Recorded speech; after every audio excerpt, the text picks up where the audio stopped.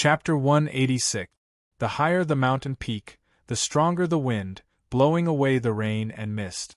Wu Mountain was cloudy and rainy, but these clouds only reached the waist of one of the highest peaks. This peak was the Goddess Peak. Because the peak was so steep, and there were many unknown beasts, even the most experienced herb gatherers did not return after entering this peak. This added to the mysteriousness of this peak. At this time, 3 figures appeared on a protruding cliff at the waist of the Goddess Peak. 2 of them were youths who looked exhausted, and the other was an infinitely old man who was sitting on the cold and hard rock. These 3 were naturally Ding Ning, Fu Su, and Forefather Zhou. The clouds and rain on Mount Wu were different from other mountain ranges. Some places were shrouded in clouds, while others were raining. However, there were some forests that were clear. Looking over, Mount Wu was not a sea of clouds. Instead, there were countless valleys that were covered in mist. It was as if the forest was filled with countless white bowls. They had worked hard to climb to such a height naturally, not just to see the scenery. Ding Ning turned to look at Forefather Zhou, waiting for him to speak. The sun is at noon, the pillars have fallen, the formation door has just opened, the source of the clouds and rain. Forefather Zhou looked at the sky and said expressionlessly, "Just an hour more. We have to wait until noon to see the abnormality and see where the formation door is?" Fu Su heard the meaning and was even more puzzled. "You brought us here because you want Ding Ning to help you see where the true formation door is? If that's the case, don't tell me that you haven't even entered the real array door. How do you know what you want is inside?" Forefather Zhou glanced at Fu Su and said coldly, "The position of the formation door can change at any time. But even if we cannot see it, we can try our luck. However, I do not have the time to try my luck, nor the body and strength to try my luck. When you see a possible formation door, run there to try. When you find it is not right, run here to look, and then go down to try. The wrong formation door may hide powerful dangers. It is good to be wounded, but if you are not careful, you may be killed." Fu Su understood Forefather Zhou's meaning and said, "This method is really stupid." Forefather Zhou sneered and did not speak. Ding Ning, who had not spoken before, looked at him and said, "Using this stupid method, you entered this formation door in the past, but there are things you cannot deal with inside. So even if you find something useful to you, you cannot get it." Forefather Zhou maintained his silence. Ding Ning continued, "You should have come here before you were injured in the resistance. But after so many years, you have stayed in Chongling and have not thought about this place. Is it because the things inside are not mature enough, and have only matured now?" Forefather Zhou did not deny Ding Ning's guess this time. He nodded and said, 30 years ago, when I just entered Realm 7, I passed by Wu Mountain and coincidentally found this place. Now, I am on the verge of death, but the things inside are suitable. A monster like you with extraordinary comprehension has appeared. I think this is fate." Ding Ning looked at him and shook his head seriously. He said, "It is not possible for all the good things to happen to you. Maybe all the good things happen to me," Forefather Zhou said expressionlessly. There were not many coincidental good things in the world. But waiting may be normal in life. On another high cliff of Goddess Peak, an old man who looked as old as Forefather Zhou was also waiting. He wore a light yellow brocade robe made from the softest silk, and the most exquisite jade crown on his head. The white jade crown had naturally formed light red patterns like bright peach blossoms. His face was covered in black and brown age spots. But even so, his facial features were unusually beautiful. Anyone could see at a glance that he had been an extremely handsome man when he was young. At this time, he was silently waiting for the warmest noon sun to fall on Wu Mountain. Unlike Forefather Zhou, he had waited for more than 30 years, and even longer. He also knew that it was not a coincidence that the Deer Mountain Conference and the things in this formation door matured at the same time, but due to arrangement, because he had set the time of the Deer Mountain Conference. He was the legendary Chu emperor who was obsessed with the harem and indulged in beauty. The longest-serving emperor in the history of the Chu dynasty. At this time, other than anticipation, this emperor's eyes flashed with emotion and memories. He thought of the time when he was young and dressed in fine clothes and riding on horseback. At that time, he was truly fond of beauty. Often, when he heard that there was a famous beauty, he would travel thousands of miles and indulge himself in the mountains and rivers. He did not know how many beautiful marriages he had left behind. Just like this goddess Peak, the name of this goddess was actually given by him. Time was peaceful, but once it passed, it would not return. Those beauties had turned to dust long ago. Only this goddess Peak still had mist up to her waist, as though she would never age. It was indescribably beautiful. Ding Ning frowned and looked seriously at the world in front of him. The formations left behind by the ancient sect were separated by time. Even he had to be in awe of them. The sun was high in the sky. Forefather Zhou's narrowed eyes suddenly widened. Before he could speak, Ding Ning's calm and serious eyes shone with light. Strong sunlight fell on the bowl-like valleys. Under the refraction of many tiny water droplets, there were no rainbows, but golden pillars of light. Fu Su's breathing paused slightly. He unconsciously thought of the words that Forefather Zhou had said. He sensed that some of the golden pillars of light were different. At this time, Ding Ning had sensed what kind of formation this was. His gaze landed on one of the bowl-like valleys. Much of the true fire energy in the pillars of light that fell into the valley was absorbed by the valley. Invisible water vapor rose from the pillars of light. These pillars of light became unique channels for the water vapor to flow. In his eyes, the scenes in front of him became pure lines again. Countless streams of true fire fell, and countless streams of water vapor intermingled with the true fire and soared upwards. His eyes could not see the exact situation at the bottom of the valley, but he seemed to see all the paths at the bottom of the valley. "Let's go." He turned to look at Forefather Zhou and said calmly, however, "You have to take us down this time. Otherwise, if I am too tired, I may not be able to comprehend the method to enter the formation door."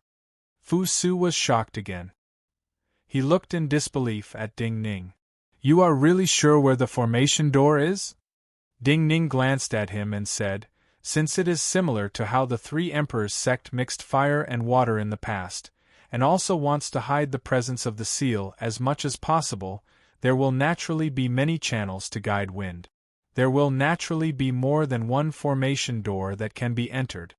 After a pause, Ding Ning continued, "It is not hard to find a formation door that can be entered. The difficult part is how to resolve the killing power in the formation door." Forefather Zhou's eyes had been filled with disbelief. He did not believe that Ding Ning could see the clues so quickly. But when he heard Ding Ning's words, he took a deep breath. His heart uncontrollably beat violently. "You know a lot," he said slowly. A bone-chilling wind rose from the cliff. He, Ding Ning, and Fu Su floated up from this protruding rock, passed through the mist below, and slowly floated towards the mountain valley. Goddess Peak might have been the only mistake of the person who had set up this formation in the past. After leaving Goddess Peak and landing in the forest below, even Ding Ning could not sense anything unusual about the golden pillars of light.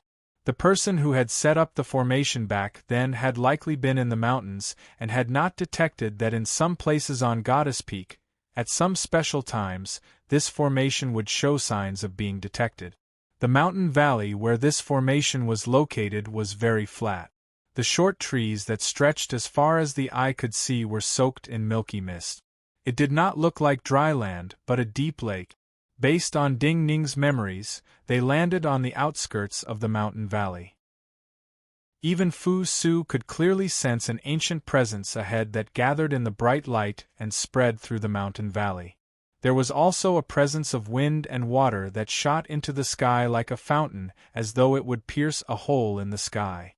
Forefather Zhou's face flushed with an unusual red. He had used a very stupid method to find one of the entrances to this formation. This clear and similar presence caused him to be certain that Ding Ning's judgment was correct. Ding Ning's brows furrowed deeply, and he glanced at the grass and trees around him with an extremely cold gaze. A cultivator who could set up a formation like this far surpassed ordinary Realm 7s. There should be many places inside that could pose a true threat to Forefather Zhou. So he did not care about Forefather Zhou's thoughts. He focused on studying and sensing this formation that he had only read about in ancient texts and had never seen before. The mist was extremely dense. There was clearly wind flowing around him, but when it blew in front of him, it suddenly disappeared. Even the mist inside did not move, and the grass and trees in the mist were frozen in the air as if they were absolutely still. In this moment Ding Ning felt pain. The moving plants in the mist turned into countless lines. These lines contained killing intent. They were like countless thorns that filled his body, causing him to feel suffocated and speechless. Pew! A mouthful of blood erupted uncontrollably from his lips. Chapter 187. Ding Ning, how are you? Fu Su immediately shouted in shock when he saw Ding Ning vomit blood. Ding Ning did not answer him first. Instead, he tried his best to regulate his breathing. Then, he bent down, grabbed a handful of dry soil, and threw it forward with all his might. The dust spread in the mist in the formation door, and then turned to absolute stillness. The tiny grains of dust were wrapped in the mist and turned into lines like the grass and trees below in the formation door. Then they all charged back at Ding Ning. Ding Ning's clothes were covered in mud and water. Mixed with his blood, they looked unusually dirty. Chaotic thicket? Forefather Zhou did not care about Ding Ning's wounds. When the dust became absolutely still in the mist ahead and formed the same chaotic lines as the grass and trees below, he thought of something. Ding Ning was silent for a while. All things in the world had their own energy, but the essence presence of all things flowed inside and could not be wantonly spat out. However, at this moment, when all the plants in the formation door came into contact with the aura that was different from usual, they immediately spat out the aura of origin within them without restraint. This caused the countless plants in the formation door to be like countless arrogant swordsmen. Although their cultivation levels were extremely low, the aura they spat out formed a huge chaotic formation. This was the legendary formation essence of the chaotic thicket. In the dynasty after Emperor Yu, the powerful sword tomb formation essence came from this chaotic thicket. However, this kind of formation essence was hard to understand even for Realm 7 and above, so it had been lost long ago. Even he had never seen it and had not expected it to appear here. How to solve it? Forefather Zhou turned to look at Ding Ning, who did not seem to be deep in thought and did not move. He sneered. Since you have been attacked by the presence of this formation door and spat out blood, you must have sensed the true essence of this formation door. So do not tell me you cannot think of a solution. It's impossible to find a solution to the real chaotic growth in a short time. Ding Ning adjusted his breathing and looked calmly at him. He said, but this chaotic growth is maintained by the power of the entire formation. The person who set up this formation back then wanted this formation to exist for countless years, so there is a fatal flaw. Forefather Zhou's eyes immediately burned with feverish flames. What flaw? Ding Ning said calmly. Its power comes from the primordial fire of the sun. You don't have the ability to block the primordial fire of the entire formation, but if you want to block the primordial fire of the formation gate, I'm afraid you can do it. Forefather Zhou immediately frowned deeply and said coldly, it is not so simple, it cannot be so simple. Fu Su also understood Forefather Zhou's meaning. He looked at Ding Ning and shook his head. The entire formation is like a bowl filled with water. When the water in one part of the bowl is lacking, the water in other parts will naturally gather. Also, the places with less water will be attacked by the power of the entire formation. I understand this. Ding Ning nodded and turned to look at Forefather Zhou. So you have to be fast. Forefather Zhou stilled. Light flashed in his eyes as he understood something. When the water in one part of the bowl is lacking, the water in other parts will naturally gather. But if we are fast enough, we can pass before the water in other parts flows in.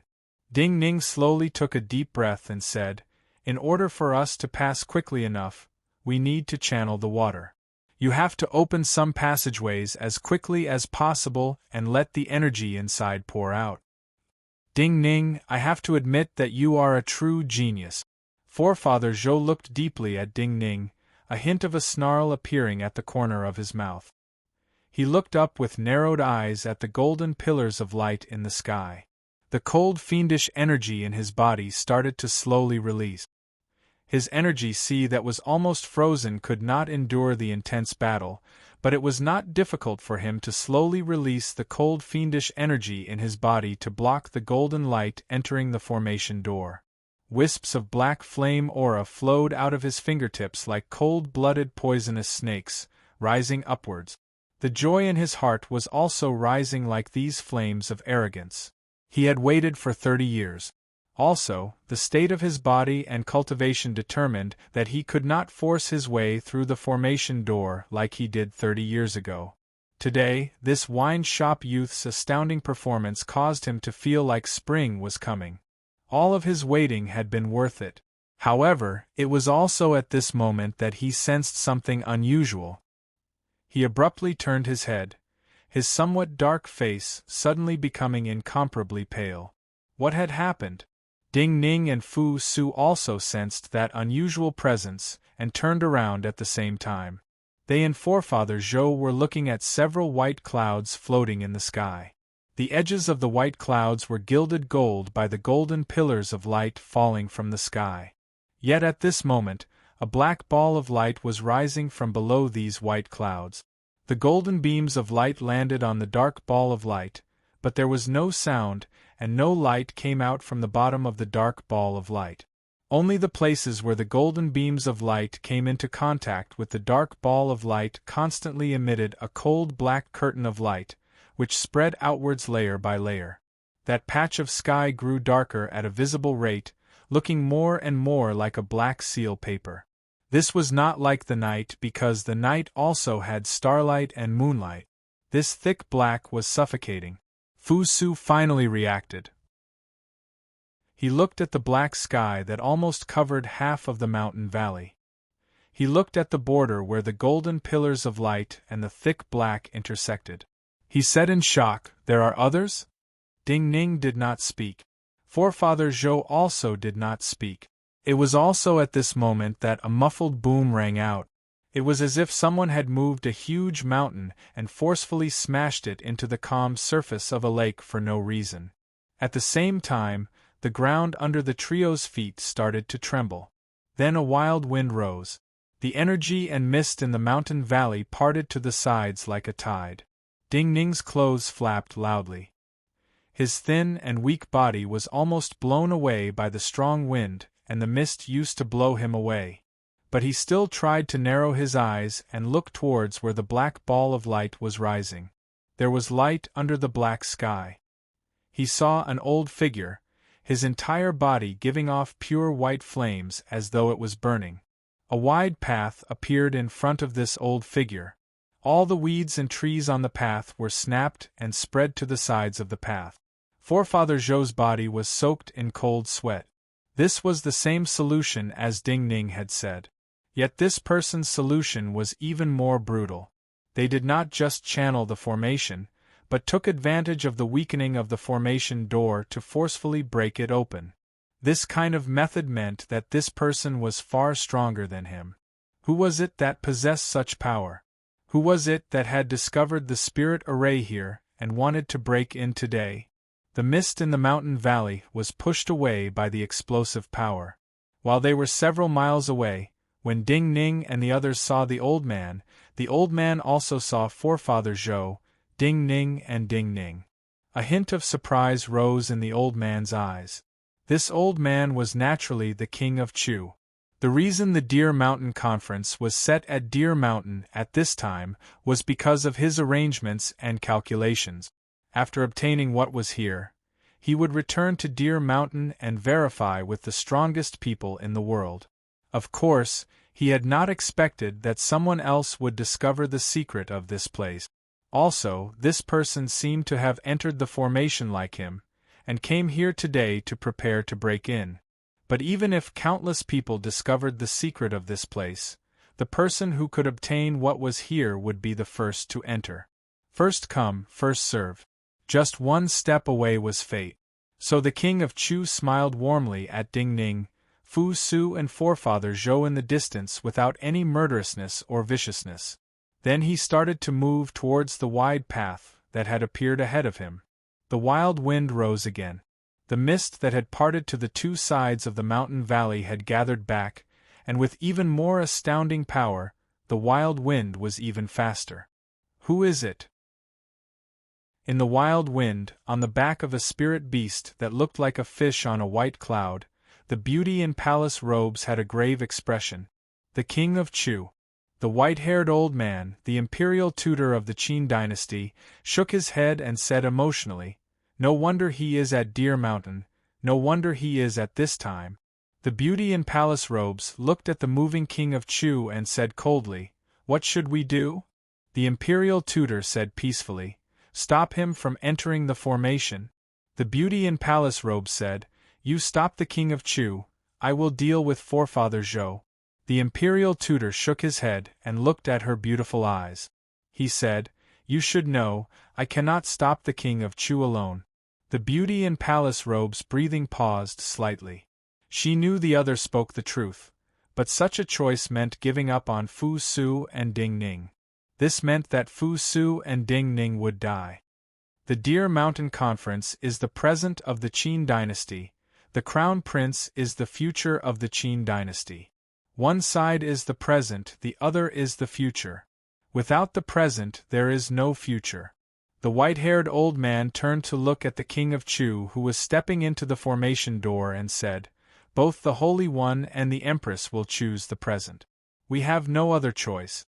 As he said this, his body exuded an extremely pure and faint aura.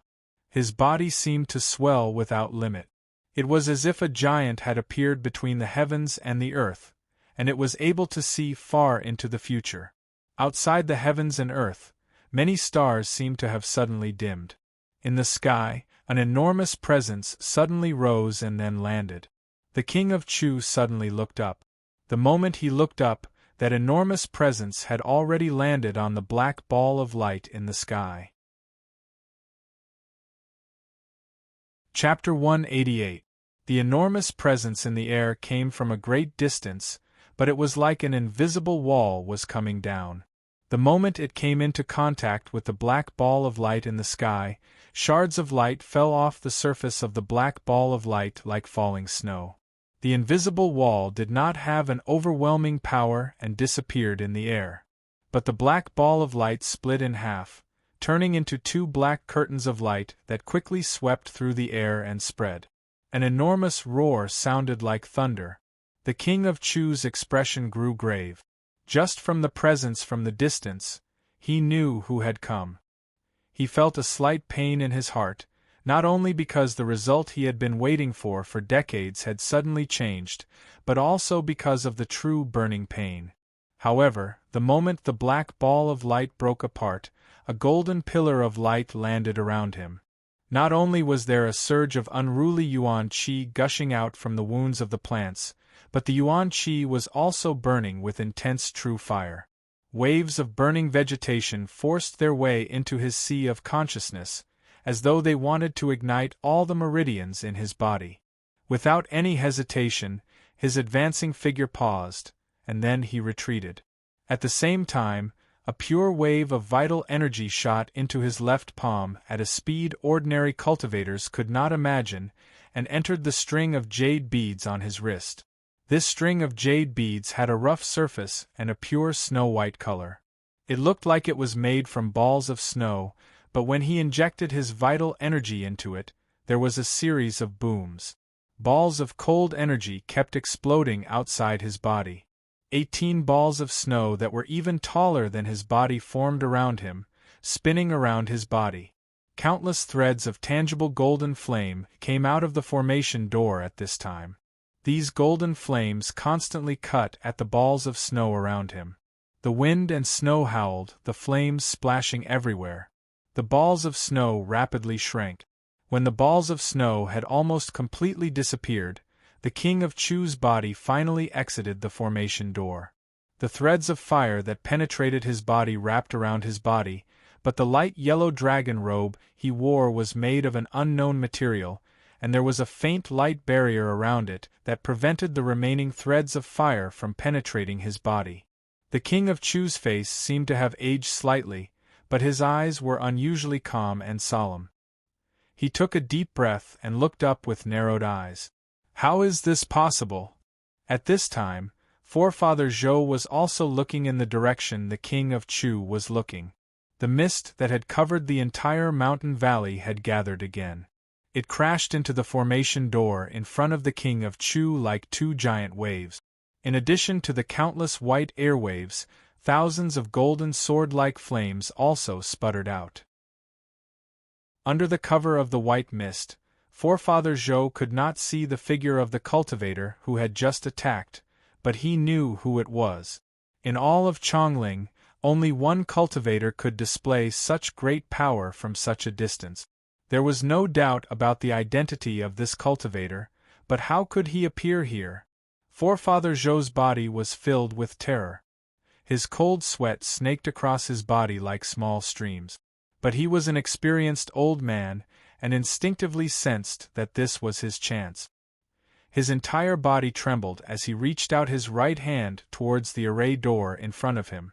Countless black snake-like cold fiendish energies surged out of his right hand. In this instant, the right side of his body almost lost all feeling. Yet he knew that Ding Ning was right. What he needed to do now was to be fast.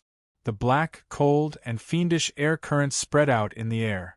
However, countless white lights shot out from it, as if an ink landscape had been spread out in the air.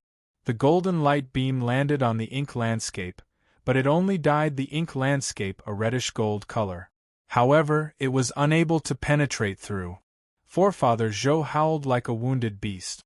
His almost unconscious right hand swept through the air. Following a few soft sizzling noises, several white sword energies pierced into the formation in front of them, sticking close to the ground. Pieces of grass flew up. They did not follow the path of the sword energies, but were blown away by the strong winds. At this time, the right side of Forefather Zhou's body had lost all feeling, just like his lower limbs. Go! With a shout, a black wind carried him, Ding Ning, and Fu Su into the array door in front of them. The grasses and trees in the array door moved slightly. Crackling sounds sounded in the air, but there was not much tangible power left. I was wondering who that was. So it is the master of the Zhou family ink garden in Chongling. I had not expected him to be the fated person who discovered this forbidden land. The King of Chu looked with a hint of disdain at the black and white painting in the sky and said slowly. At this time, the clouds above him had parted. The strange spirit beast that looked like a fish and a bird had flown down. Emo Shoching and Pan Rui. Seeing the old man and the beauty in palace attire on the back of the spirit beast, the King of Chu's dim eyes showed a hint of amusement. He seemed to find this matter very interesting and amusing. Chongling does not have city walls, but Emo Shoching, you are the best at guarding the city. You have always been thought of as the invisible city wall outside Chongling. And you, the master of Endless Palace, Zheng Xiu's most trusted subordinate. The two of you did not stay in Chongling, but secretly followed Forefather Zhou and the two youths. What does this mean? He examined the old man who was as old as him and the cold beauty in palace attire on the back of the spirit beast. From the emotions in the beauty's eyes, he guessed what had happened. Emo Shoching, the teacher of the Holy Son of Heaven, who very few people in Chongling knew his true name, took a deep breath. He looked coolly at the king of Chu and said slowly without disguising, "How can I hide it from you? One of the two youths is Fu Su." So forefather Zhou did not know, and took the two youths to use them. You followed, but did not expect there to be such a forbidden land here, and did not expect to encounter me here. The king of Chu's gaze grew faint, and only the light of wisdom flashed in his dim eyes. This really is an accident. Emo Shochen grimaced. Even I, the Holy One, feared that the time and place of the Deer Mountain Conference would contain such an opportunity as yours. The king of Chu smiled and said, "Fu Su will be a very good emperor in the future because an extremely powerful dynasty will no longer need an emperor who can expand its territory, but an emperor who can protect what he has. You stopped me and watched him die like this. Is it worth it?" Emo Shochen glanced at him and said calmly, "Since I chose to do this, I naturally believe it is worth it. You are certain that the Yuanwu Emperor and Zheng Xiu will feel it is worth it. They will pay any price to obtain the greatest benefits at the Deer Mountain Conference, even if they have to sacrifice their own sons." The king of Chu smiled emotionally. "Just like how I sacrificed those who fought with them and were extremely loyal to them in the past. I am not as heartless as the Yuanwu Emperor and Zheng Xiu because I cannot be as heartless as them. Emperors are already beyond the scope of ordinary people." Emo Shochen's expression did not change as he said coolly, "Actions cannot be measured by the emotions of ordinary people. You were once the principal of multiple schools in Chongling. In terms of knowledge and reasoning, I am not as good as you. So I will not argue with you." The king of Chu looked disdainfully at Emo Shochen and the silent beauty in palace attire. With an indescribable presence, he said, "I only know that even if the two of you work together, you cannot keep me here, and I cannot kill the two of you. So I do not want to fight you." Emo Shochen nodded and said, "This is a meaningless waste of energy. Naturally, you will not let me in. Since you chose the Deer Mountain Conference, and now I will not let you in." The king of Chu looked calmly at Emo Shochen and the beauty in palace attire and said, "I have waited for decades for what is inside. I naturally want to see the final result." Emo Shochen looked at him and said calmly, "Then we will wait here and see the final result." The beauty in palace attire knew that if they truly fought, she, Emo Shochen, and the king of Chu would all be wounded. Maybe they would all be killed by forefather Zhou when he came out. Not just the king of Chu, even she and Emo Shochen had a reason to not die here.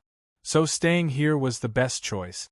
But she and Fu Su were usually very close. When she thought of Fu Su dying inside, she could not control her emotions. She shouted harshly at the king of Chu, "What is inside?" The king of Chu smiled slightly and stood with his hands behind his back. He did not answer. We choose the present and he chooses the future. In reality, we have a slight advantage. Emo Shochen looked at the beauty in palace attire, who was even more furious, and said softly, "He cannot do anything, but we can gamble with the future. We can gamble if a miracle will appear, and if that wine shop youth and Prince Fu Su can come out." "Is there such a possibility?" The beauty in palace attire said angrily, her chest rising and falling violently. "A slight possibility is also a possibility." Emo Shochen looked at her and said gently, "Also, if you cannot help but attack first, I cannot guarantee what will happen. We may all die here. I am almost certain that his cultivation method is related to women." Chapter 189. The beauty in palace robes took a deep breath. She looked silently in the direction that forefather Zhou, Ding Ning, and Fu Su had disappeared. Before this, she had thought that the Yuanwu Emperor and Empress had made the right choice for the Qin dynasty. In order to create an unprecedented empire, they had to be ruthless and make sacrifices at many times. These ruthlessness and sacrifices were for the Qin dynasty to become stronger, for the people of the Qin dynasty to become richer. Yet today, in order to stop the king of Chu, she had to sacrifice Fu Su. When it was her turn to give up on one of her closest people, her belief wavered slightly. Ding Ning and Fu Su were pushed through the formation door by Forefather Zhou's power. The power inside the formation door had weakened to an extreme, but for Ding Ning and Fu Su, it was still very powerful. Countless chaotic branches filled Ding Ning's sea of consciousness. Ding Ning felt indescribably irritated, and his blood and energy flowed in reverse. Yet, a thread of unknown coldness and murderousness silently appeared between Ding Ning's brows. Driven by his consciousness, the countless little silkworms that had disappeared from his body silently reappeared, and began to devour the cold energy that was blocking his meridians. As the little silkworms consumed, his blocked meridians quickly loosened. But he still kept all of his vital energy in his energy sea so that his presence did not change. Forefather Zhou did not know that the king of Chu and the imperial tutor of the Qin dynasty had reached an agreement not to attack each other. He only knew he had to be quick. Half of his meridians were completely frozen. In a few moments, the chaotic power around him, Ding Ning and Fu Su quickly faded and their vision cleared. They had passed through the formation door. What he should worry about the most right now was his own safety. As the most important imperial son of the Yuanwu emperor and empress, Fu Su naturally knew that the Qin dynasty had invested in him something that countless cultivators dreamed of. He knew what the consequences would be if he died here. Yet, after passing through the formation door and seeing the scenery in front of him, Fu Su temporarily forgot about his own safety. His attention was completely attracted by the setup of the ancient cultivators. The valley that appeared in front of him was like a dry river valley. There were no weeds or trees, only oval-shaped crystals that looked like pebbles. These crystals were like deep red rubies. They were slightly transparent and they were flowing with hot air. There seemed to be golden flames burning inside. From the outside, the clouds that seemed to cover the entire valley had been pushed aside and floated dozens of feet above the ground. At the center of the dry river valley, there was an enormous building made from blue mountain stone. This building was extremely square and slowly shrank upwards. It was like a huge mausoleum, except that there were curved arches around the bottom and upwards every 10 meters or so. Verdant green trees and vines grew out of these arches, bringing with them an aura of vicissitudes and age. It gave people the feeling that this was a garden built by the royal family. But even if it was a garden built by the imperial family, such a sturdy building could not just be used to surround the rare flowers and trees inside. What is inside? Fu Su took a deep breath. He turned to look at Forefather Zhou, a hint of murderousness appearing on his usually benevolent face. No matter how you look at it, this is not a building to prevent cultivators from entering, but to trap the things inside. What other beasts are inside, and what do you want to use us for? There was only one step left. Forefather Zhou fell to the ground, unable to sit still. But his face was flushed with excitement and anticipation. Since it is the last moment, there is no meaning in hiding it from you. He looked at Ding Ning and Fu Su. When he spoke, only half of his face could move, so he looked unspeakably vicious and strange. There is a flesh Bodhi inside, and a blind dragon trapped inside. Flesh Bodhi? Blind dragon? Hearing these words, even Ding Ning was shocked. There is a flesh Bodhi and a blind dragon inside? He couldn't help but take a deep breath and murmur to himself. What is a flesh Bodhi and a blind dragon? Fu Su looked at him and couldn't help but ask. He had never heard of these two names before. They are both monstrous things. Ding Ning looked at him and explained with an odd expression. When some powerful cultivators die, the vital energy and primal energies of the universe accumulated in their bodies will not dissipate. Some of them will form a strange combination with the surrounding objects. The flesh Bodhi is one of the legends. When special plants and the corpses of powerful cultivators combine, they become a spirit body that is neither grass nor wood nor flesh. The effects of this kind of spirit body were first discovered by the cultivators of the Qi dynasty. Those grandmasters who cultivated spirits and ghosts found that if they refined this kind of spirit body, it would cause their bodies to undergo a strange change, and turn their bodies into a kind of spirit body that would not age easily. A kind of spirit body that does not age easily? Fu Su was slightly puzzled. Ding Ning said calmly, the simplest analogy is a zombie. A spirit body that will not die even if a part of its body is seriously injured, unless its body is torn apart, or its head is cut off. But at the same time, this kind of spirit body recovers extremely slowly. So even if you have a few holes in your body, these holes will stay for a long time. Fu Su finally understood why the king of Chu and forefather Zhou had come here. The king of Chu and forefather Zhou were truly in their twilight years, but they had powerful cultivation, especially the king of Chu. If his body turned into a spirit body like this, he would be able to fight against stronger opponents at the Deer Mountain Conference. The king of Chu was not an ordinary cultivator. Even if his body became a spirit body like this, his cultivation could not advance greatly for him. Time and the victory of the Deer Mountain Conference were everything. The blind dragon is not a true dragon, just a kind of giant worm that travels underground. While it has eyes, its eyes cannot see and can only sense. But at the same time, it is very powerful, comparable to a Realm 7. So the cultivators in the past called it a dragon. Ding Ning looked at Fu Su and said, 30 years ago, even if the flesh Bodhi had not matured, forefather Zhou, who came in after being injured, was not a match for it, much less when the flesh Bodhi was mature. But now, even if the king of Chu did not appear, he would have to pay a great price to kill it. So from the start, he just wanted me to lure this blind dragon away so he could take the chance to take the flesh Bodhi. You have indeed read a lot of books. Hearing Ding Ning speak as though he did not exist, forefather Zhou sneered and said, but this will not change the result. Fu Su shook his head and said, you cannot do this. Ding Ning immediately frowned. He knew what Fu Su wanted to do, but he did not think it would be effective. Fu Su's words were ordinary, but unlike his usual words, there was an indescribable majesty and nobility in them. Even forefather Zhou felt the abnormality. His gaze landed on Fu Su. I order you not to do this. Fu Su looked at him coldly and said slowly, because I am not an ordinary Gongzi Su, I am Imperial Son Fu Su. Forefather Zhou's heart sank.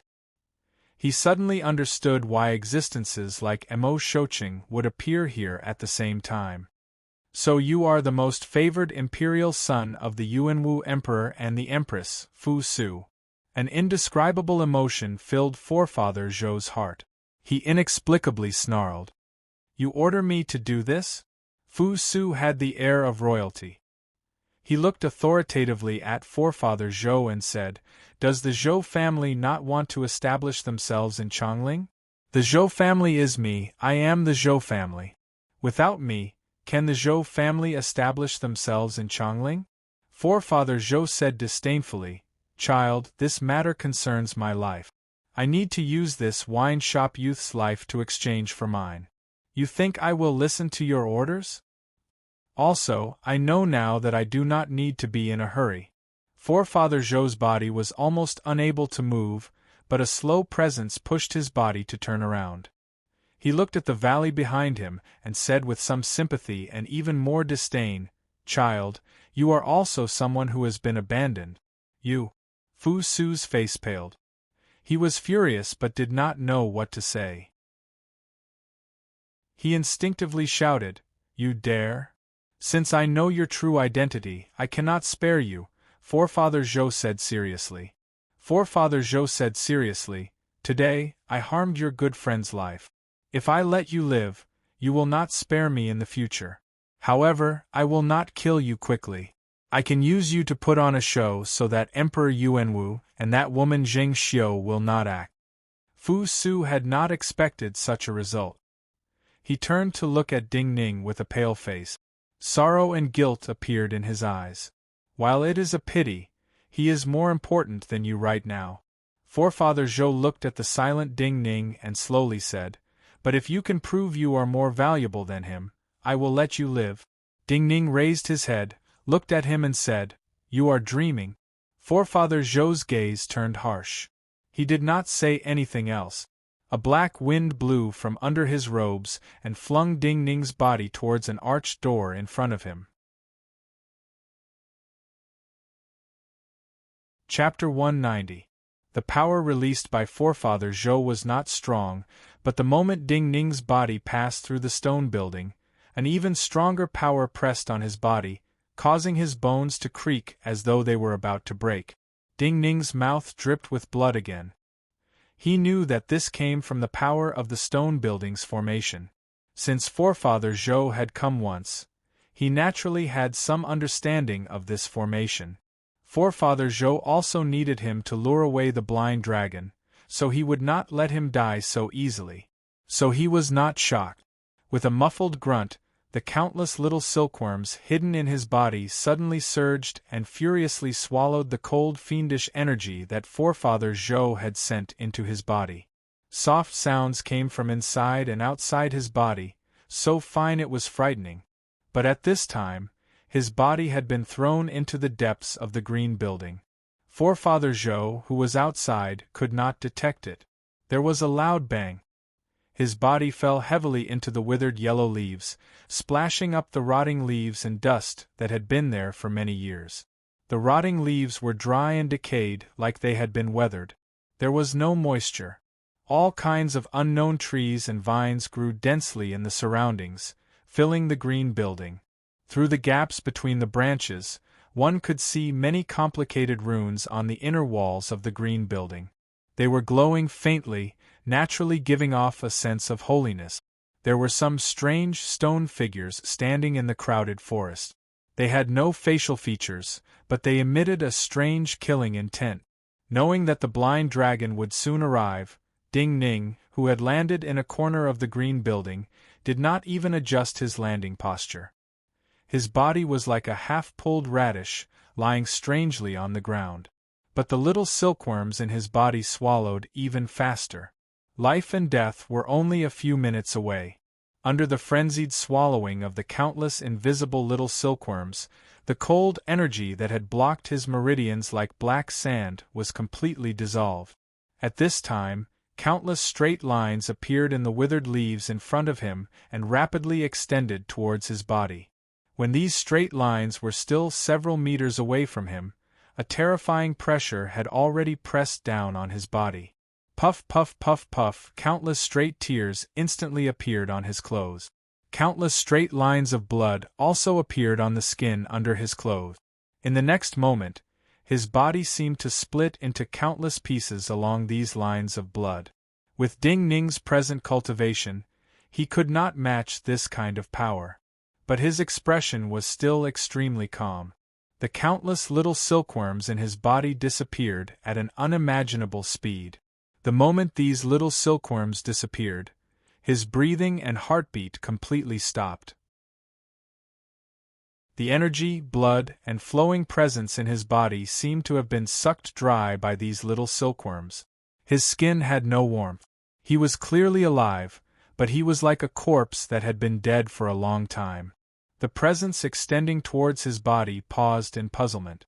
It was just a pause, but the slight vibration caused by it caused all the withered leaves and vines in the surroundings to shatter into incomparably fine powder.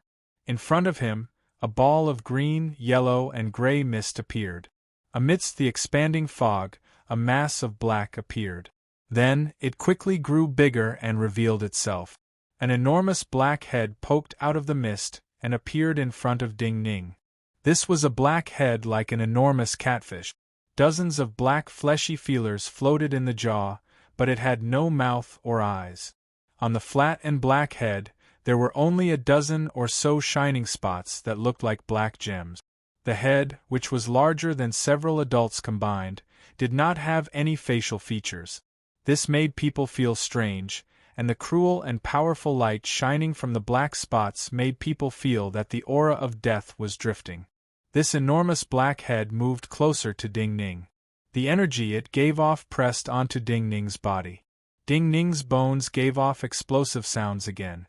His flesh was about to be torn into threads. Yet, the countless little silkworms in Ding Ning's body silently appeared and covered his flesh. His entire body seemed to have turned into a cocoon. This strange black insect was naturally the legendary blind dragon that was as powerful as a realm 7. It could not see, but its perception of presence was dozens of times greater than ordinary cultivators. At this time, the dozen or so black gem-like spots on its head flashed violently, showing that it was truly puzzled. A fleshy feeler floated in front of Ding Ning's chest. The clothing in front of Ding Ning's chest turned to powder.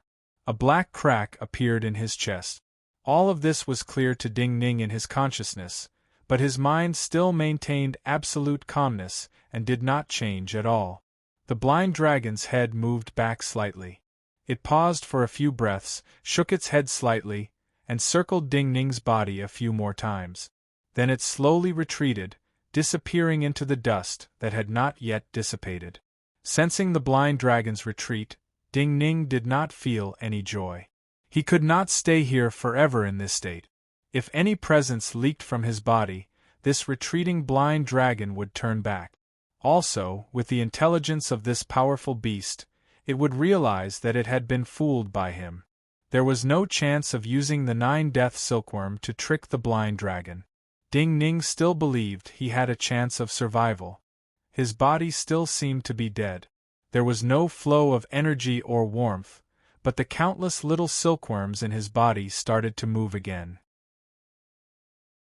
Like spitting out silk, these little silkworms slowly spat out some energy that seeped out of his skin. His body was covered in pale white color. Then the threads of pale white energy started to gather into a flow that flowed on the ground in front of him. The pale white energy twisted and turned into the shape of multiple small swords that penetrated into the ground in front of him, leaving behind crisscrossing marks. Ding Ning's body recovered at this time. The energy and blood in his body surged. He took a deep breath, and an ear-piercing sound appeared in the air. In this moment, the blind dragon that had been far away sensed the presence here. A gust of wind suddenly formed between the silent vines. Countless branches and leaves collided and gave off terrifying sounds. A tyrannical aura that was as vast as a mountain was traversing through it. The black head once again appeared in Ding Ning's sight. Blood started to flow from the wound on Ding Ning's chest. He narrowed his eyes and saw the blind dragon clearly this time. Behind the enormous black head was a round body like a worm. Yet this body was extremely thin, like skin wrapped around bones. Waves of energy surged out from under the blind dragon like invisible swords moving through the ground. Unlike last time, the power it displayed this time was even more terrifying. Waves of dust sprayed up from the ground. Just the power contained in the waves of dust was something Ding Ning could not resist. Yet Ding Ning's eyes showed a hint of unprecedented majesty. "I want to talk with you." He raised his head, looked at the blind dragon, and spoke calmly and authoritatively.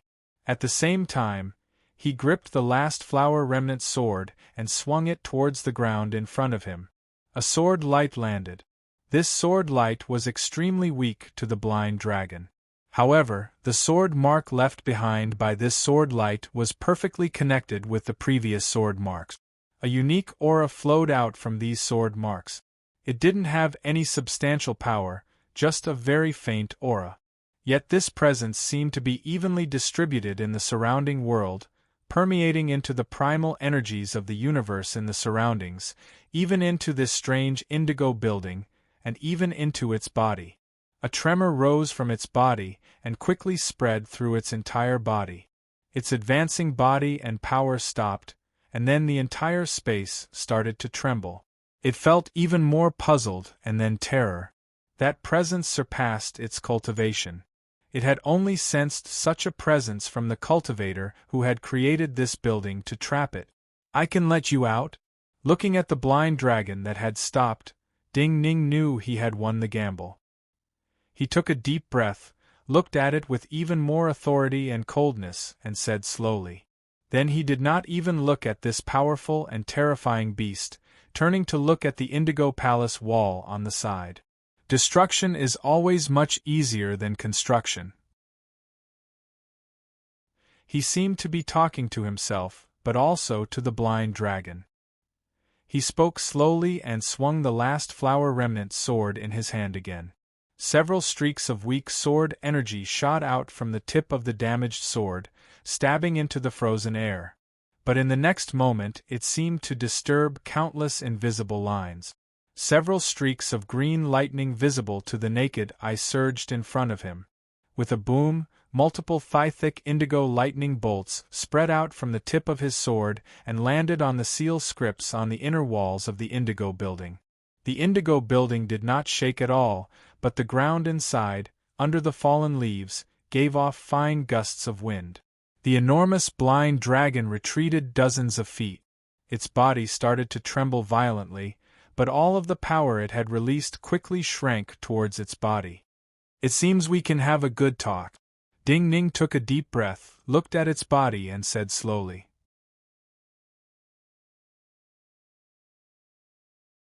Chapter 191. This was Realm 3 vital energy power, but the sword marks in front of him slowly released a concept that even Realm 7 cultivators might not be able to understand. For cultivators, when encountering such a situation, they would ponder how such a thing could happen, what kind of background Ding Ning had, and what secrets he was hiding. But for the blind dragon that had been trapped here for so many years, it only sensed the presence itself. While it could not speak, it possessed great intelligence. When Ding Ning's sword energy disturbed the formations in the indigo building, and stirred up the familiar indigo lightning, it started to understand that it might be able to escape this prison.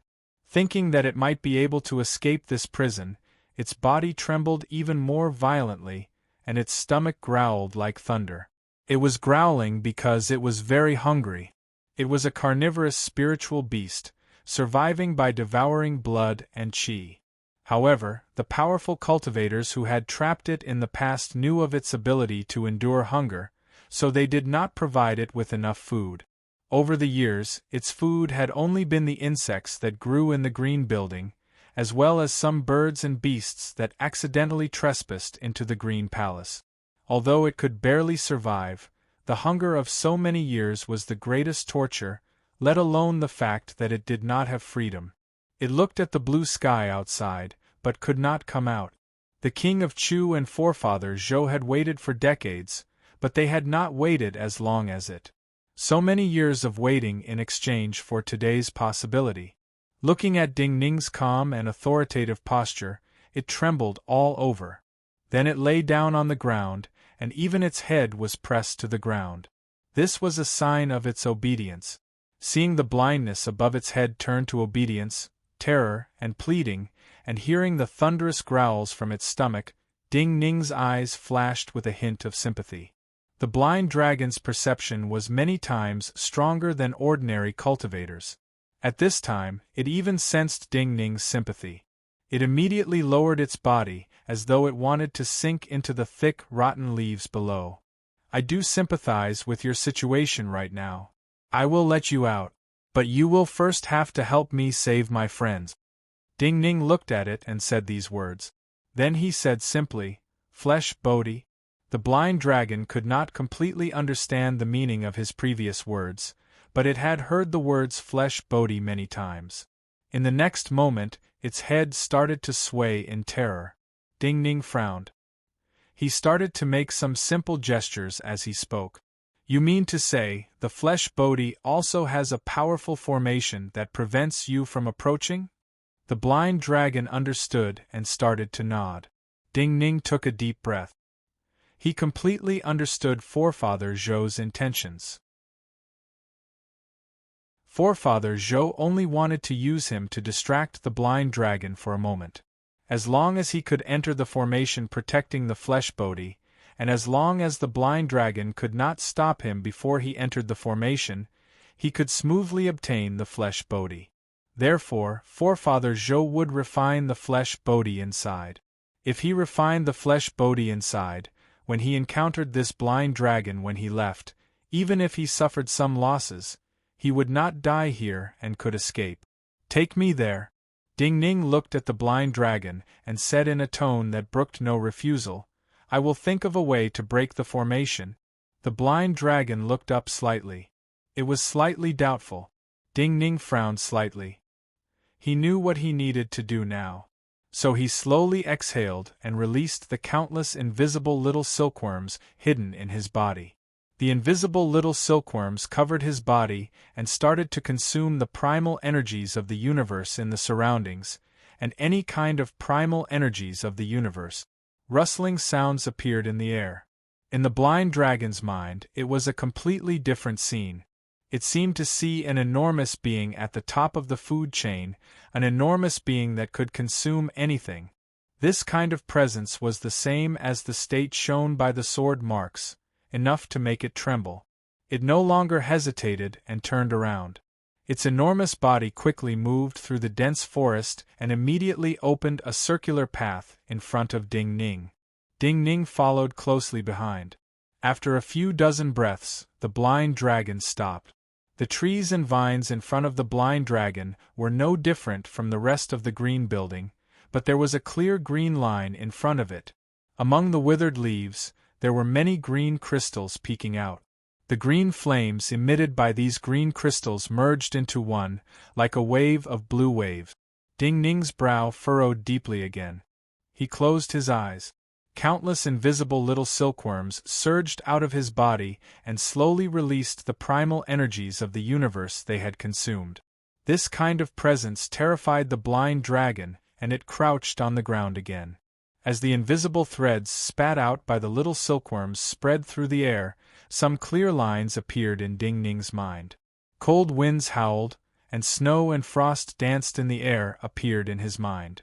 In such a frosty picture, countless green crystal dust was spreading, as if countless ghosts and ghosts were waiting for fresh flesh and blood to be served. Starting now, we must trust each other. Ding Ning opened his eyes and said calmly and seriously to the blind dragon. Then he reached out like he was touching a friend, and put his hand on the blind dragon's head. The blind dragon's body stiffened slightly. Terrifying energy rose around its body. The air crackled and energy rushed up from the ground. But Ding Ning's hand did not hesitate or shrink back, and still landed on it. The moment his hand made contact with the blind dragon's body, the terrifying energy disappeared. The blind dragon's body was still stiff, but the black gem-like eyes flashed with even more strange flames. I will definitely let you leave this cage. Ding Ning pulled back his hand and then solemnly repeated. Then he said, I want to break this formation, but I do not have enough power. I need you to trust me and use some of your power to help me break this formation. The blind dragon still looked stiffly at him as though it did not understand. Ding Ning glanced at it and then swung his sword. The last flower remnant sword in his hand left behind a sword mark on the ground next to him. Then a wave of vital energy shot out of his left hand and entered the sword mark. Then he pointed at the sword mark and said to the blind dragon, Me? Then he sent another wave of vital energy into the sword mark and said, You? The blind dragon froze for many breaths. Suddenly its body moved. It nodded. A beautiful smile appeared on Ding Ning's face. But he was still not in a hurry to act. He used the remnant sword to draw two figures on the ground. One was Forefather Zhou's figure, the other was Fu Su's. Enemy! He pointed at Forefather Zhou's figure and said, Friend. Then he pointed at Fu Su's figure and said. The blind dragon hesitated for a moment. Then it understood his meaning and nodded. Ding Ning looked up. But then he seemed to think of something. He bent down and drew a round figure on the ground. This was the outline of the blind dragon. Then he pointed at this figure and said to the blind dragon, Friend? These two simple words contained endless information for the blind dragon. A strange sound came from its body, and the light in its blind eyes kept flashing. It was trying its best to sense. Ding Ning looked calmly at it. It seemed to be infected by Ding Ning's calmness, and the presence around it calmed down. Ding Ning did not say anything else. He took several steps forward and stood in front of it in front of the green lines. This action caused the blind dragon's body to tremble again. It involuntarily nodded. Ding Ning swung his sword at this time. The last flower remnant sword in his hand split apart like a flower blooming. Countless sword energies shot out with the sword threads, creating countless fine paths in the air in front of him.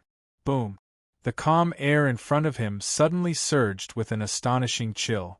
A blizzard seemed to be forming, annihilating everything. At this time, the blind dragon suddenly lifted its body.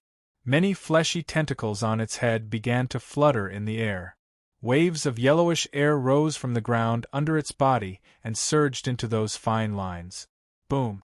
An enormous roar like two enormous ships colliding came from the space ahead. Crack, crack, crack! Countless cracks appeared on the green crystals in front of it and Ding Ning. Then the green crystals shattered and the layers of light quickly faded. At this time, deep in the forest, at the center of the formation formed by the green crystals, there was a tall Bodhi tree. This Bodhi tree's branches and leaves were all a strange purple. A human-shaped purple fruit hung from its root. This fruit was like a curled-up infant, its surface giving off a jade-like and fleshy light. At this time, Forefather Zhou was sitting next to this fruit.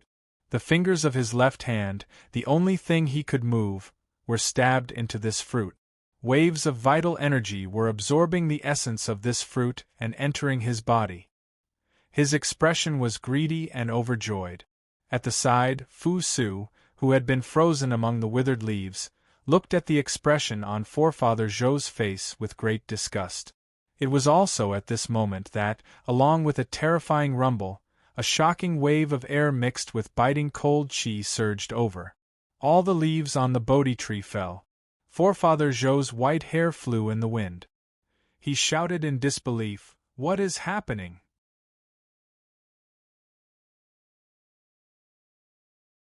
Chapter 192. No one answered his question. After the astounding wave of energy passed and the dust dissipated, a youth's figure slowly appeared. Ding Ning! Fu Su's disgust immediately turned to joy. He shouted in joy. Ding Ning's features were still calm. Those invisible little silkworms had disappeared into his body long ago. His presence was normal, but in Forefather Zhou's mind, he should have died long ago. Yet, he was still alive and well. Just from this, Ding Ning's figure was like a true ghost, and Forefather Zhou felt terror from the bottom of his heart. With a crack, almost instinctively, a black sword light appeared in front of Forefather Zhou. Then it sped up and charged towards Ding Ning's body. While the sword light was thin, it had the power to crush ordinary realm sevens. Along the way, the shattered green crystals on the ground were lifted up. The surface was covered in black frost like a true black comet tail, filled with an ominous presence. The sword was so fast that black ice quickly formed on Ding Ning's brow, but he did not move at all.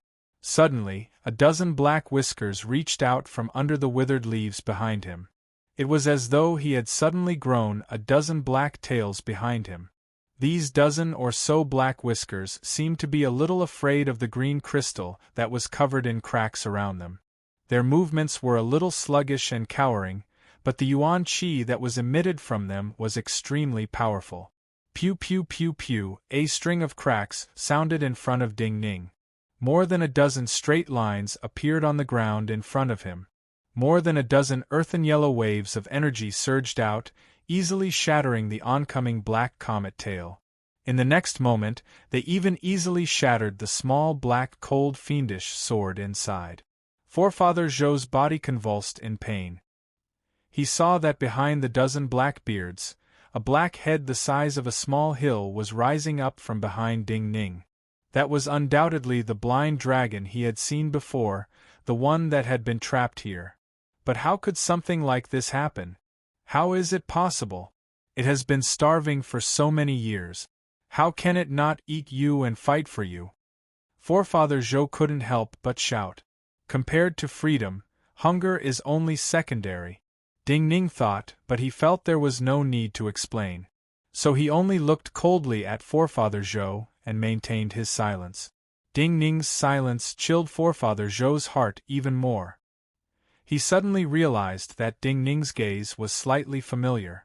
He suddenly thought of the scene where he had been cut in the stomach and fled in tears. In addition, the medicinal power of the flesh bodhi that he had absorbed into his body had a reaction with his body. An immense pain rushed into his mind, causing him to howl in agony. Ding Ning moved at this moment. His body suddenly accelerated as he charged towards Fu Su. Forefather Zhou started to see illusions. He felt his body sink. The people he had once killed appeared under him. They reached out, grabbed his almost unconscious body, and pulled him into hell. Even if I am going to hell, you will accompany me. He gave a shrill scream and flew backwards. The remaining fiendish swords in his meridians all came out of his body and shot towards Ding Ning and Fu Su. With Forefather Zhou's cultivation and the condensed star fiendish energy, even if it was just one strand, not to mention Ding Ning's present cultivation, even Xue Wangxiu might not be able to stop it. But looking at these fiendish swords, Ding Ning's eyes were filled with disdain. Many times, a person's fate did not depend on luck, but on their own personality and choice. In the past, Forefather Zhou had tried to force people to submit by torturing women and children. That was why he had been cut in the stomach. Today, if Forefather Zhou just wanted to flee, the blind dragon might not have chased. But now, he wanted to kill Ding Ning, and the blind dragon would fight with all its power. The blind dragon needed to rely on Ding Ning to escape this cage. The top of the Indigo building suddenly started to shake. This kind of shaking was because it felt the terrifying presence vibrations around the blind dragon. The blind dragon's body crashed to the ground like an enormous hammer. That tall purple Bodhi tree suddenly cracked. At the same time, pieces of earth floated up from the ground. These pieces of earth did not contain great power and did not directly attack Forefather Zhou's body. They only concealed the blind dragon's energy vibrations. At the same time, the dozen black gem-like eyes on the blind dragon's head shot out deep yellow rays of light. These deep yellow rays of light gathered into one and swept towards the fiendish swords and Forefather Zhou's body. The beam of light and the black condensed sword collided. Suddenly, countless tiny rays of light bloomed in the air. In the next moment, the black condensed sword completely shattered, shattering into countless tiny fragments that exploded like black stars. There was a terrifying explosion. The black flames and the deep yellow rays of light wove together and formed an enormous vermilion ball of light in the air. Ding Ning had already charged to Fu Su's side. Feeling the terrifying impact in the air, he immediately frowned and used the last flower remnant sword to form a sword seal in front of him. A muffled grunt came from his mouth. That powerful impact directly crushed the power of the sword seal he had used, and sent him and Fu Su flying.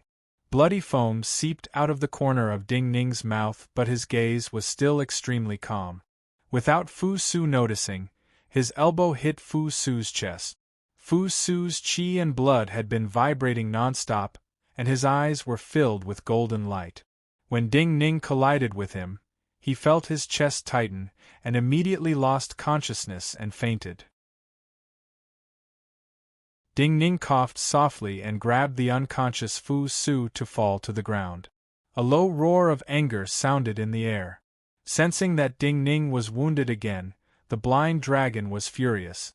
The deep yellow rays of light shooting out of its body landed on the ground.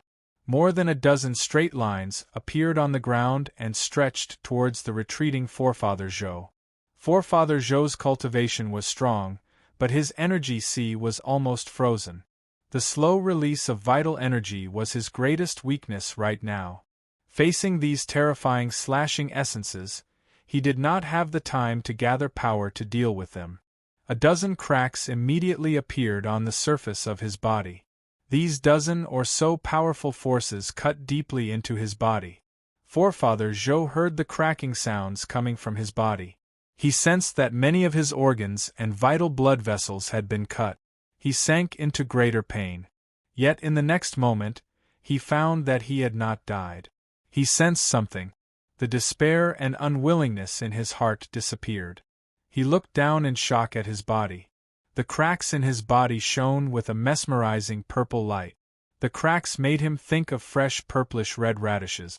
Some strange and slightly bright liquid flowed out, but it was not the blood he was familiar with. Already? His gaze instinctively turned to his left hand. Then he saw half of the flesh body connected to his left hand had withered. Just half of it had already caused such a change in his body? His consciousness sank into his body. He sensed that his energy sea had collapsed under the blind dragon's attack, but the vital energy in his energy sea was no longer frozen.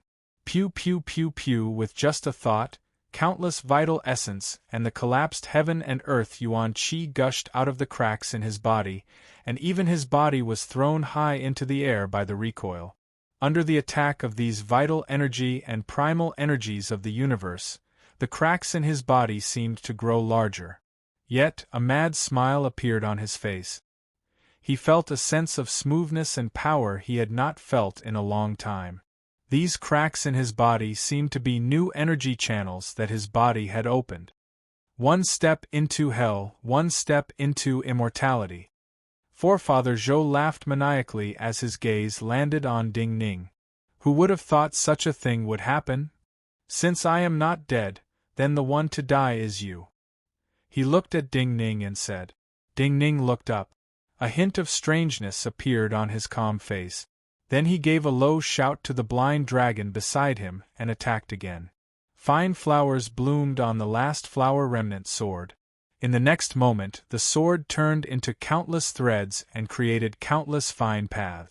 The blind dragon reacted. Its fleshy feelers danced again. Waves of energy flooded out of its body and into those paths. All of the seal scripts on the interior walls of the Indigo building suddenly shone with blinding light. Countless indigo bolts of lightning immediately covered the ceiling and started to flow.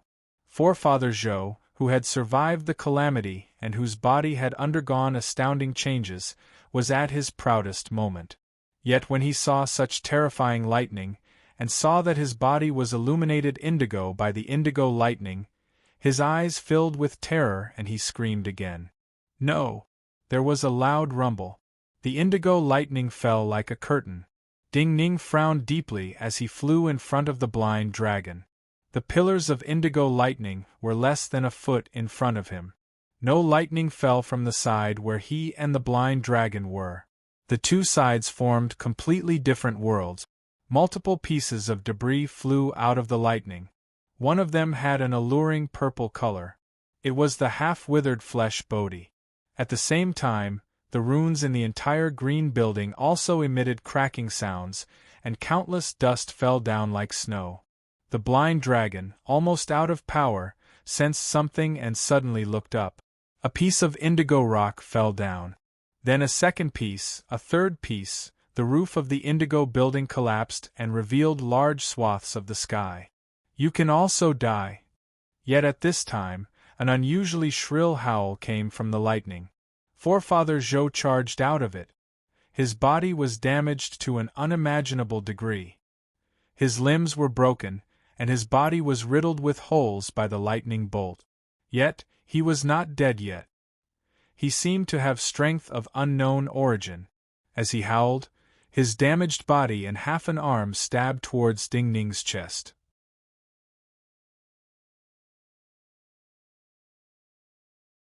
Chapter 193. The remaining half of Forefather Zhou's arm moved with the sword. The last bit of vital energy in Forefather Zhou's body shot out from between his broken meridians and bones. It cut through the surrounding air and created ripples of whirlpools. His power was not even a tenth of his usual power, but it was still far above Realm 3. The blind dragon sensed the presence of Forefather Zhou's attack.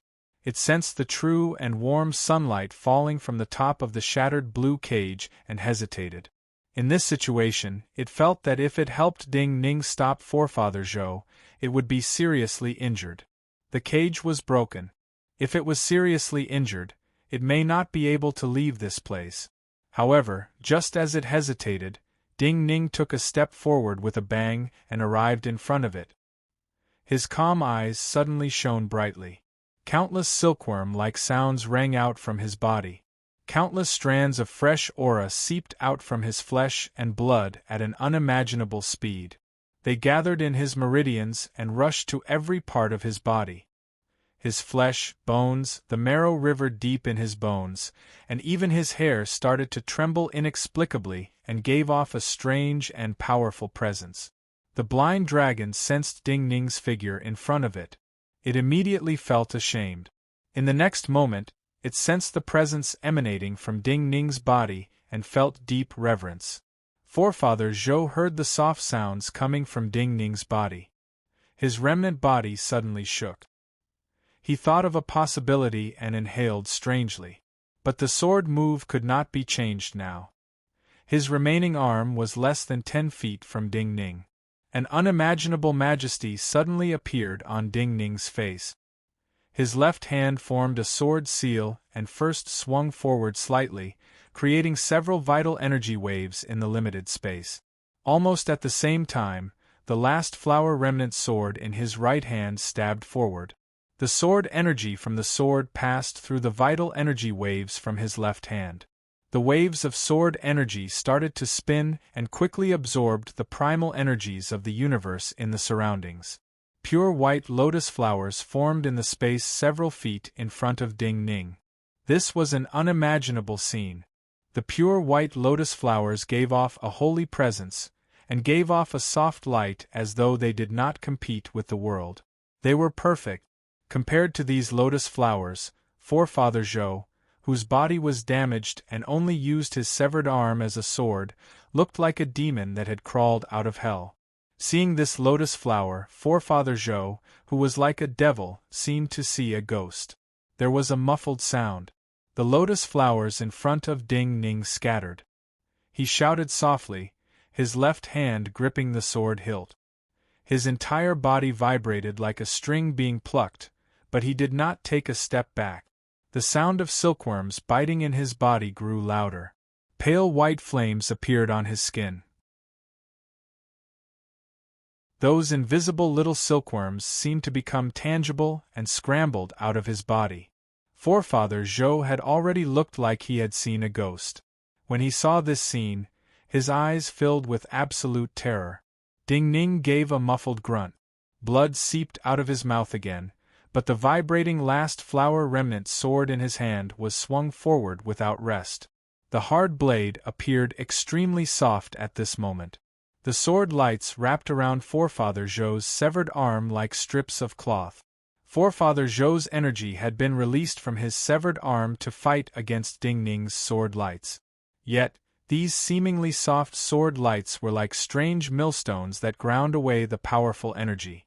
Millstone, Forefather Zhou screamed. Extreme terror caused him to lose control of any power in his body. His body trembled violently as he fell to the ground. Ding Ning's hands trembled weakly as he gripped the sword hilt. Yet he knew he could not show any weakness. He took a deep breath. His dignified features gave off even sharper murderousness. His sword left Forefather Zhou's severed arm. Staring at Forefather Zhou's face that was just inches away, he used all his power to stab towards Forefather Zhou's neck. While the flesh Bodhi was something of legend to him, and Forefather Zhou's survival in this situation surpassed his understanding, but a person's mobility could not leave the range of their body. If he cut off the spine and cut off the head, he did not believe Forefather Zhou could continue to live. Crack! The cold sword cut into Forefather Zhou's neck with an ear-piercing sound of friction. But Ding Ning's wrist twisted, and he was unable to cut off all of Forefather Zhou's neck. The sword was stuck. "Your bones are really hard," Ding Ning sneered. He put more strength into his hands, and the sword cut through Forefather Zhou's spine like a saw. Forefather Zhou's body suddenly convulsed. He wanted to grab the sword that was deeply embedded in his neck, but he had no hands at this time. His body twisted in pain on the ground like a worm that had been nailed to the ground. 9 Death Silkworm. Forefather Zhou gave up struggling after a few breaths. He looked dazedly at Ding Ning's face and squeezed out 3 words. Ding Ning sensed that all of the power in Forefather Zhou's body had truly dissipated. He coughed softly and relaxed slightly. But he still used the sword to cut Forefather Zhou's bones and did not respond. You are actually his successor? Forefather Zhou murmured to himself. He left behind an heir? Ding Ning remained silent. With a crack, Forefather Zhou's spine was finally cut. Ding Ning's last flower remnant sword started to cut the last bit of flesh from his neck. You, looking at Ding Ning's cold gaze, the moment his head was cut off, Forefather Zhou thought of the authoritative presence that flowed from Ding Ning just now, and the multiple different sword essences just now. He suddenly found something was wrong. Even if you are his heir, you cannot know Jing Xiu's pure white lotus you. An even greater shock suddenly surged through his body. This shock was even greater than the impending death. You are right. Ding Ning spoke and put away his sword. Forefather Zhou's voice was cut off. His head rolled forward along the uneven ground. Forefather Zhou, who should have died before the Yuanwu Emperor ascended the throne, finally died. Ding Ning coughed softly and coughed up some blood clot. He sat down dejectedly. Looking at Forefather Zhou's corpse, he did not feel much joy. Even if this was an enemy, the death of this person meant that another person from that era had disappeared. You can leave. Ding Ning tiredly turned his head and looked at the blind dragon. He pointed at Forefather Zhou's corpse and then started to gesture. The formation here has been destroyed. You can leave.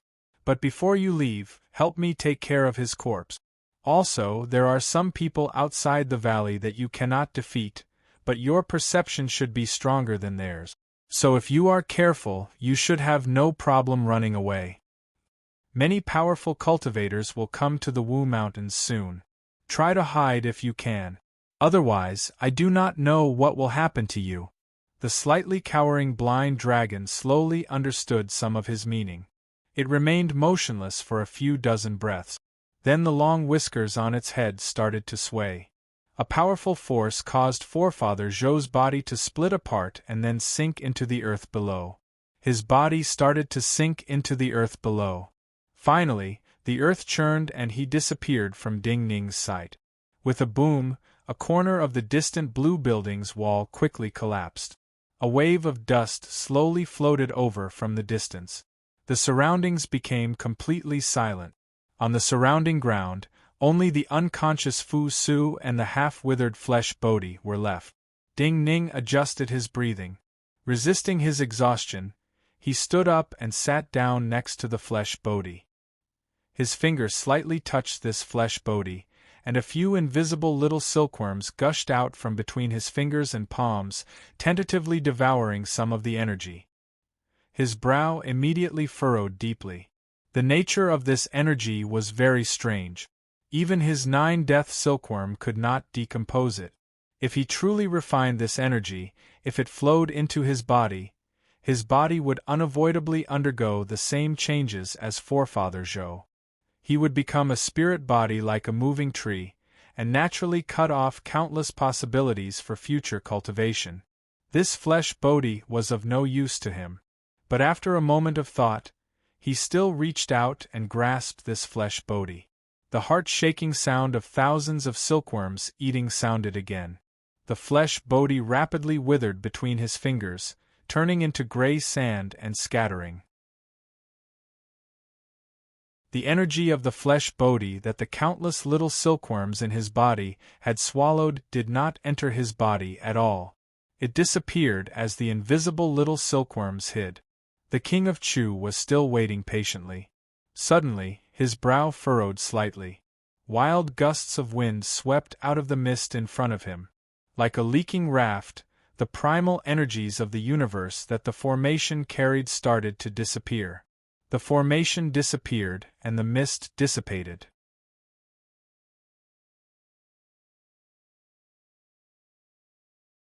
Chapter 194. Emo Shocheng's eyes shone with an unusual light. He was the wisest old man in Chongling.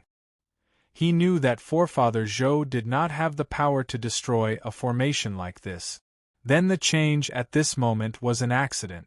The mist dissipated faster and faster. It didn't just scatter upwards and in all directions, the moisture even seeped into the ground below.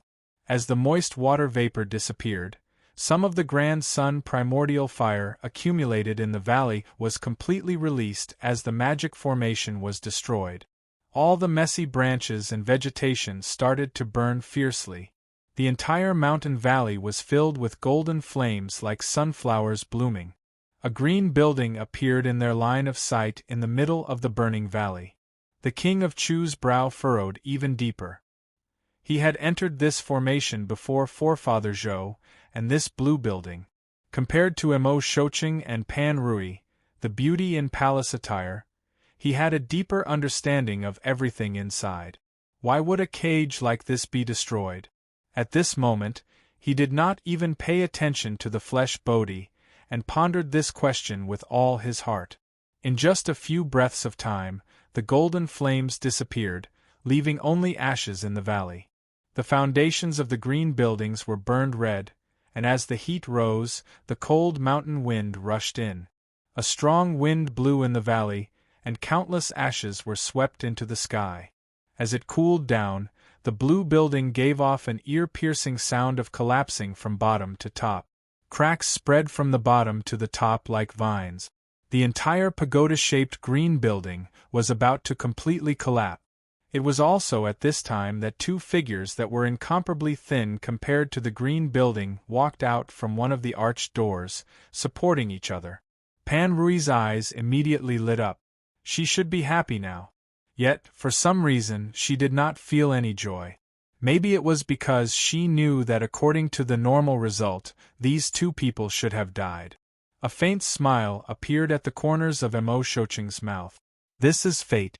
He turned to look at the king of Chu and said seriously and emotionally, now and in the future, we have won the gamble. There was still no anger in the king of Chu's eyes. He stared at Ding Ning and Fu Su as though countless stars were flashing in his eyes. He sensed the presence of Ding Ning and Fu Su, and thought back to the scene of the blue building. A strange expression appeared at the corner of his mouth. This is impossible. He seemed to be replying to Emo Shocheng, but also seemed to be talking to himself as he shook his head and spoke. However, the impossible has become possible. Then, he smiled again. If the absolute impossible becomes possible, then there must be a possibility. I thought of a possibility. He turned with a smile and looked at Emo Shocheng. He said, victory and defeat are not decided in one moment.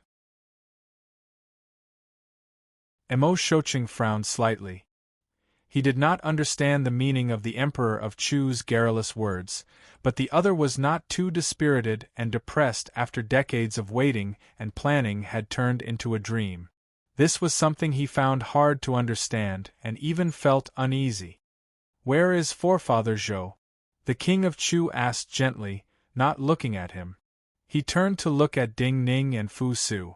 He was one of the longest reigning emperors in the world.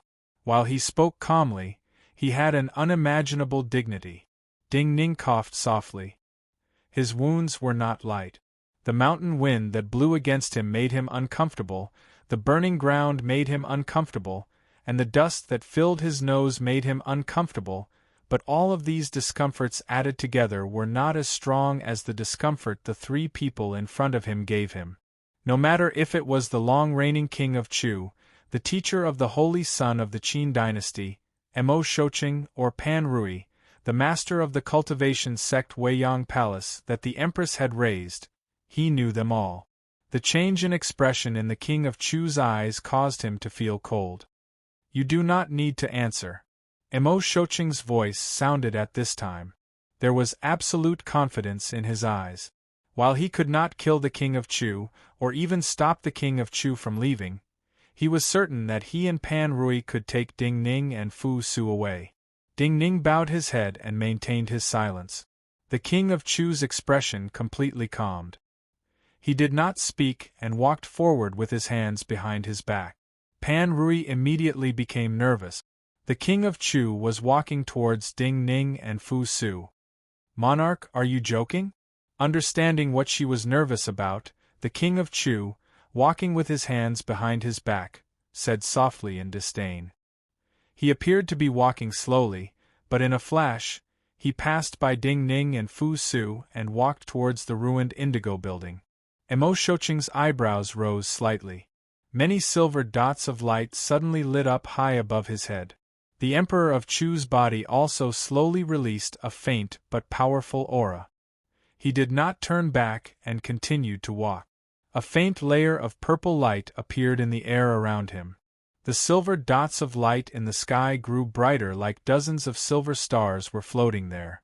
But the King of Chu's expression was still unusually calm.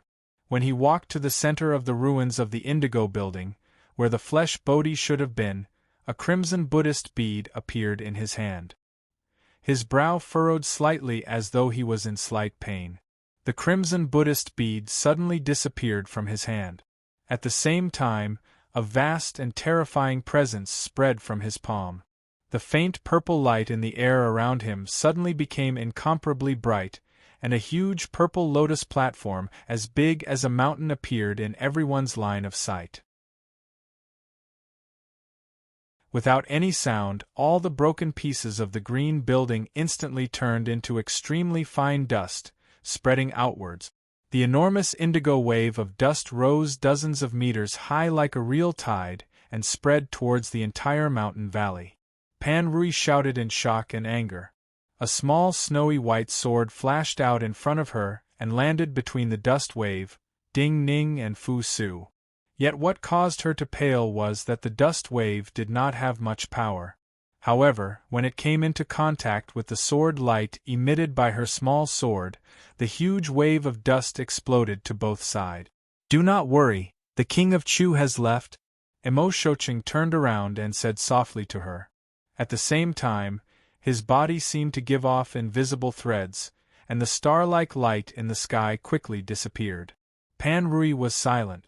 The small snowy white sword circled around Ding Ning and Fu Su before flying back to her and disappearing like it had melted. The clear sword energy formed a tornado that sucked in all the dust around Ding Ning and Fu Su. Ding Ning took a deep breath. The unusually fresh air in the surroundings did not make it difficult for him to breathe, but the uncomfortable feeling in his body did not decrease and grew stronger. He turned around and looked at the center of the spreading indigo wave of dust. When the King of Chu had left, the power that had destroyed all the remnants of the Indigo building had been astounding. All the dust had spread out from the center, so the center was the first to become clear. Ding Ning narrowed his eyes. He saw that all the traces had disappeared. Where the enormous Indigo building had been, it had caved in like a crater created by a meteor. Emo Shocheng calmly watched as the dust dissipated. He thought for a long time and then looked at Ding Ning and Fu Su. He asked the same question as the King of Chu had just now. "Where is forefather Zhou?" Fu Su was slightly shocked at this scene, and also felt joy at surviving a calamity. But more than that, he was dazed. He instinctively shook his head and looked at Ding Ning. "Killed by the blind dragon." Ding Ning slowly answered, "There is a blind dragon inside." Emo Shocheng looked at him and continued to ask, "Other than the blind dragon?" "There is also the flesh Bodhi," Fu Su answered first. "Forefather Zhou refined the flesh Bodhi but was still killed by the blind dragon," Ding Ning continued.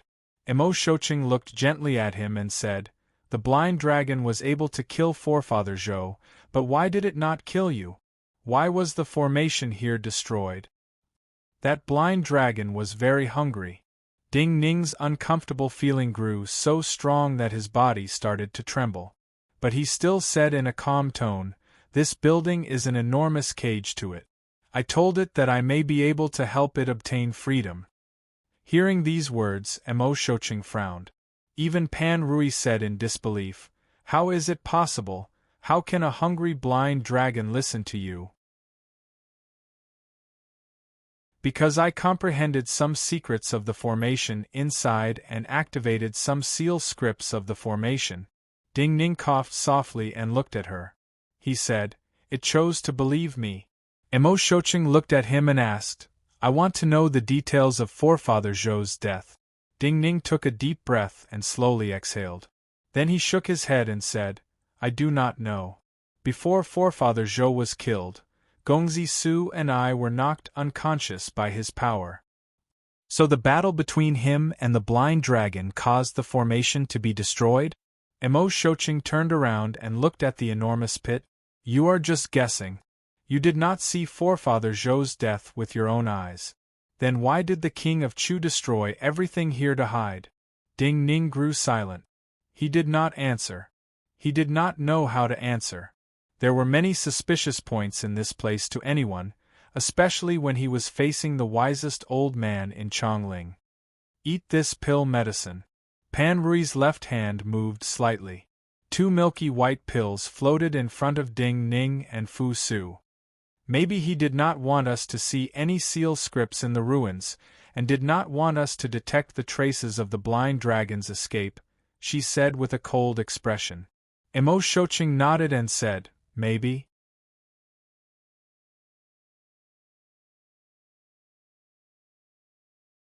Chapter 195. The milky white pill was the precious spirit lotus pill. The noblest mistress of the Chongling Imperial Palace, other than possessing an unknown method of manipulating star energy, also had a unique method of nurturing spirit lotuses. In order for the spirit lotuses to produce the lotus seeds she needed, the spirit energy of countless spirit veins in Chongling had been channeled into the Chongling Imperial Palace. While the spirit lotus pill was made from the leaves and petals shed during the growth of the spirit lotuses, the effects were astounding. When Ding Ning took this spirit lotus pill, he felt threads of cool medicinal power seep into his meridians. In an instant, the pain and dryness in his body disappeared. However, the discomfort in his heart grew stronger because he knew that Emo Shocheng had a thread of suspicion about him. Emo Shocheng possessed extraordinary status in Chongling. Even if someone like him did not enter the formation like the King of Chu, and had no clues to deduce, even if his suspicions were like the white clouds floating in the sky without any foundation, such suspicions were enough to cast a shadow over Ding Ning.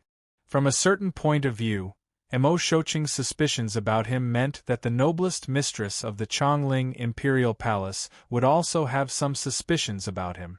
This was enough to decide his fate in Chongling. Compared to Emo Shocheng, he had to worry more about the King of Chu. What had the King of Chu detected? What would he do next? A simple matter of using the power of the Imperial Palace to deal with forefather Zhou had involved so many unpredictable and uncontrollable consequences. Ding Ning felt a wave of bitterness in his throat. The so-called fate of the heavens could never be decided by one person. Emo Shocheng's gaze moved away from the deep pit in front of him, and landed peacefully on Ding Ning and Fu Su.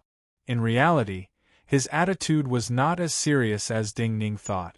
While this matter was suspicious, he did not connect it to the 9-death silkworm. Also, after Shui Wangshu's battle with Liang Lian, he had a good impression of Ding Ning. He had some understanding of Ding Ning. He also knew that Ding Ning had astounding cultivation talent and comprehension ability. Even though Ding Ning had purposely concealed something, in the end, he had allowed Fu Su to live on. He had prevented the King of Chu from obtaining the flesh body, prevented Ding Ning from being killed. While the Deer Mountain Conference had not officially started, in his mind, as a cultivator of the Qin dynasty, Ding Ning had made the greatest contribution in this unprecedented event. He knew that Ding Ning had been preparing for the Min Mountain sword trials. In his view, just this astounding contribution was enough to recommend Ding Ning to enter Min Mountain Sword Sect to cultivate. So he looked calmly at Ding Ning and Fu Su with a hint of undisguised satisfaction. You left Chongling with forefather Zhou because you wanted to see how the Deer Mountain Conference was like. Now that forefather Zhou is dead, I will take you to Deer Mountain. He did not say anything superfluous and only said kindly. The formation was destroyed and the mist in the valley was emptied.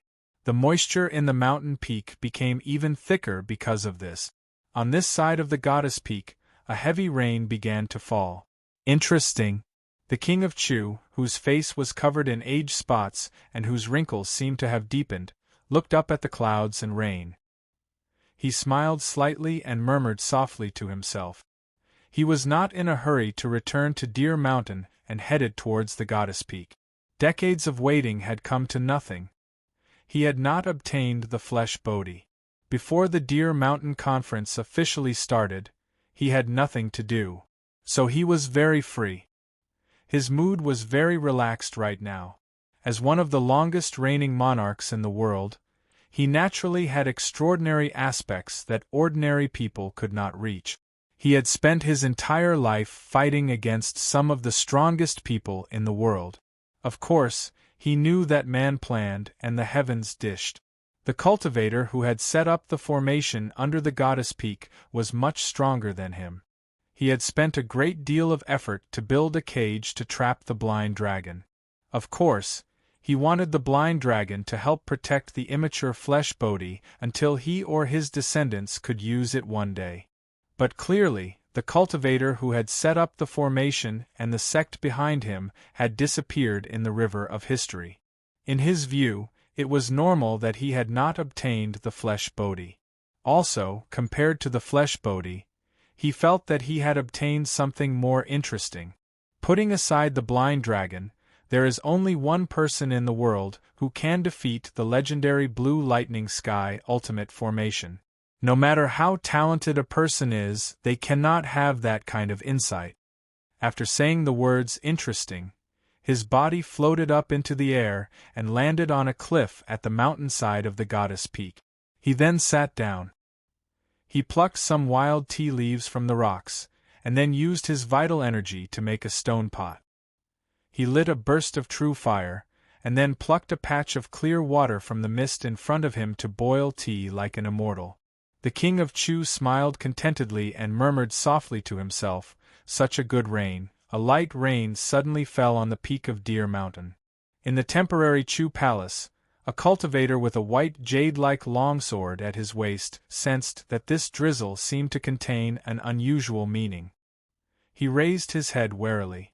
In the drizzle, he did not see anything other than the drizzle. But at this time, his heart suddenly tightened. In the next moment, his heart felt like it was being squeezed by an invisible hand, and it was being forcefully crushed.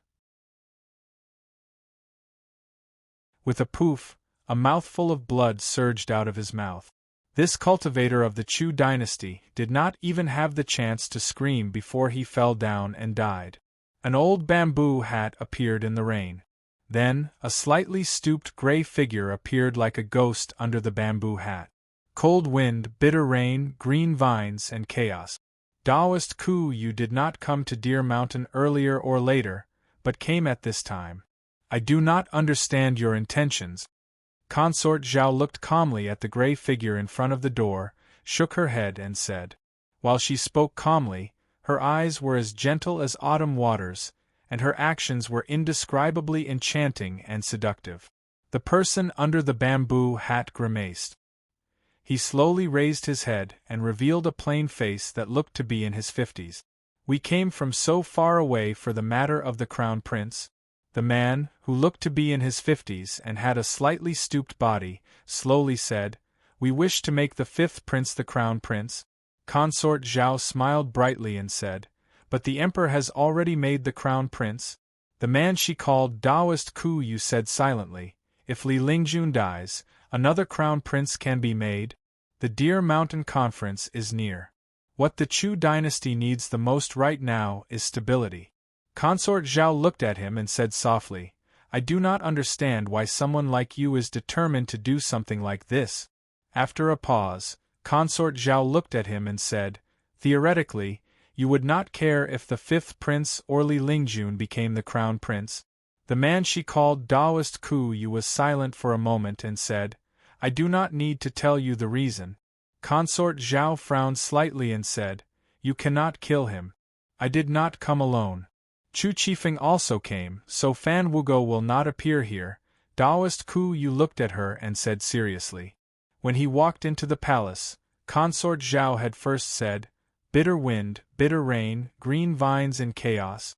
This was not a poem describing the scene in front of him, but representing the 4 cultivators of the Chu dynasty. You were once the 4 strongest cultivators of the Chu dynasty, but you know that in these years, the Chu dynasty has produced grandmasters like Fan Wugo who can match you. Consort Zhao could sense his absolute confidence, but she was not nervous at all.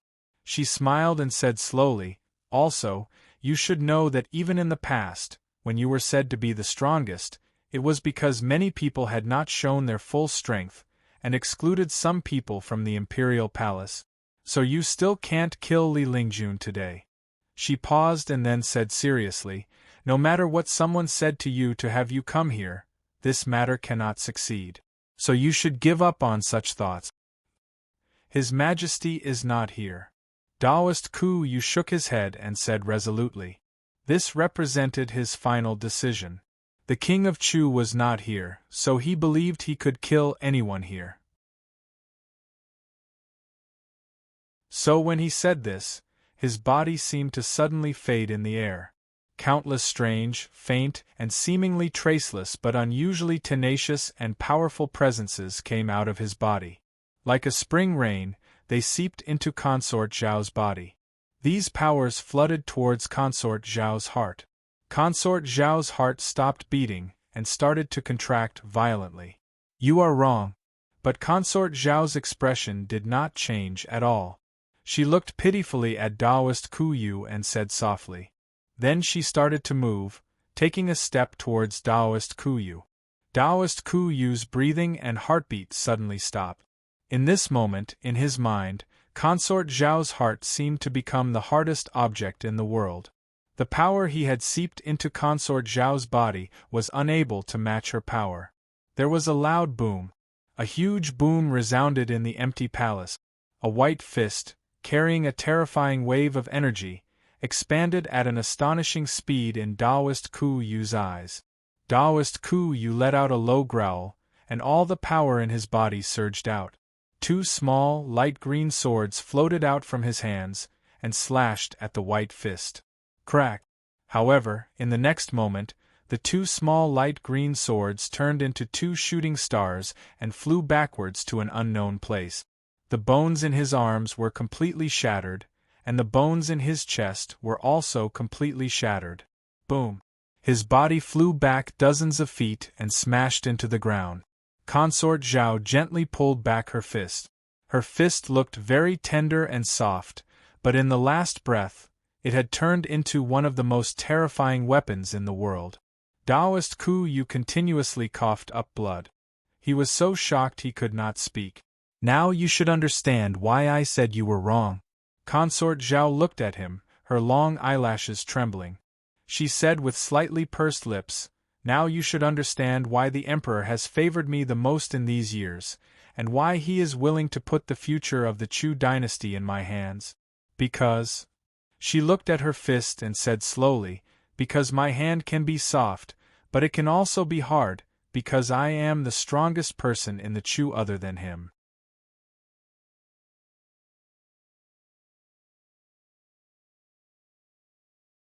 Chapter 196. Bleak Wind, Bitter Rain, and Vines. Heavenly Works Pavilions Chu Qifeng, Humble Schools Taoist Ku Yu, Whitestone Workshops Du Qingting, and Bamboo Mountain Workshops Zhou Yunluan. These 4 had once been the strongest grandmasters of the Chu dynasty, and could even represent an era. But today, Taoist Ku Yu, one of the 4 grandmasters, had been instantly defeated by demon Consort Zhao, who was rumored to only know how to charm people. He had been defeated so easily that even the palace was not damaged.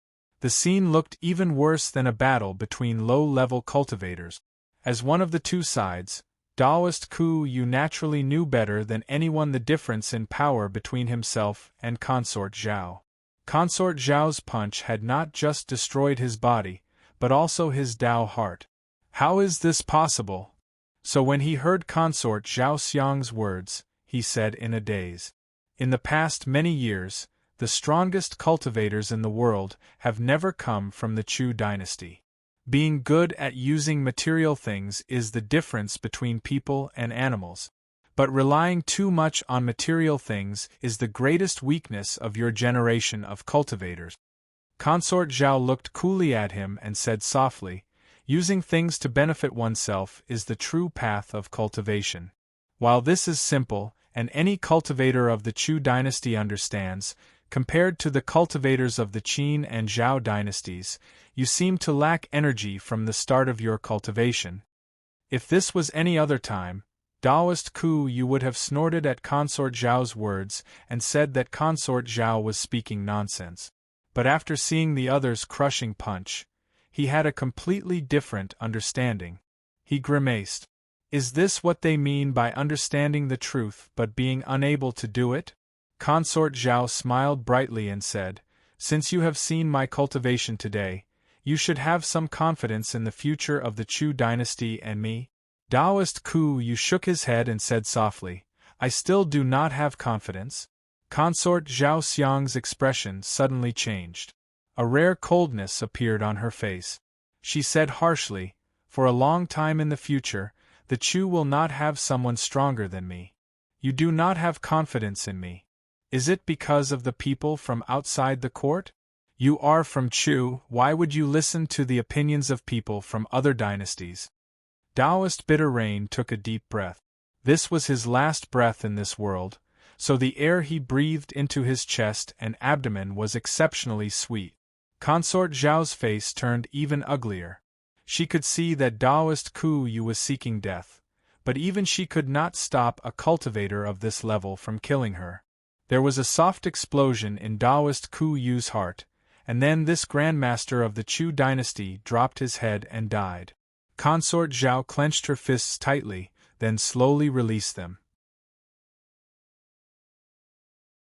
A beam of essence qi appeared in the air above her head, rising into the sky like a smoke signal. "Who is it that can make people like you and Chu Qifeng believe that it was wrong for our emperor to make Li Lingjun the crown prince? I can even send you to your death?" She couldn't control her emotions as she looked at Taoist Ku Yu's corpse. She really couldn't understand. The night gradually passed, and the morning mist dissipated. A faint light silently flew down from the clouds. Endless Palace was the name of a palace in the inner palace of Chongling. It was also a secret cultivation place the Empress had set up. The Empress came from the Bazan Kendo ground. She had been a legendary cultivator during the wars against the Han, Zhao, and Wei dynasties. The cultivation place she set up naturally had astounding methods rarely seen in ordinary cultivation places. Pan Rui's fish-like steed was also extraordinary. At least, it had never appeared in the records of any cultivation records. Even with the addition of Ding Ning and Fu Su, this fish-like steed still flew very lightly. It did not show any fatigue after flying for a long time. High up in the air, Mo Shouqing's body naturally released a presence to offset the cold wind. There was not much difference between being high up in the air and when he landed. But when the steed landed, Mo Shouqing seemed to feel something heavy land in his body. He finally made up his mind and turned to look at Ding Ning. He said softly and guiltily, "I must apologize to you. From the start, I purposefully concealed my identity." Ding Ning was silent. He thought if he had to apologize, he should be the first to apologize. He thought that he could have easily used the Empress' power to deal with forefather Zhou.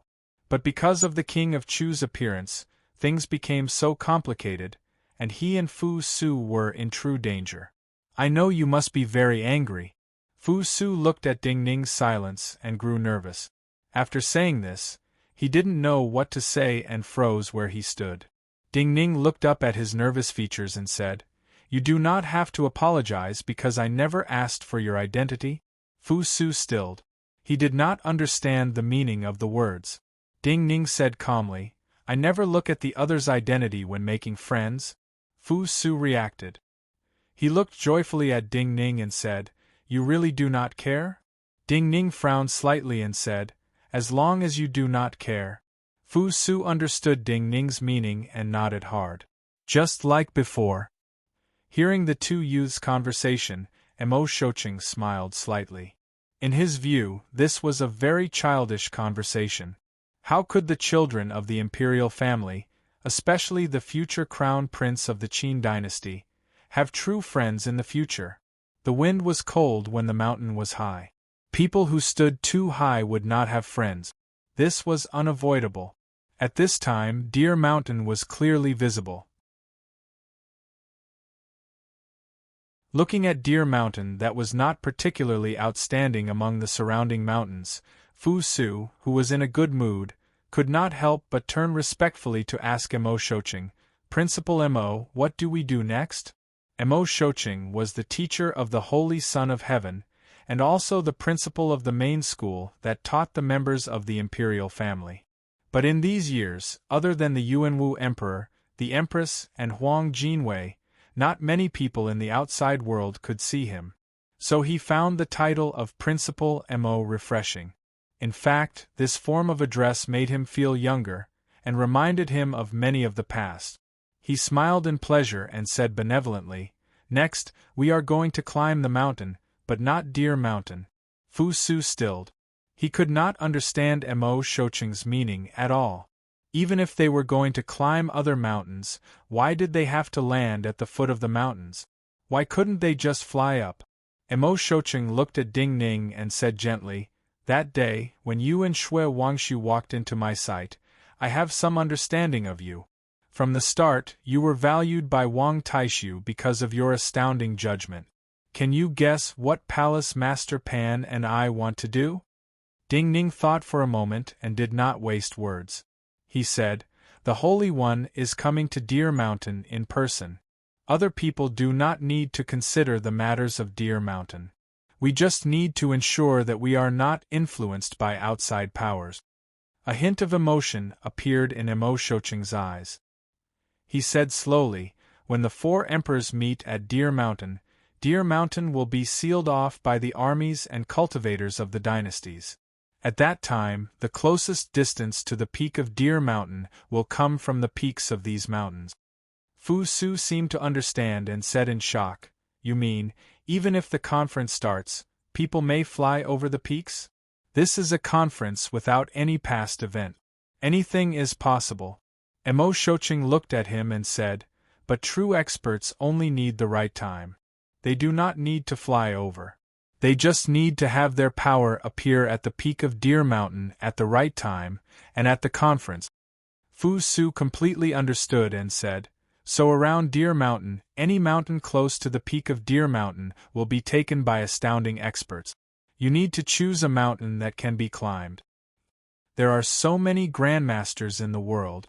Who dares to feel they are invincible? Also, Palace Master Pan and I have not reached Realm 8. Even if we work together against the King of Chu, we do not have an absolute chance of victory.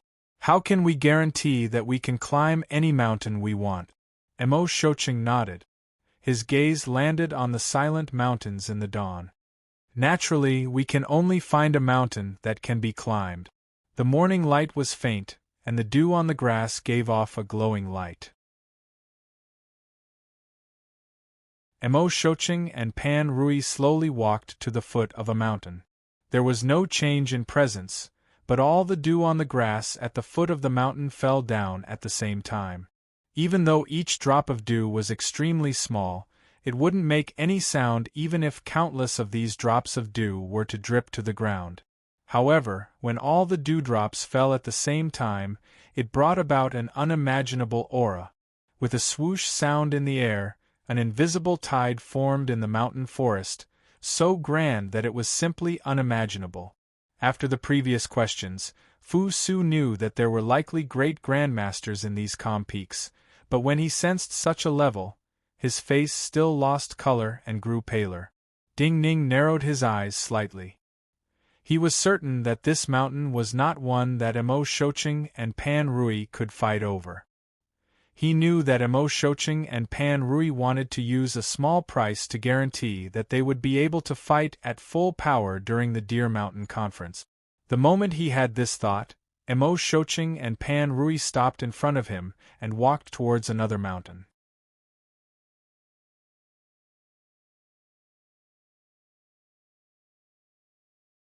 Chapter 197. The second peak they reached was on the east side of Deer Mountain. Before they reached the foot of the mountain, Emo Shocheng, who had been walking at the front, stopped when he saw the full appearance of the mountain from a distance. "Principal Emo, we cannot ascend this mountain?" Thousands of drops of dew fell at the same time, turning into an unimaginable tide. The great presence formed by the accumulation of countless minute presences still reverberated through Fu Su's body. He looked at Emo Shocheng, who had stopped walking, took a deep breath, and tried to calm himself down. Then he said softly in puzzlement, "Just now, I truly understand why I have to stay far away from these mountains. If these mountains are filled with grandmasters like this, then if I fall from the top of these mountains, I will be targeted by everyone.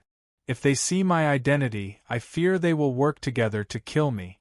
But what I do not understand is that this mountain looks very calm, and there does not seem to be any presence at such a distance. Why can't we ascend it?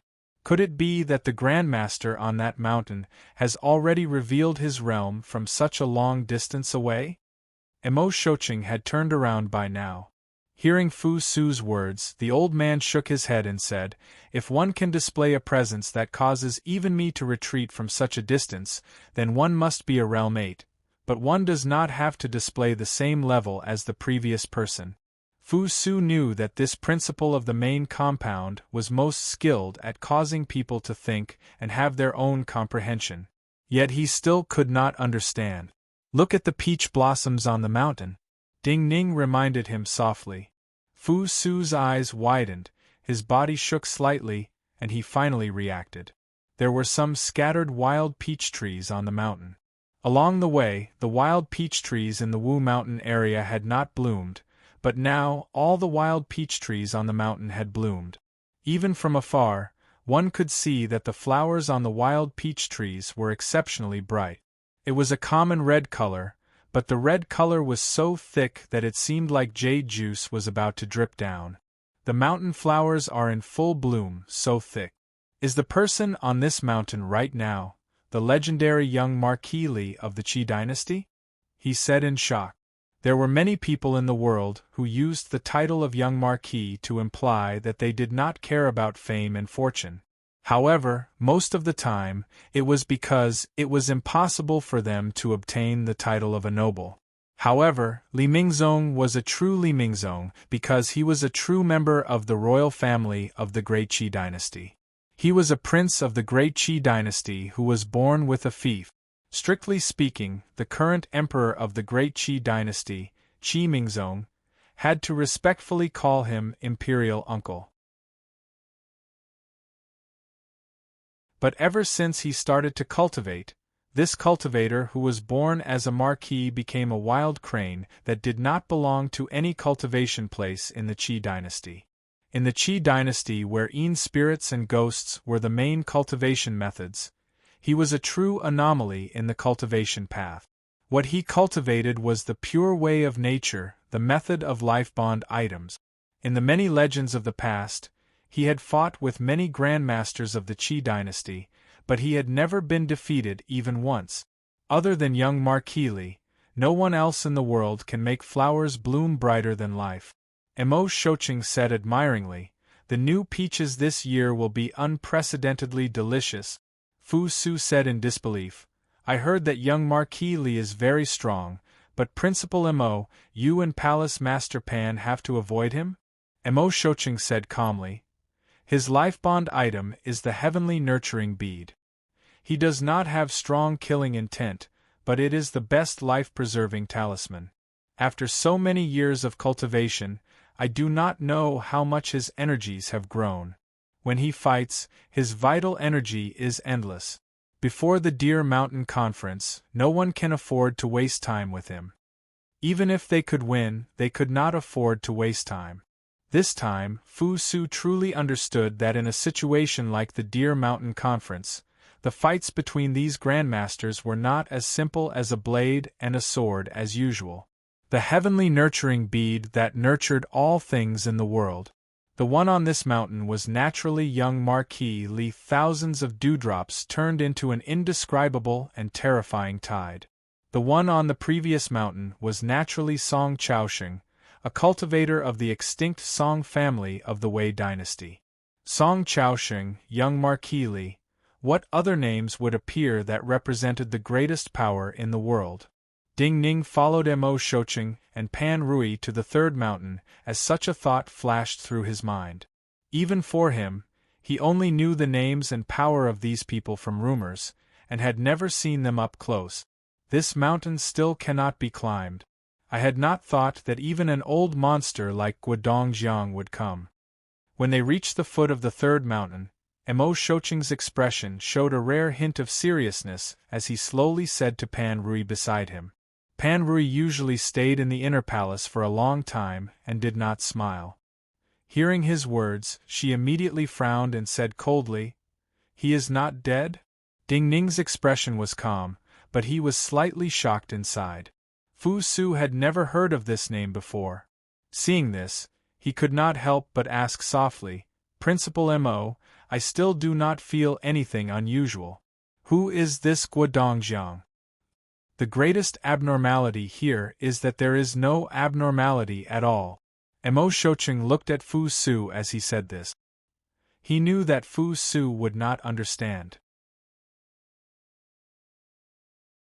As he turned to walk towards another mountain, he explained gently, "This mountain does not have any presence left behind by cultivators, and there are no traces of battle, not even the presence of cultivators who passed by. It is like a restaurant table that should have passed by many diners, and would have left some soup behind.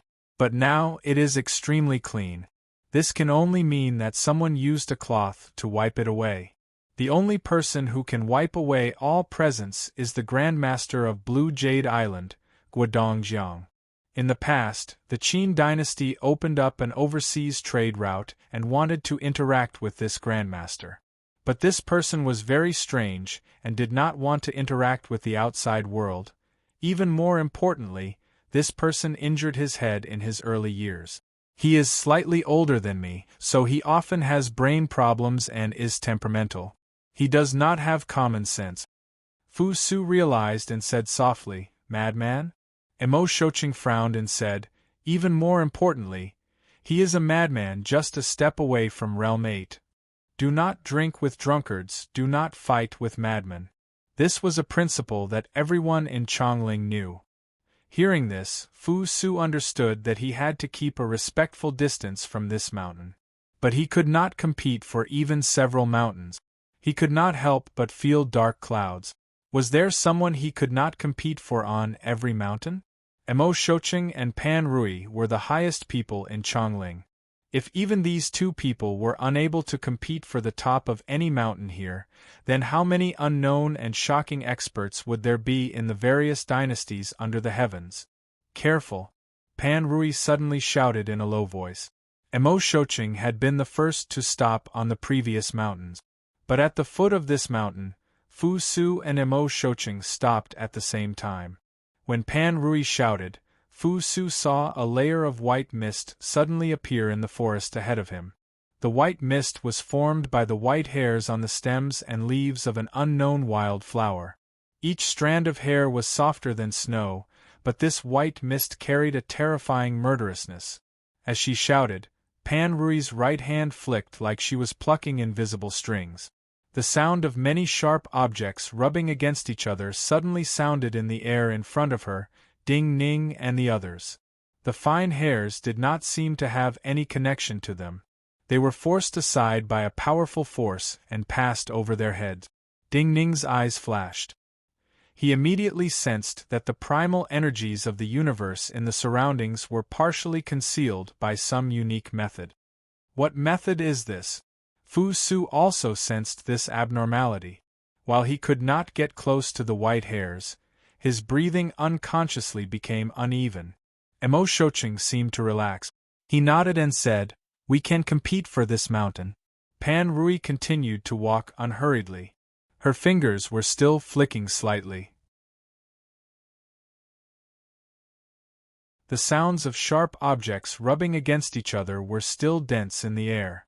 Dozens of feet away from Ding Ning and the others, a thin curtain of light flashed like a crystal ball and covered Ding Ning and the others. Wisps of yuan qi constantly flashed across the light screen. They seemed like lightning, but they were not lightning at the same time. Fu Su was even more shocked. The white mist formed by the white hairs quickly disappeared. But even with his cultivation, he could clearly sense that there seemed to be a pair of invisible hands covering the entire peak of this mountain. The higher they went, the more the primal energies of the universe were blocked. Some of the unblocked vital energy instead formed true killing intent after a simple vibration, carrying out a true attack on the cultivators walking on this mountain peak.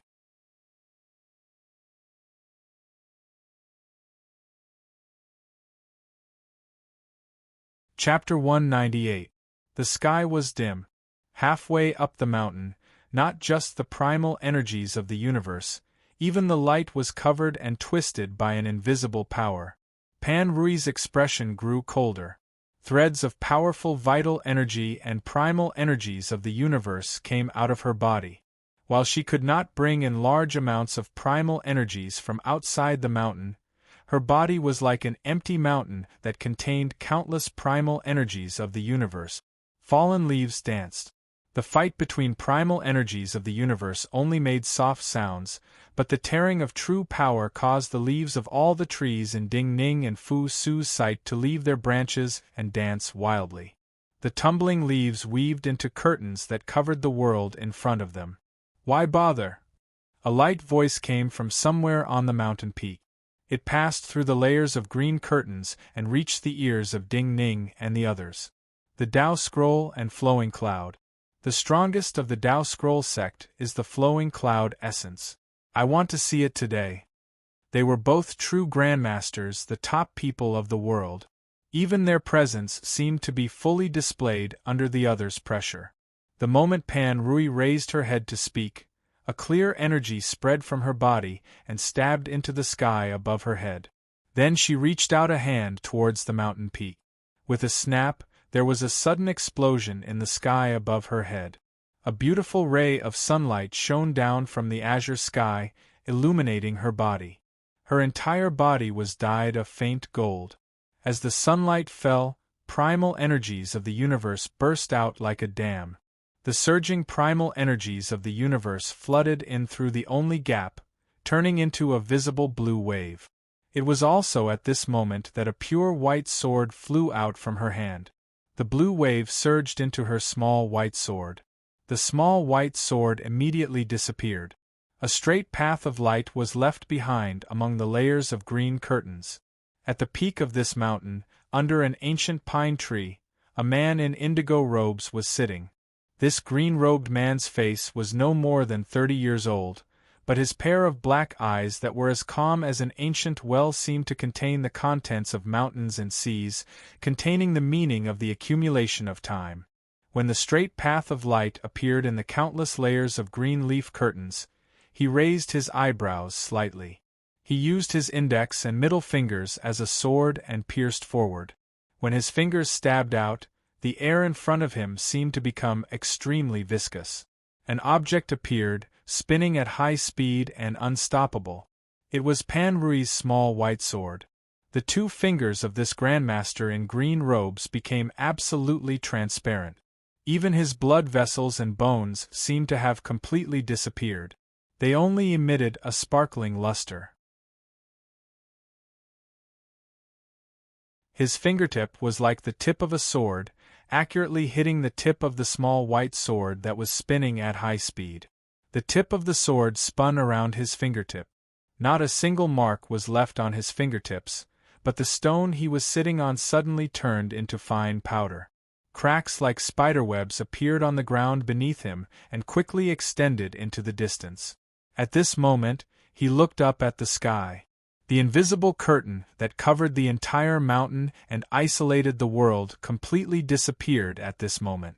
Some of the white cloud energies in the sky changed at his glance, turning into enormous white seal scripts. Pan Rui took a deep breath. The small white sword spinning at the Grandmaster's fingertips suddenly retreated into the path of light that had not disappeared. Being able to withdraw the sword at such a speed meant that she had not used her full power, or rather, she did not want to use her full power to face this Grandmaster's next attack. The Grandmaster in green robes seemed to realize something. He also took a deep breath and frowned deeply. The white cloud energies in the sky seemed to be frozen and did not dissipate. The terrifying power that was about to erupt stopped and waited. Then he stood up and started to slowly walk down the mountain. The green leaves all fell. His figure quickly appeared in the sight of Ding Ning and the others. Those who are good at offense are not as good at defense, and those who are good at defense are not as good at hiding. I was wondering who could escape my detection. So it is Principal Mo of Chongling. Seeing the figures of Ding Ning and the others from a distance, and seeing Mo Shoching with his beard and hair like a ginseng, this Grandmaster in green robes sighed softly and bowed with folded hands. Previously I was laughing at why people bother, and felt that using energy to climb the mountain was forcing it, so I lost to old Mr. first. Mr. does not have to be so courteous. Mo Shoching nodded in return and said, I have climbed many mountains in my life, but none was as difficult as this one. Only when he said this did Fu Su detect that his body was covered in sweat. Fu Su finally reacted. Previously, when climbing the mountain, Mo Shoching had not used vital energy at all, and only relied on his body. While Mo Shoching was one of the people closest to Realm 8 in the world, he was an old man and naturally tired from climbing the mountain like this. The Grandmaster in green robes thought for a moment and said, In that case, farewell. After saying this, he turned around and left without any hesitation. This is the presence of a true Grandmaster? Fu Su was full of admiration. He felt that this person's movements had an indescribable presence. These mountains did not seem as tall as the back of this Grandmaster in green robes. It is not so simple. Ding Ning glanced at him, shook his head and said softly. Mo Shoching looked approvingly at Ding Ning and said, It is not so simple. Fu Su looked in shame at Mo Shoching and Ding Ning. Ding Ning did not waste time and looked up at the white cloud seal in the sky. When I was reading in the library of White Goat Cave, those records said that the bodies of cultivators above Realm 7 are enormous vessels for the primal energies of the universe. But once used, it is naturally slow to replenish. Especially when using some powerful spells, it is not as simple as using some energy. Ding Ning said calmly, If this Grandmaster had retreated before using this kind of seal essence, it would be normal. But he had used a great deal of energy to form this kind of seal essence.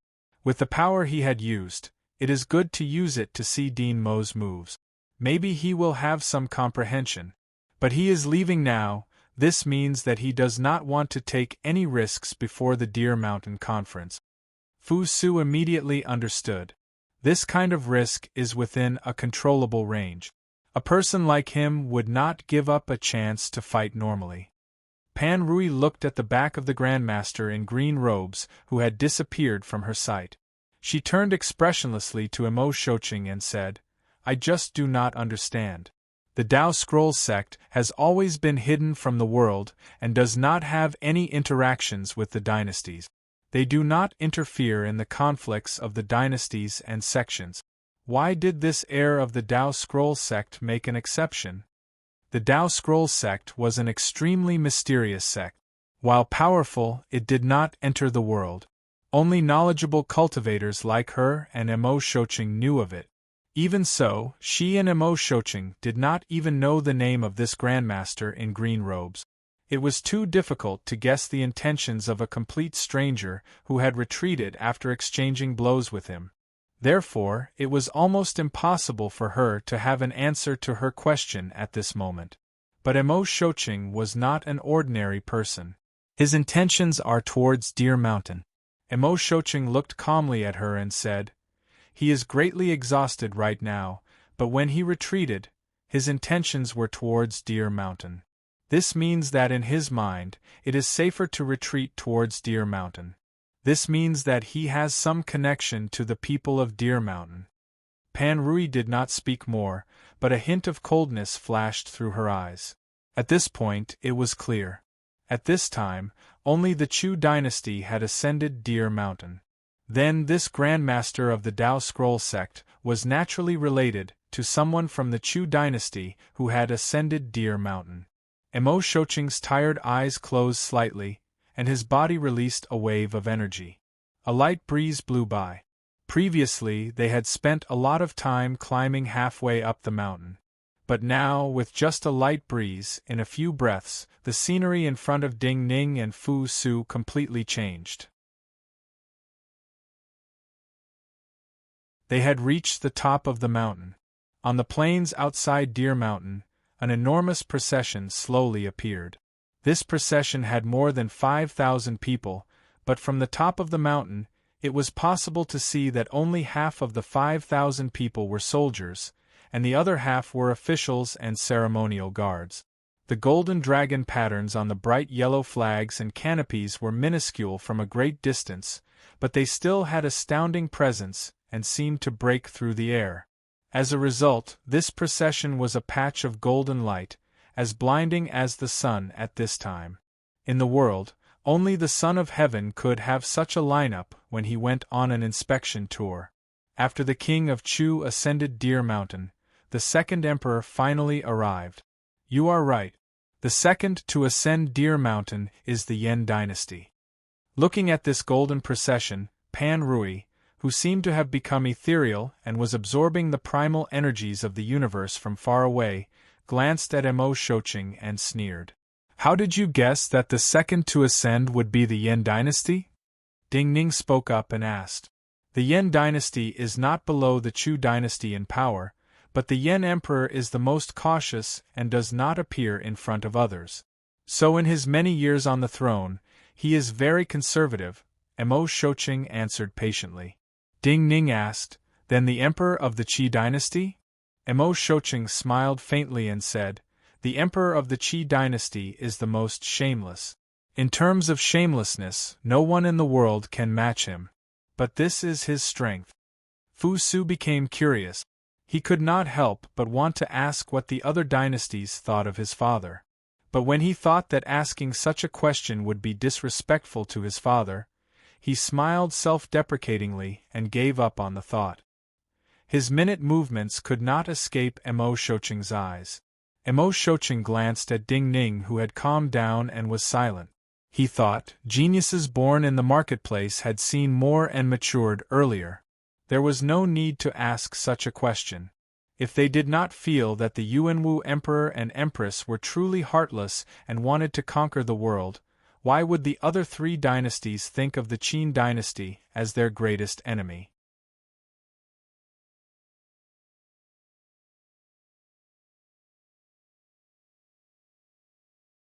Chapter 199.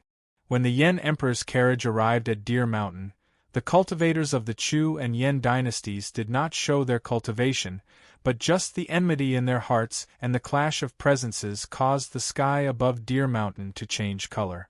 The clouds twisted and turned into all kinds of strange shape. The auroras that only formed in the polar regions flashed in the air and caused the sky above Deer Mountain to be exceptionally colorful. That kind of murderousness did not give people any sense of beauty. They just felt that some great beast would come out of the clouds at any time. Yet, not long after the Yen emperor's carriage arrived at Deer Mountain, another long procession appeared on the vast plains to the east of Deer Mountain. They were still very far from Deer Mountain. Maybe they would arrive before nightfall. But soon, waves of bone-corroding cold wind blew over. A long black cloud suddenly appeared in the sky around Deer Mountain. This black cloud appeared unusually dark among all the colors. It swayed but was not affected by the other flames. From this phenomenon, Ding Ning knew that the emperor of the Qi dynasty, known as the Ghost Emperor, had come. An indescribable feeling appeared at the corners of Ding Ning's mouth. Seeing the top experts of the world at once, this kind of event seemed to be a good thing for the Yuanwu Emperor. Among the Qi Emperor's carriages, the imperial items were all bright yellow, and the decorations were mostly made of jade. But among them, there was an unusually large and black palanquin. Carrying this large palanquin were 8 large men in chainmail. Through the cracks in the chainmail, the skin of these men gave off an eerie white color. They did not give off any heat and were unusually cold. At this time, the interior of this large palanquin was like a unique world. Jade was used as bricks to make the interior look like a hall. The ceiling was inlaid with pearls that gave off dots of cold light. There were 2 purple-black wooden chairs in the center that gave off a strange smell of oil. One of the people sitting on them was dressed in dragon robes and an imperial crown. His face was white and beardless. He looked to be in his 40s. While his face was slightly long, he gave off an indescribable nobility. Naturally, this was the Qi Emperor. The other person was dressed in a pitch-black robe and wore a white bone necklace on his wrist. His pitch-black hair was also tied up with a white bone ring. Although he was a man, his face was more beautiful than most women in the world. Teacher Ruo, this time, the lives of the Qi dynasty's people are in your hands. You are. The Qi Emperor's expression towards this handsome man in black robes was extremely respectful. If someone saw him right now, they would suspect that the handsome man in black robes was the real Qi Emperor. It is all right to speak to other people, but there is no need to be so shameless in front of me. The handsome man in black robes did not seem to think of him as an emperor at all. He interrupted him with slight displeasure. Since I have had you build such a dark palanquin, I naturally do not cherish my life after coming to Deer Mountain. I have never thought of returning alive. What else do you have to worry about? Being directly exposed by this black-robed handsome man and being called shameless, Emperor Qi laughed embarrassedly. He was not angry but said even more respectfully, "If you don't like to hear these words, I won't say them. But if there's anything else you want me to do, please let me know." The handsome man in black robes shook his head and said, "No need. You just have to remember what you promised me. After I die, deliver my body to my disciple." The Qi Emperor said awkwardly, "How can I definitely die?"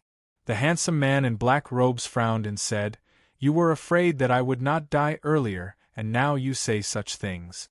Do you not find it boring and shameless?" The Qi Emperor shook his head and sighed.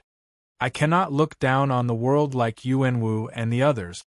A mediocre person like me, if I do not even know how to say such heartwarming words, then I really am useless."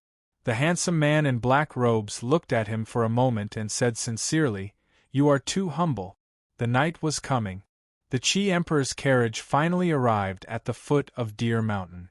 The 3 emperors had arrived and were only waiting for the Qin Emperor. Boom! The armored warship that had traveled through the Wu Mountains and the turbulent waters finally reached the shore. There was an enormous roar like thunder and also like the world was groaning in pain. White waves rose like snow between the ship and the rocks on the shore. The Yuanwu Emperor stepped out and was the first to land on the shore. Many drops of water fell on his dragon robe and landed in the eyes of the dragon. The dragon's eyes immediately lit up as though it had come alive. The Yuanwu Emperor raised his head. In the bloody storm 3 years before his ascension, the Qin dynasty had been greatly weakened. The following battle against the Chu had been a great loss. So, starting 3 years after Yuanwu, he and the entire Qin dynasty had been enduring and conserving their strength. At this time, he was like a sword that had been sheathed for many years being unsheathed. The Yuanwu Emperor moved. He didn't use any carriages. He just walked at the front. In the battles many years ago, he and the many powerful cultivators that had followed him had always been the first to charge at the front of the battle formation. But now, no one could stand shoulder to shoulder with him. Wind blew everywhere. 4 huge clouds swept across the sky, forming 4 huge pillars of clouds that supported the heavens and the earth. Countless stars flashed in the center of these 4 pillars of cloud. It was like he had plucked a piece of the sky and embedded it in the center of these 4 pillars of cloud. The mountains around Deer Mountain were silent. Suddenly, many people in the mountains sensed something and turned to look in the direction of Wu Mountain. The flowing light above Deer Mountain was attracted by an indescribable power and flowed in the direction of Wu Mountain. It formed countless lines of light in the sky that stretched for many miles. In everyone's sight, the 4 enormous cloud pillars and the flashing stars slowly appeared. All of the light fell into the stars and returned to one. But the 4 enormous cloud pillars and the stars did not move and calmly accepted everything. The mountains around Deer Mountain were filled with the strongest grandmasters in the world. But when they saw this scene, they were shocked. For them, this was still a grand state that was hard to describe and incomprehensible.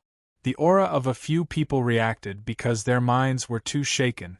With a boom, a crimson-red energy suddenly surged out of the mountain that had been sealed by the sword mark and charged into the sky.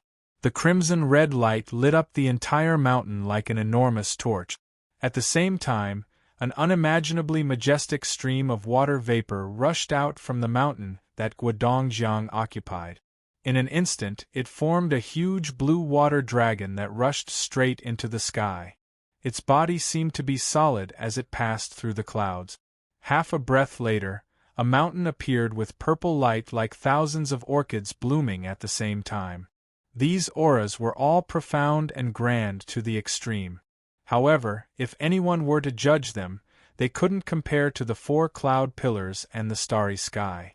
Ding Ning frowned deeply as he looked at the 4 cloud pillars and the sky approaching. His eyes flashed like stars in the night. The Yuanwu Emperor's cultivation was higher than he had expected. In the main hall of the palace at the peak of Deer Mountain, the old king of Chu held consort Zhao Xiang's hand and sighed emotionally. After so long in the Qin dynasty in the world, there is finally a second grandmaster who has reached this level. The equally old Mo Shoqing looked at the 4 cloud pillars in the sky, his eyes filled with emotion. Only people like him truly knew what kind of price one had to pay to become an emperor for all eternity. It should be enough. He turned and said softly to Pan Rui. Pan Rui nodded.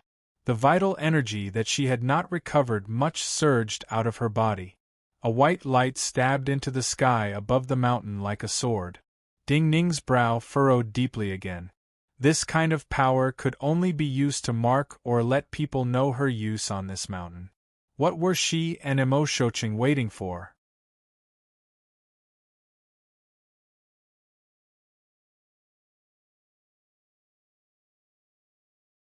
Chapter 200. As the 4 cloud pillars came closer to the foot of Deer Mountain, Ding Ning's frown deepened. Under the cover of these 4 cloud pillars, the Qin dynasty troops could not see them clearly in the darkness. The Yuanwu Emperor did not walk quickly. His entire body was in a strange energy. It did not seem like his body was moving, but invisible primal energies of the universe were pushing him forward. He walked on an invisible path in the world. His walking seemed to be pulling on an invisible seal. Every person in the Qin dynasty army behind him felt their footsteps lighten. They even felt threads of primal energies of the universe that they usually could not feel seeping into their bodies. The surface of their skin gave off layers of faint golden light. In the past, when he had killed Bai Shanshui and Zhao Yi, he had only used limited power and used the Empress to attack. But at that time, only the top cultivators of Chongling had sensed his cultivation. Ever since he ascended the throne, he had endured and gone into seclusion for this Deer Mountain conference. Now that he had truly shown his cultivation, everyone in the Qin dynasty army felt even more awe. But what puzzled them was that the bureau chief of the clan law bureau, Huang Jinwei, who had been following behind the Yuanwu Emperor, and was just a person's length away from the Yuanwu Emperor, did not change at all. Huang Zhenwei's entire body seemed to be separated from this invisible talisman, and there was no change compared to usual. The ordinary cultivators in the Qin dynasty army, and even Marquis Su, who was as heavy as a mountain, did not understand. For this procession, the Qin dynasty Yuanwu emperor was walking at the front, but there were vanguard troops and ceremonial officials who had come ahead of him.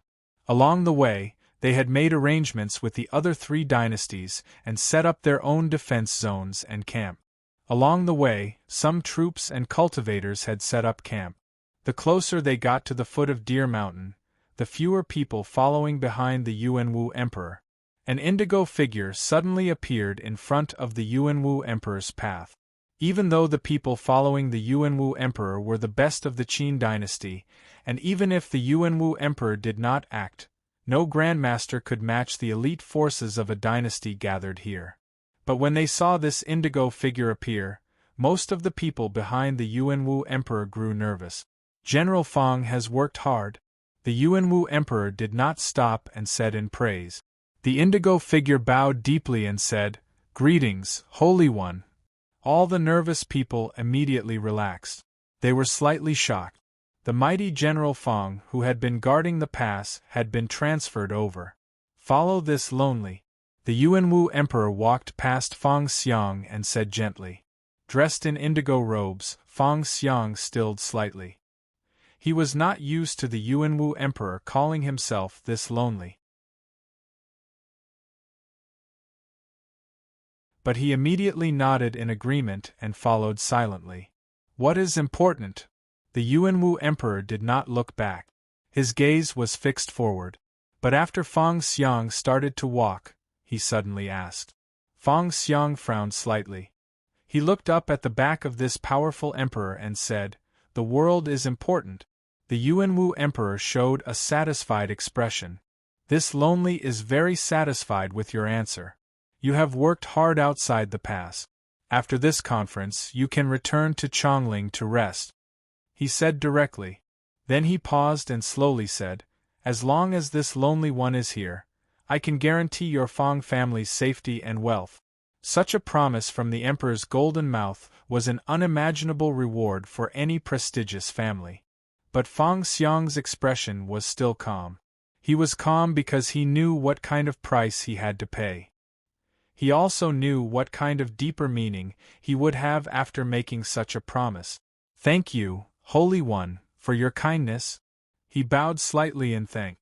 "Interesting," the Yuanwu emperor said coolly. He did not say this to Fang Xiang, but to an ordinary pine tree on the side of the path. The moment he spoke, the air was slightly distorted. A layer of soft blackness, darker than the night, spread out on a branch of the pine tree. The blackness seemed to form the shape of a curled-up infant. But when the Yuanwu emperor's gaze landed on it, the blackness quickly dissipated. Huang Jinwei and Fang Xiang exchanged a look and saw the seriousness in each other's eyes. At this time, on the peak of Deer Mountain, in a newly built and majestic tent, a wisp of black flame suddenly surged out of the fingers of the black-robed handsome man in the black palanquin parked at the north. It jumped in the air like a candle before being extinguished. "Interesting." Emperor Qi looked at him anxiously, but he shook his head and said after pondering for a while. Looking at the four clouds, Ding Ning took a deep breath. His furrowed brows relaxed. Then he closed his eyes, leaned against the trunk of a withered tree and started to rest. He was still too far from the Yuanwu Emperor and Deer Mountain. His cultivation was too lacking. So at this time, he could not see all the clashes on Deer Mountain. There was no meaning in watching now. Only when the conference truly started, when the experts attacked with all their power, could he see clearly the moves of these people who might interact with him in the future. A stone step appeared in front of the Yuanwu Emperor. This was the first step on the path to Deer Mountain that faced him. Only when he stepped on this step could he truly begin to ascend Deer Mountain. The four emperors had gathered. Tomorrow would be the true start of the Deer Mountain Conference. Yet, the moment he stepped onto the stairs, Emperor Yuanwu's lips curled into a strong and confident smile. For him, the true conference had begun. In the distant plains, the black clouds roiled, the wind howled, and light scattered. The powerful primal energies of the universe caused by the terrifying presences spread through the plains. Even the grandmasters on the mountains around Deer Mountain could not sense it from a great distance. But as the only realm 8, Emperor Yuanwu could faintly sense the abnormality in the world. In the pitch-black plains, a wolf came from the distant meadow. It was the leader of the wolf pack. It was exceptionally strong and had an exceptionally sensitive sense of smell. It smelled the scent of countless fresh blood, and there seemed to be a kind of indescribable wonderful taste condensed in it. It made it feel that as long as it could devour this kind of flesh, there would definitely be great benefits. But when it burrowed out of the long grass and saw the scene in front of it, this usually bloodthirsty and violent wolf curled up on the ground in terror and started to tremble. Tens of thousands of people, horses, and carriages appearing in one place at the same time, especially in the midst of a chaotic battle, was a terrifying matter. Also, there were countless cultivators here.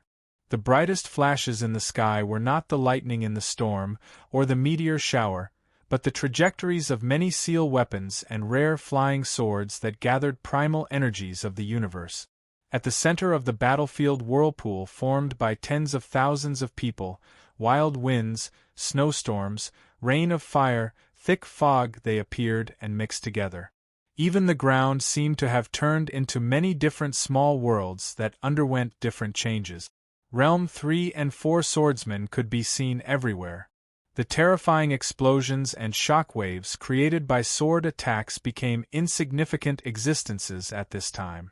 Due to the extreme speed of the flying swords, the sky above the centermost area of the battlefield was almost completely covered by a dense net of sword light.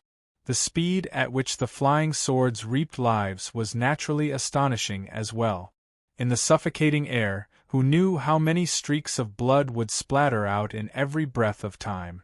But even these powerful cultivators who controlled flying swords were not much different from ordinary soldiers in a battle like this. The primal energies of the universe were controlled by countless thoughts and were extremely chaotic. A flying sword that had been flying well could lose control in the next moment without any warning due to encountering a turbulent flow.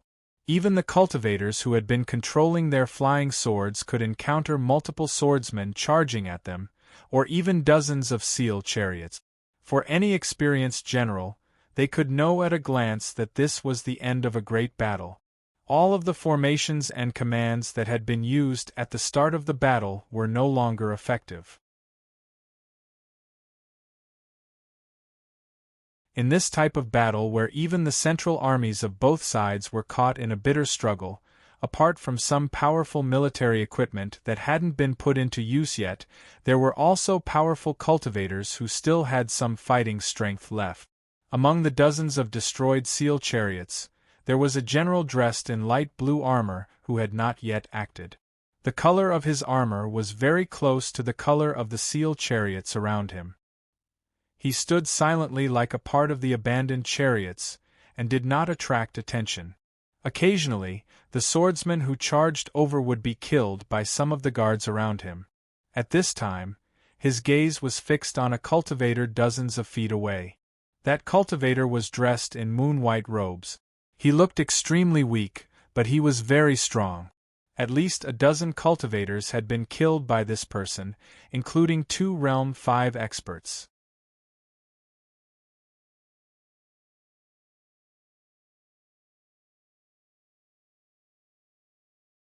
Chapter 201. The sword the cultivator in moon-white robes held was also moon-white. After his vital energy flowed into the body of the sword, the primal energies of the universe gathered into a thin glowing light that flowed on the surface of the sword. This sword looked light, but it was unusually tough and sharp. The 2 cultivators above the 5th realm that he had killed had been cut in half along with the weapons in their hand. The general who stood silently like a part of the abandoned chariot was extremely patient. He waited until the light on the moon-white sword dimmed before he suddenly moved. A muffled sound suddenly came from under his feet, as if a giant hammer had struck something wrapped in cotton. Such a sound was not noticeable in the battle formation, where even the wolves in the distance were trembling. But in the next moment, this indigo-armored general became the focus of everyone's eyes. 2 rows of waves of energy spread to the sides as his body advanced. The surging power caused all the soldiers in his path to flip to the side. His indigo armor had originally looked unpatterned in the night, but now it was covered in dense black gold seal scripts. Scorching hot air collided with these seal scripts, causing golden sparks to fly. Sensing the presence coming from this general's body, the swordsman in moon-white robes paled. This was his weakest moment, but from a certain point of view, this was the strongest moment of his life. Because the enemy was unprecedentedly strong, he had to use all of his power, including his last life-saving measure. A pure white crystal with the unique presence of a life-bond item floated in front of him. Pure white flames flowed into the longsword in his hand. At the same time, the rumbling sound of a giant mountain moving came from the sky. Many flying swords in the sky whined in terror and dodged. Uncontrollable cries of shock rang out one after another. While they saw this swordsman in moon-white robes kill people like grass, and even casually kill Realm 5 experts, this person had been hiding himself. Only now did the crowd realize this person was a true Realm 7 Grandmaster. At this time, the indigo-armored general was in front of him. There was a sharp cracking sound. A blinding purple flame came out of the general's hand. Boom! A muffled drum beat sounded in the world. However, this muffled sound drowned out most of the sounds on the battlefield at this moment, causing everyone's hearts to violently jump. The figure of the swordsman in moon-white robes disappeared. When the surrounding people recovered, they found this Realm 7 swordsman's body had turned into a flowing white light in the night, and he had been sent flying back countless feet. The indigo-armored general stood motionlessly at his spot. His figure appeared to be incomparably tall because the green armor on his body began to crack. Those runes that flickered with golden light seemed to have absorbed the force of the clash just now, but the result was that the green armor itself began to crack, blown away by the roiling true essence on his body. Inside the shattered green armor was a middle-aged man with a thin figure. His right hand gripped a purple object that looked like a short stick. His face was haggard and melancholy, but he had unspeakable determination. General Fan. In such a long and chaotic battle, even a Realm 7 expert was powerless. The other people were naturally even more tired. Yet the moment this middle-aged man appeared, countless cheers and shouts sounded. Many people seemed to gain strength and courage, and even the confidence to win. In a battle like this, in this world, only one general with the surname Fan could give his soldiers such confidence. The Chu dynasty, the victorious General Fan Donglu. One side was the Chu army, and the other side was mostly dressed in black robes and armor. Most of the cultivators were swordsmen. This was the army of the Qin dynasty. Hearing the joyful shouts and cheers, it was possible to conclude that this was the original general of the Chu army, and most people did not know that Fan Donglu was here. Seeing the Grandmaster in moon-white robes being sent flying by a blow, several nearby swordsmen dressed in light armor or cloth robes had sorrowful expressions and leapt towards Fan Donglu. Fan Donglu's expression was normal. The purple object in his right hand gave off a gem-like light, and an unique energy entered his body. But his right hand remained motionless. His left hand used his fingers as a sword, shooting out purple sword lights and easily killing these swordsmen. He was one of the few experts of the Chu dynasty, and his strength far surpassed Realm 7 Grandmasters of the same level. He had not moved in the previous battle because he wanted to play a decisive role now. Once he killed these swordsmen, his body flew up and headed north. With a speed faster than most flying swords, he landed on a large and heavy chariot. This chariot was shaped like a square cauldron. It was different from ordinary chariots, and there were strange metal nets around it to prevent the attacks of seal weapons. There was an old man sitting alone in the middle of the chariot. This old man did not use a sword, but each time his presence vibrated, a part of the ground on the battlefield would roil, and the Chu cultivators on it would immediately disappear. In Fan Donglio's eyes, this old man was the most threatening person on the battlefield right now.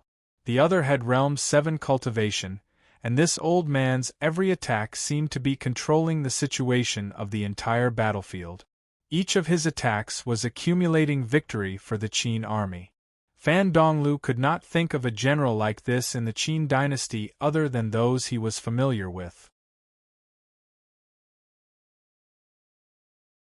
However, he was certain that as long as he could kill this old man, this battle would end with their victory. The Grand Master in moon-white robes was Gongyang Ningyi from the Luo Shen sword school. He was the only person who could pose a fatal threat to him on his way to assassinate this old man. At this time, he had used a dozen cultivators and a piece of golden armor to deal with this threat. In his view, no one else could interfere with his fight with this old man. However, at this moment, Fan Donglu suddenly felt an unusual aura. He raised his head in disbelief and looked at the endless sky above him. In the endless sky, several white streams of light suddenly appeared. These streaks of white light were not the brilliance of flying swords, but real flames. Above the boundless sky, white sparks fell from the sky. In this moment, Fan Donglu thought of many stories. In the past, sparks like this had appeared many times on the battlefields between the Qin dynasty and the Han, Zhao and Wei dynasties. Many famous generals had died in such sparks. This represented one of the strongest inheritances of the Bazin Kendo ground. But the legendary female cultivator who had used this power many times had completely changed her identity. Admirable! Fan Donglu had an indescribable bitterness at the corners of his mouth. He immediately guessed the identity of the old man. The disbelief in his eyes quickly turned to emotion. He murmured softly to himself, "I had not expected even you to leave Chongling and come here. Then isn't Chongling an empty city now? Dear Mountain." The sky was about to brighten. There were only a few stone steps left in front of the Yuanwu Emperor. From the time the armored warship had docked at the shoal closest to Deer Mountain, walking all the way here, to now climbing the mountain, he had used a night. In his perception, he could no longer feel the unusual vibrations from the distant plains. He knew that the dust of that great battle had settled. A confident smile appeared at the corners of his mouth again. Coincidentally, at this time, in the sky that was about to turn white, a thin meteor streaked across. A general star has fallen, good luck. This type of astrology would naturally be judged and recorded by historians. However, he had already made his judgment and said this to Huang Jinwei behind him. In his view, the history books of the future would be decided by him.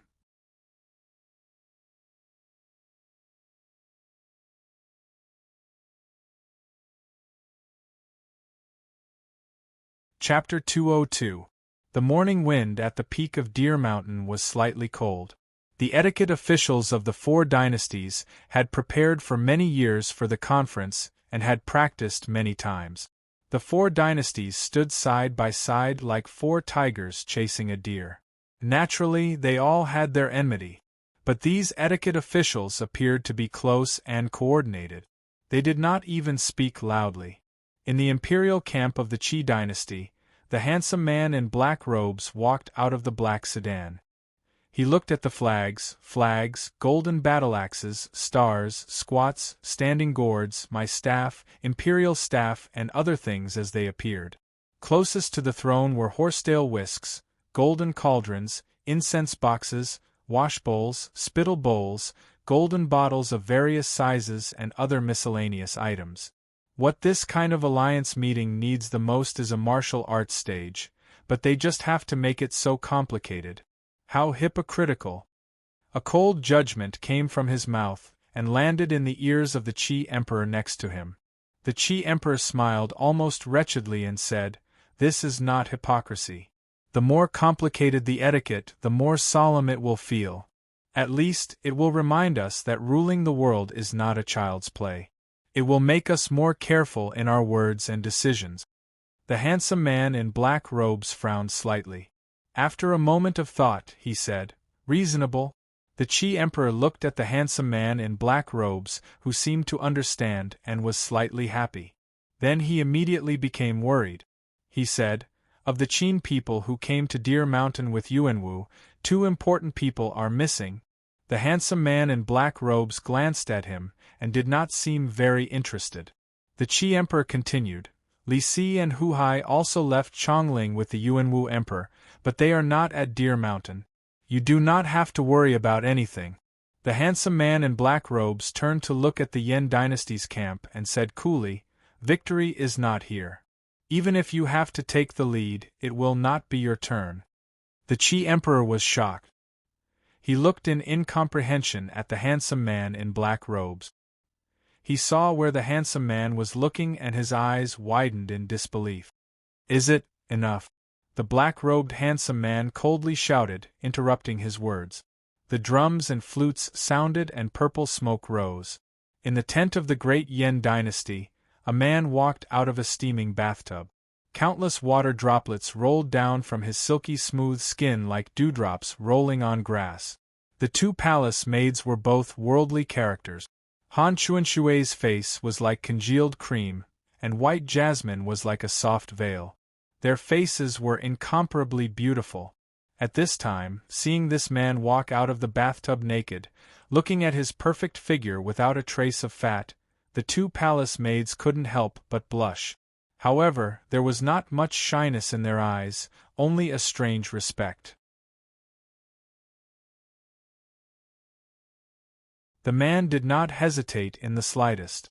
Under the service of the 2 palace maids, he put on a clean gauze robe and nodded slightly to express his thanks. "Thank you, teacher." A general in golden armor was already waiting outside the tent. When he saw the man walk out, he immediately bowed and led the way. A crown was placed in front of them, and the 4 emperors began to take their seats. This man followed closely behind Emperor Yan. The Yuanwu emperor's gaze met the gaze of the other 3 emperors. In the spring of the 12th year of Yuanwu, the Deer Mountain Conference officially started at the peak of Deer Mountain. The 4 emperors were the highest existences in the world. They did not bow to each other.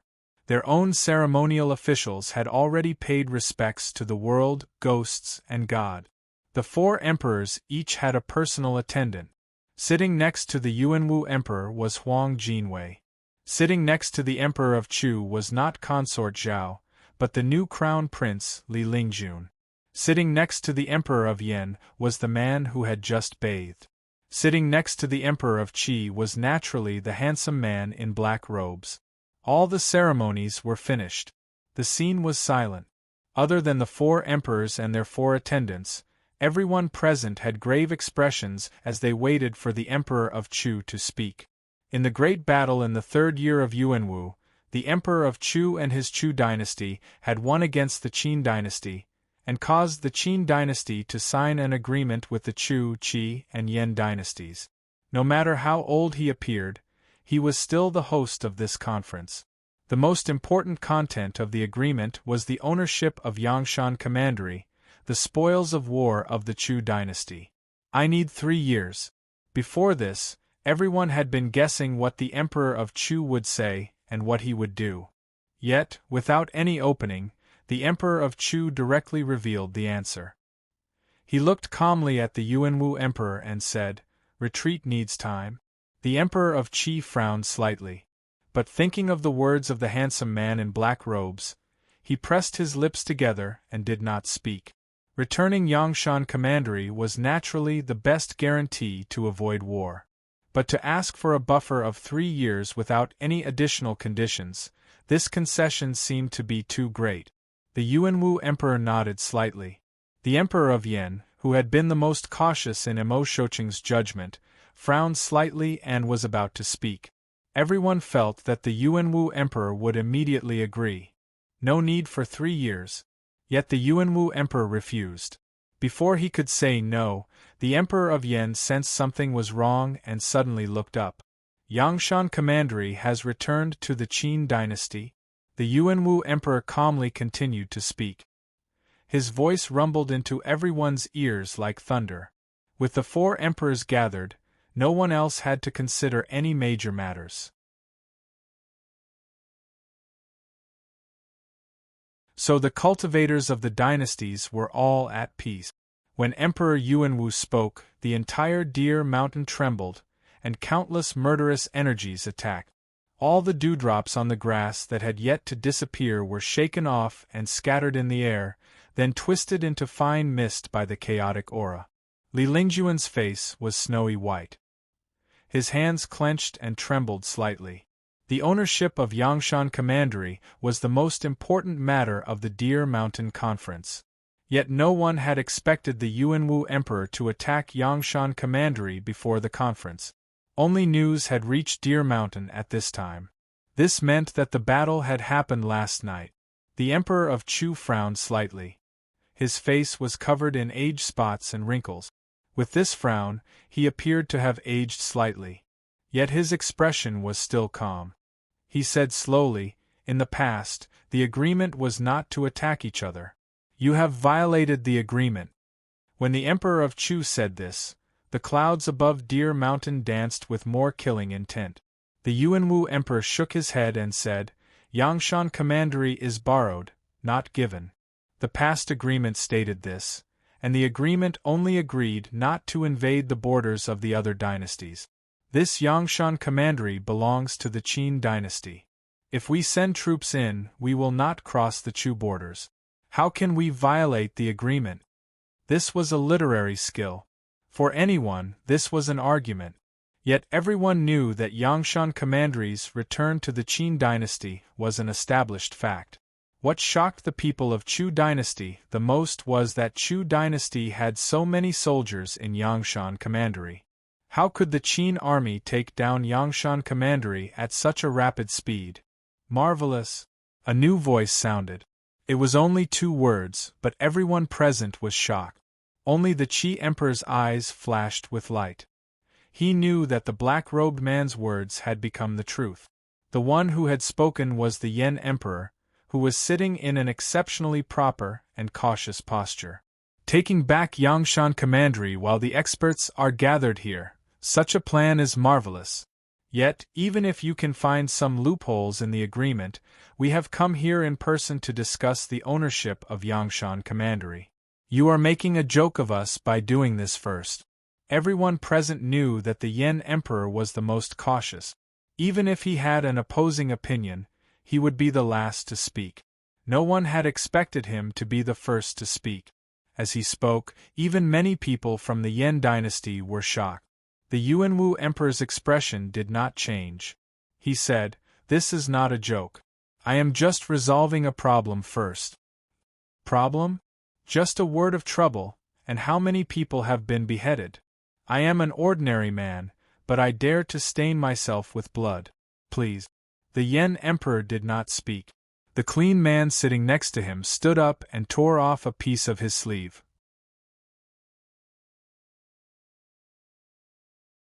For the Yen dynasty, such an action was an invitation to a duel. The sky above Deer Mountain suddenly darkened. The air and light seemed to freeze. Most of the people held their breaths as well. While everyone knew that such a scene would occur, no one had expected it to come so quickly. They had not expected the first to come out would be the Yen dynasty, and their attitude would be so clear. In a situation like this clean man represented the Yen Emperor. The Yuanwu Emperor naturally could not refuse such an invitation to a duel. In the tense atmosphere, no one knew if the Yuanwu Emperor would personally accept the challenge. The Yuanwu Emperor did not pause. He said calmly, "General Fang, accept the challenge for this lonely one." Fang Xiang, who was sitting quietly at the back, was not surprised. He bowed and said, "Yes." Then he slowly stood up. A series of small sounds could be heard. The officials of the four dynasties had prepared for this event for many years, and were naturally prepared for such a scene. The ceremonial instruments quickly moved aside.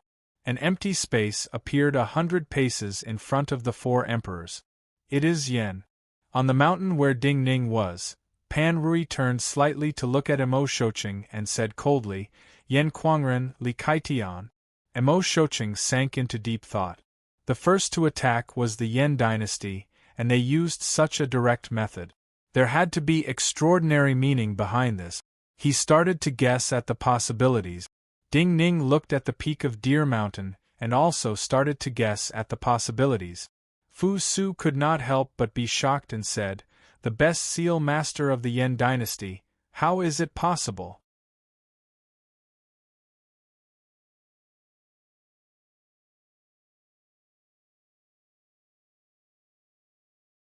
Chapter 203. Yen Quangren Li Tsaitian's name was very arrogant. From ancient times until now, even emperors thought of the world as the greatest. Many people had the character Tian in their names, but most of them were Jing Tian, Tianing, and so on. Anything like heaven opening, or heaven splitting, had the meaning of deviating from the path. Li Kaitian had been a nameless paper-cutting boy in the paper seal workshop, but when he started to cultivate, he called himself Kaitian. This was very arrogant, but the arrogance of some people often made people feel helpless. Li Kaitian was not just the cultivator with the fastest advancement in the Yen dynasty in the past 50 years. After reaching Realm 7, he, who came from the Xie Lin Seal sect, had taught almost every elder in the sect a lesson. Most importantly, all the elders who had been taught a lesson by him were still very convinced. This was because he had modified almost all of the talismans that these elders knew. Moreover, after his modifications, the power of these talismans had greatly increased. In the end, he was recognized as the #1 talisman master of the Yen dynasty. In addition, he often gave public lectures at the Xie Lin talisman sect, and never avoided discussing talismans with other sections. Countless Yen cultivators had received his teachings, so in the Yen dynasty, most people respectfully called him Teacher Xie, meaning that he was the most respected and representative teacher of the Xie Lin talisman sect. A person like him not only had powerful cultivation, but also had extraordinary creativity due to his arrogance and strong comprehension. In the eyes of everyone, he was a valuable asset of the Yen dynasty. It was a great surprise that the Yen dynasty was the first to attack, and it was even more inconceivable that someone like him would attack. The Emperor of Qi frowned deeply. In reality, in order to find out who would follow the Yuanwu Emperor to Deer Mountain, he had paid a great price. He had some understanding of Feng Xiang. Now that the Yen dynasty had attacked first, he should have revealed some information to the Emperor of Yen or Li Kaitian. But he listened to the black-robed man's words to watch the show and remained silent. The Emperor of Chu stroked his beard in thought. He felt that even if the Yen dynasty wanted to express goodwill to the Chu, they did not need to pay such a price. Since this was the case, then it was the Yen dynasty's own problem. What kind of game was the Yen dynasty playing? When grandmasters fought, even if they did not really fight, just gathering power was enough to cause the primal energies of the universe to change. In the sky above Feng Xiang, a streak of green energy slowly invaded the white clouds, causing several white clouds to twist like green scales. On Li Tsaitian's side of the sky, a white line slowly appeared as if a hole had been cut in the blue sky.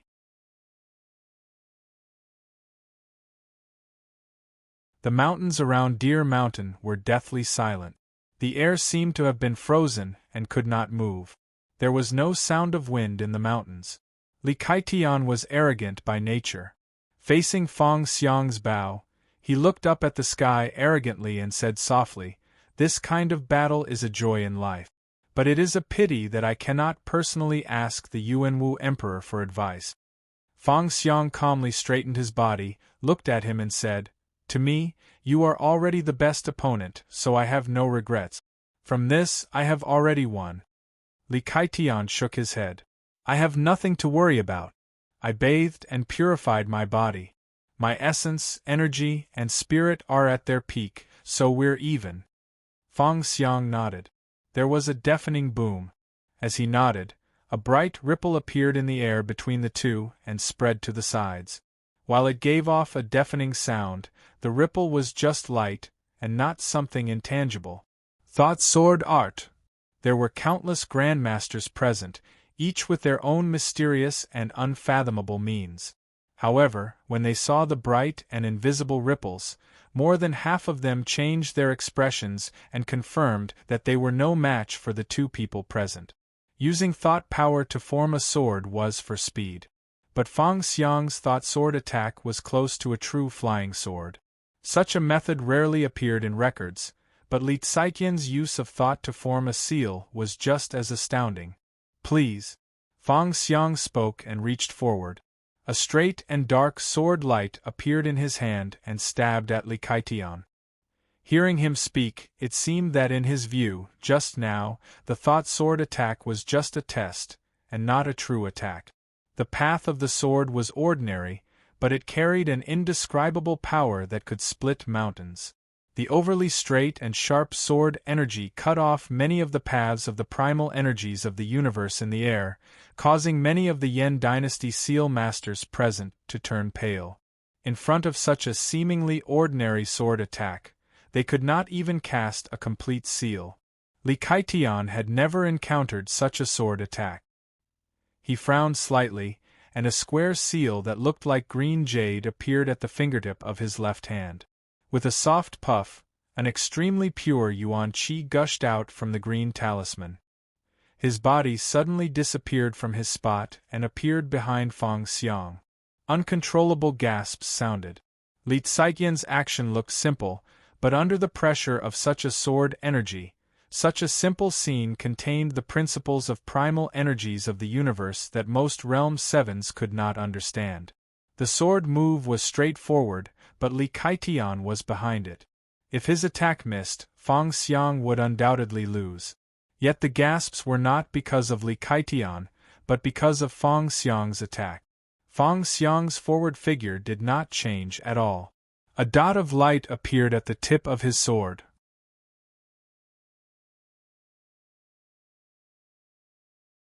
His sword passed through this dot of light, and the blade was bathed in a layer of wondrous light. All of the sword energy in front of the blade disappeared. Behind him, countless white streams of turbulence appeared.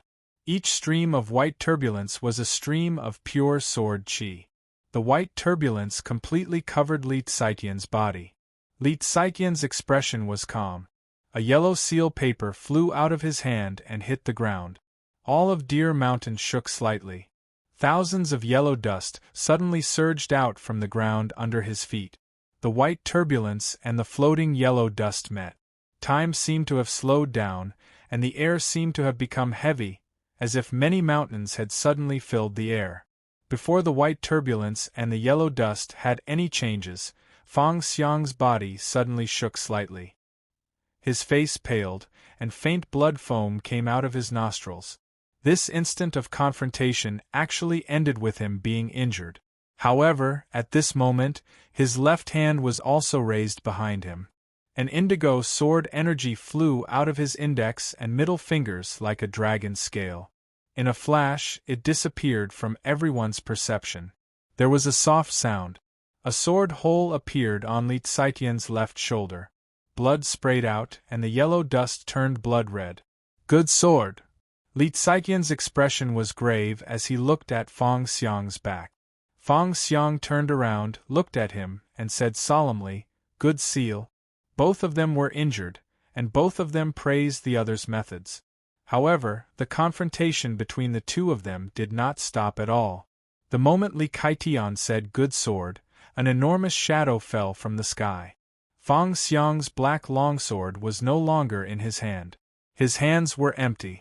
The huge shadow that fell from the sky was actually a huge sword that was as big as a mountain. This was an unimaginable scene.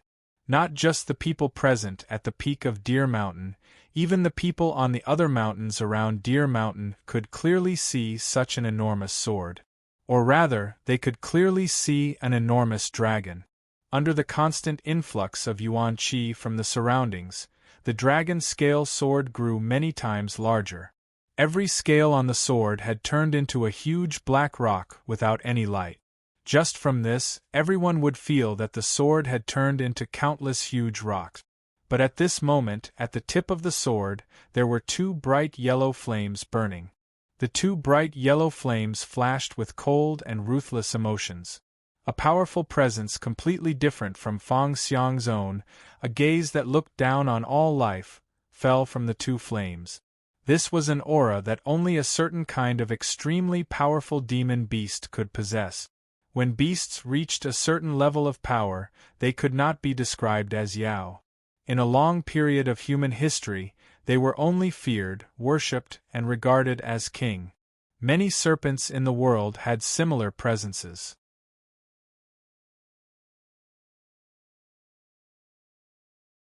So this could only be a true dragon's breath. The legend was true. The Fang Marquis residence's dragon scale sword was really tempered with dragon blood and fused with the vital essence of some kind of dragon. Emperor Qi lifted his head and stared at the huge sword. His eyes widened to the extreme and his heart was filled with shock and emotions. Even if he had known that the legends were true, he would never have imagined that this sword could produce such a change, nor would he have imagined that Feng Xiang could use such a sword. So this is your true power. No wonder the Yuanwu Emperor would have you accept the challenge. Li Kaitian looked at this enormous sword and sighed as though he had woken up. His hand gave off the presence of a lifebond item. What appeared in his hand was only a yellowish talisman. Everyone fell into an even greater state of shock. Because the seal paper in his hand did not have any seal scripts, and was an ordinary yellow seal paper. The lifebond item of the best seal master of the Yen dynasty was an ordinary seal paper that could be cut into any shape, and did not have any power. Now Li Kaitian was using this lifebond item to cut this seal paper into what shape? But to everyone's surprise, Li Kaitian did not cut this incomplete paper into any shape. What he did was simply folding paper. He folded this seal paper in half.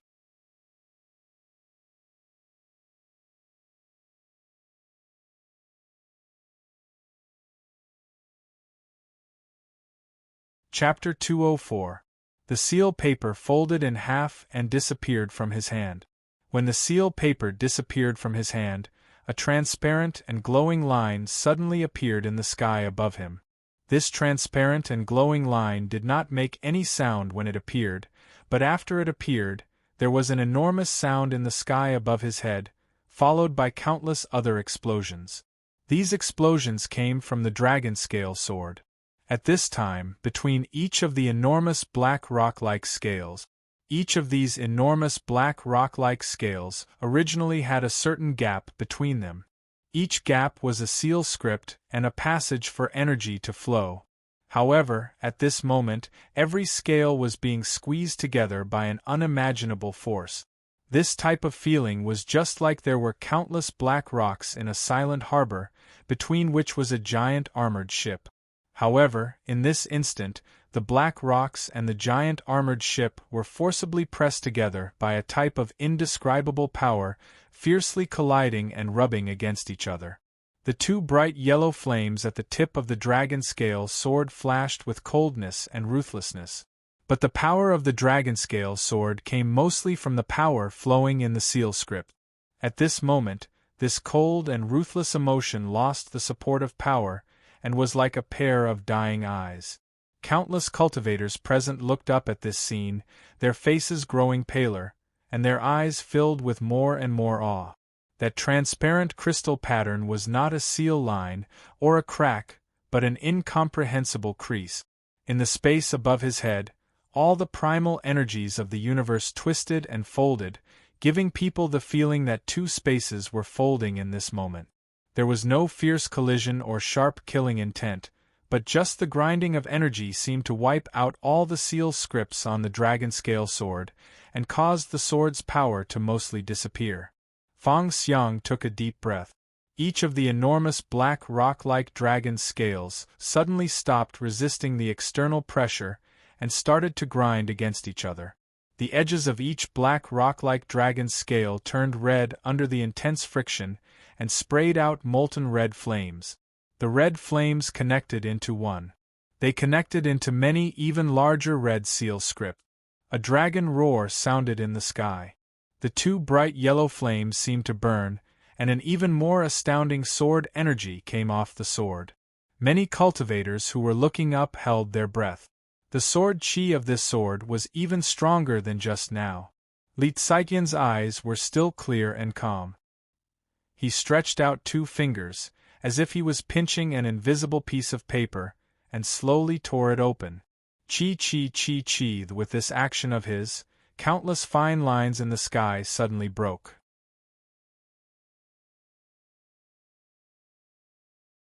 In the space that was originally empty, where even the air seemed to have been forced away by the sword chi, there was suddenly the sound of strong air currents, and countless air currents gushed out of nowhere. A crack appeared in the sky.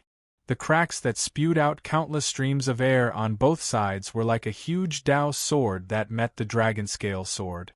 Just now, his attack was only broken. His current attack was the true power of his will of the heavens. Two forces that few people in the world could stop collided. Boom! A circle of chi wave and shock wave landed on the ground. All the rocks around Li Xiqian's feet were instantly turned to dust. The entire ground caved in by a few feet and then rose into the air before disappearing by another few feet. Li Xiqian's body shook as he swallowed hard. His robes turned completely red. Bloody foam appeared on the surface of his skin from the shock. But his expression was still calm. Fang Xiang's brow furrowed so deeply that multiple cracks seemed to appear between his brows. The dragon scale sword floating in the air jumped up and paused for a moment. In the next moment, countless black stone-like dragon scales left the sword and started to fly outwards. Red sparks and golden sword lights scattered in the air, just like the splashing of real dragon blood.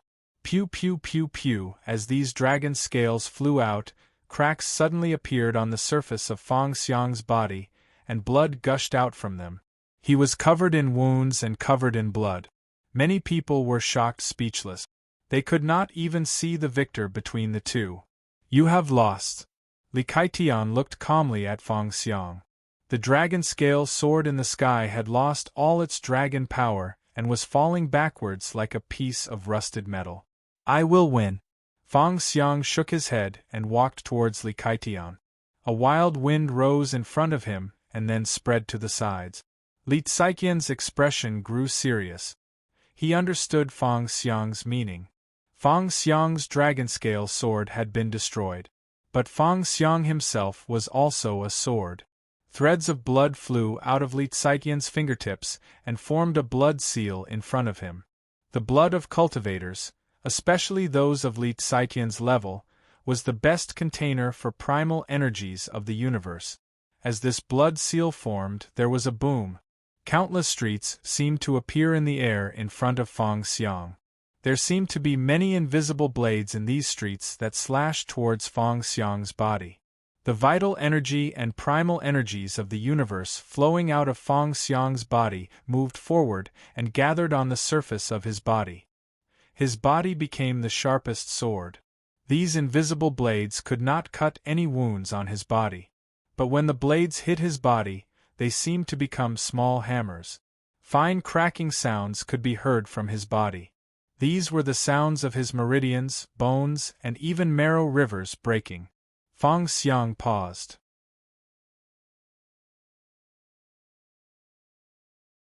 In the next moment, he fell backwards. All the cultivators of the Yan dynasty, who had been in deep shock, were overjoyed. Teacher Xie, whom they respected, was at his limit. If he could not stop Fang Xiang's attack, he would undoubtedly lose. At this time, Fang Xiang's meridians and bones were all broken. The body of a cultivator was the vessel of primal energies of the universe, and the basis of power. Now that he was defeated, victory was on their side. But Li Xiqian's eyes showed no joy. not because of his respect for Feng Xiang, but because he sensed a new sword essence. A sword essence came at him. While it did not have a true icy presence in his mind, it was like an ice sea that fell into his world. He bowed his head. As he bowed his head, a line of blood appeared on his chest. The joy that had just appeared in the eyes of the Yan dynasty cultivators disappeared into shock and sorrow. After one line of blood there were countless lines. These lines of blood intersected slightly. Intersecting meant being cut. What happened? A cultivator of the Yan dynasty cried out in grief. He could not understand at all. Feng Xiang's body was clearly defeated, like a broken water dipper. How could he scoop up water? The mind cannot truly surpass life and death, but it can escape the terror of life and death. Sounds could be heard. The person who answered was Li Kaitian. Li Xiqian's body was covered in lines of blood and was about to split into many pieces, but his actions and expression were normal. The grieving Yan dynasty cultivators started to understand. Starting from the thought sword, ending with the thought sword. Feng Xiang's strongest move from beginning to end was the thought sword. When anyone faced an enemy, they would think of killing the other. But Feng Xiang's last attack was to have Li Kaitian kill him first before he attacked. This was a very simple logic. However, in order to unleash such a sword strike, one needed an incomparably firm will. In terms of cultivation, anyone could see that Li Kaitian was stronger. But in a battle between cultivators, victory was not determined by cultivation. Feng Xiang's meridians and bones were all broken. Even if he was not well now, if he managed to survive, he would be a cripple with no cultivation. But Li Xiqian's body was broken and he was fated to die soon. Let it be a draw. Under countless sorrowful gazes, the Yuanwu emperor looked at the emperor of Yan and said. No one objected. Because this was a battle where both sides were wounded, the emperor of Yan could not object. No one present from the Yan dynasty wanted to see Li Xiqian's body split apart. The emperor of Yan bowed his head slightly and did not speak. A gentle presence came out of his body and floated towards Li Xiqian's body and then wrapped around him like layers of cloth. Li Xiqian's body started to turn cold and his consciousness blurred.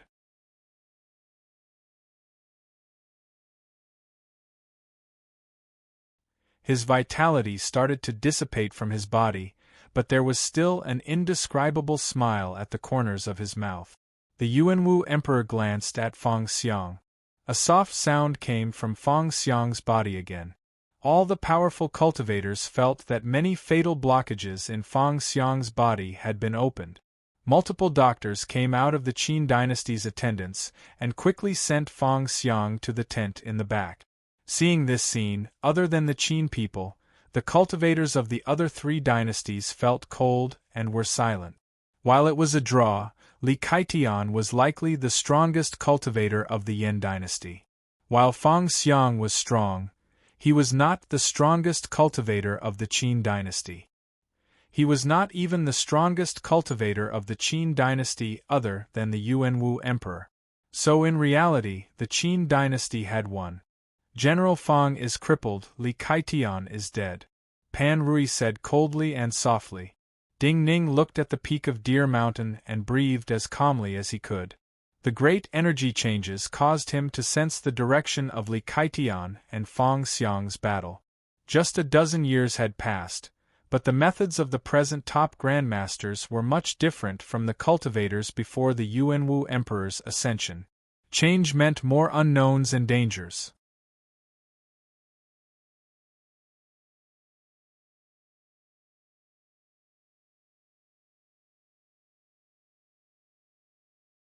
Chapter 205. The Emperor of Yan could only stop Li Xiqian's body from collapsing on the mountain peak, but could not stop Li Xiqian's death. The two palace attendants who had helped Li Kaitian bathe and change his clothes had guessed why this respected teacher of the Yan dynasty would bathe so solemnly. But when they saw Li Xiqian's body gradually turn cold after being sent into the tent, the two palace attendants still felt great sorrow and could not stop their tears. Seeing Li Xiqian's life was gone, and his closed eyes would never open again. A strange light flashed across his face. His eyelashes trembled and his eyes opened. This might be the legendary final radiance of the setting sun. The two palace attendants stopped crying. They were not frightened, but nervously bent down, afraid they would miss Li Tsaitian's last words. Unexpectedly, Li Kaitian gave them a sincere and apologetic smile. He said softly, "I have some matters to attend to and need to be alone for a while." The two beautiful palace maids knelt down and saluted before retreating from the tent. However, they had only walked a dozen or so steps before they wept even harder. In their minds, Li Kaitian did not want them to see his painful appearance before death. In the silent tent, Li Tsaitian's breathing seemed to have disappeared, but the blackness in his eyes grew. A ball of faint black energy appeared in front of him, silently forming the shape of a curled-up baby. "I want to know why." The curled-up black energy baby was naturally not alive. Even its face was illusory and did not have any change in expression. But a low voice sounded in the air.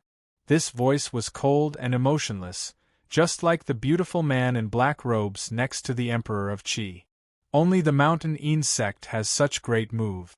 It seems you are the Grand Master of the Mountain Insect, Yan Ing." Li Kaitian smiled slightly and said, "But why should I tell you?" The curled-up black energy baby didn't change at all, but the black-robed handsome man's voice softly sounded, "Because I know that victory or defeat doesn't lie here. Because whether you tell me or not can affect my decision." Li Tsaitian's smile slowly disappeared. He still did not answer the question of the beautiful man in black robes and asked, "What decision will you make?" The beautiful man in black robes did not answer his question and only said, "I do not like Yuanwu." Li Kaitian laughed again.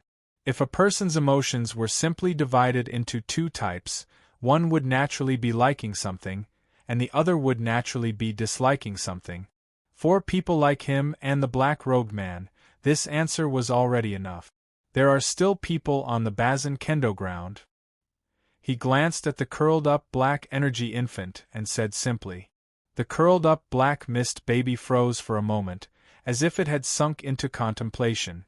Then, there was no more sound and the curled-up black baby disappeared without a trace.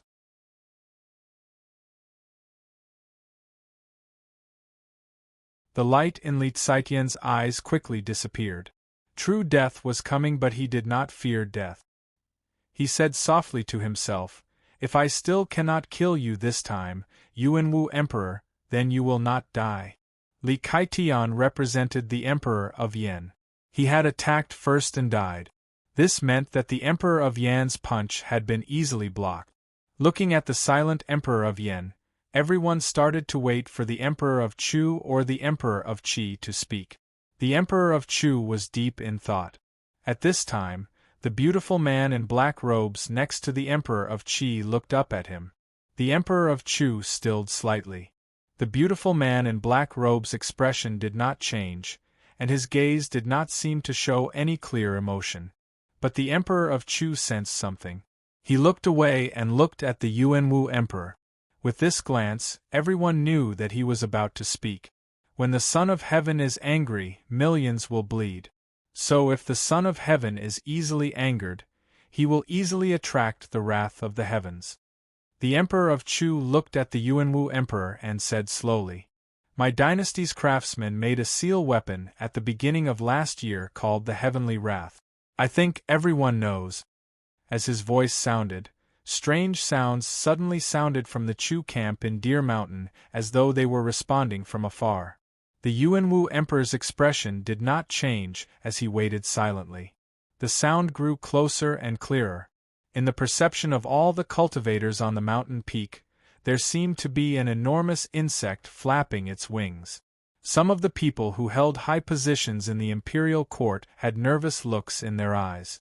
The Heavenly Wrath was a kind of standard seal weapon of the Chu dynasty. Supposedly, it was far more powerful than all the standard seal weapons of the Chu dynasty. The information that had been obtained through secret channels had caused people to suspect that the Heavenly Wrath was very different from the standard seal weapons. Now that the Emperor of Chu had spoken and mentioned this item with a double meaning, people felt that this item was extraordinary. The strange vibrations passed through the clouds and came closer to the peak of Deer Mountain. At this time, on a mountain peak outside Deer Mountain, Ding Ning could not hear the sound, but he sensed something strange. He sensed that the sunlight in the sky seemed to have dimmed. The sunlight falling from the sky seemed to be attracted by something. He took a deep breath and knew that something new had appeared. Gasps sounded on the peak of Deer Mountain. Many people's gazes froze.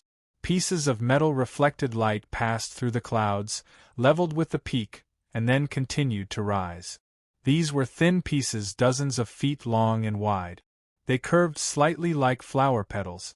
While they gave off a metallic light, they were so thin they were almost transparent.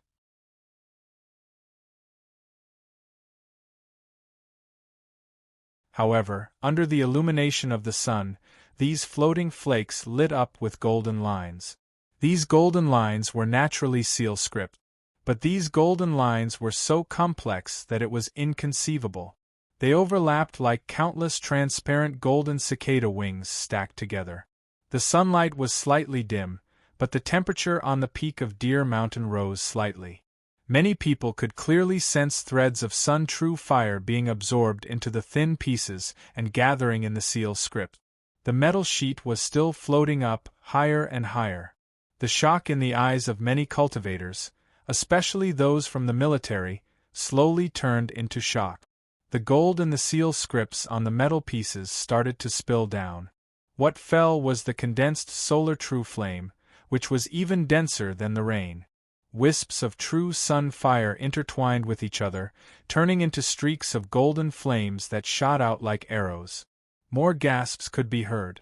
There was no doubt that these thin pieces of metal formed a formation.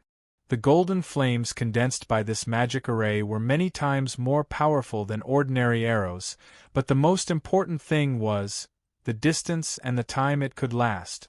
These metal flakes were still rising higher and higher.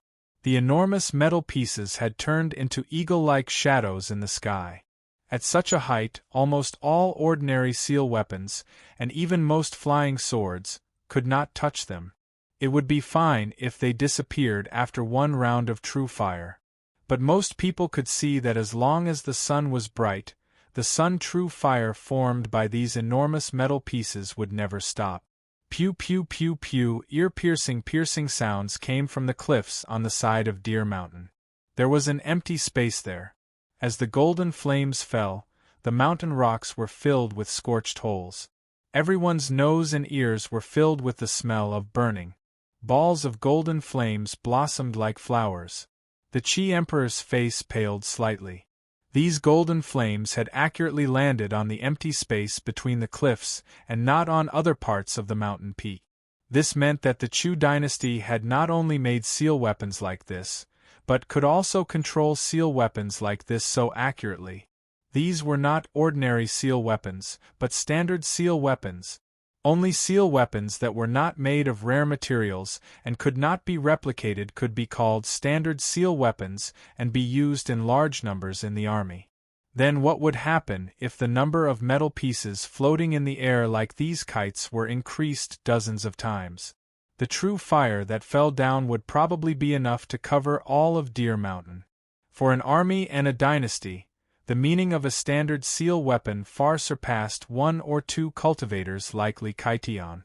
The Deer Mountain Conference targeted the Yuanwu Emperor the most. At this time, the Qi Emperor should be gloating.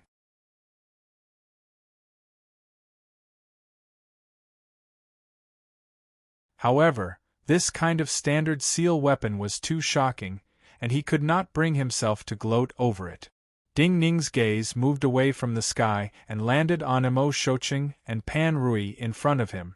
The Chu king's decades of waiting had come to nothing. He had not obtained the flesh Bodhi in the hidden place under Goddess Peak, but he had not gained nothing. These things clearly came from his research and changes to that formation. The Chu dynasty was indisputably the best in forging. But Ding Ning could see now that Mo Shoqing and Pan Rui were not shocked. Even if they knew what kind of standard seal weapon this heavenly wrath was, they would be shocked when they saw its power with their own eyes. There was only one reason not to be shocked. He felt slightly bitter inside.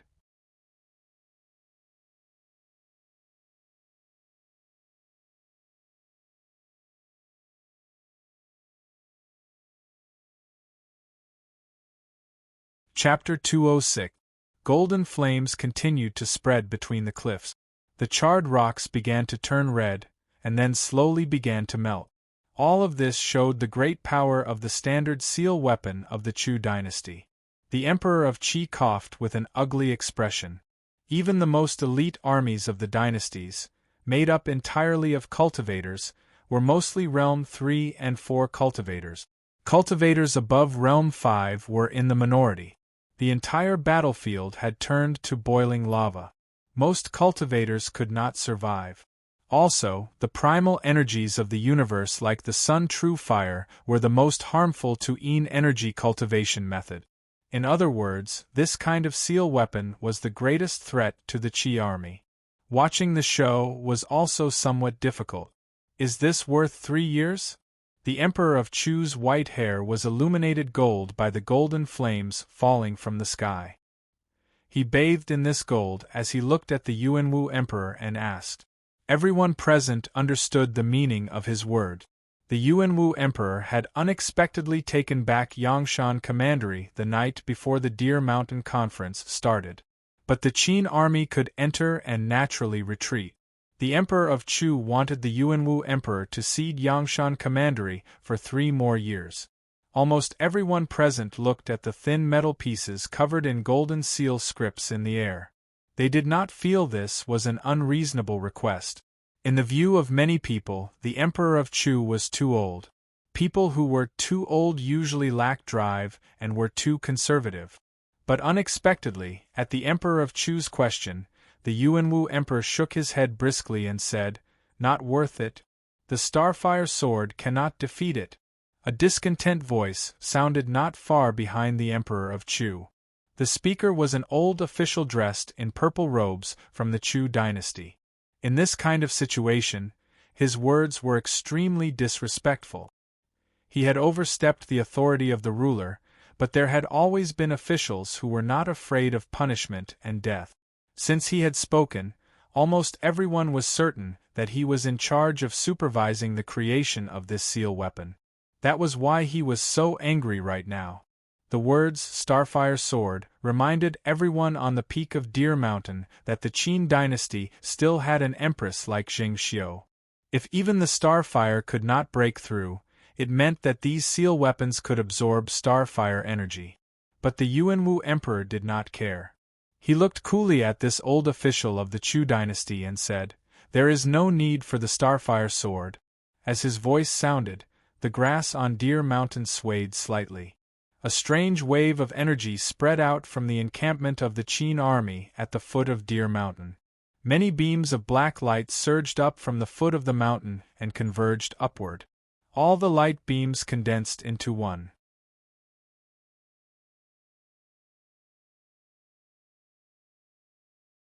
Ordinary rays of light would definitely radiate dazzling light, but this black ray of light was so condensed that it looked like a black icicle that extended endlessly into the sky. This black beam of light swept towards the floating metal pieces in the air. As expected, Fu Su looked at this scene and smiled happily. "What is this?" Ding Ning squinted and asked.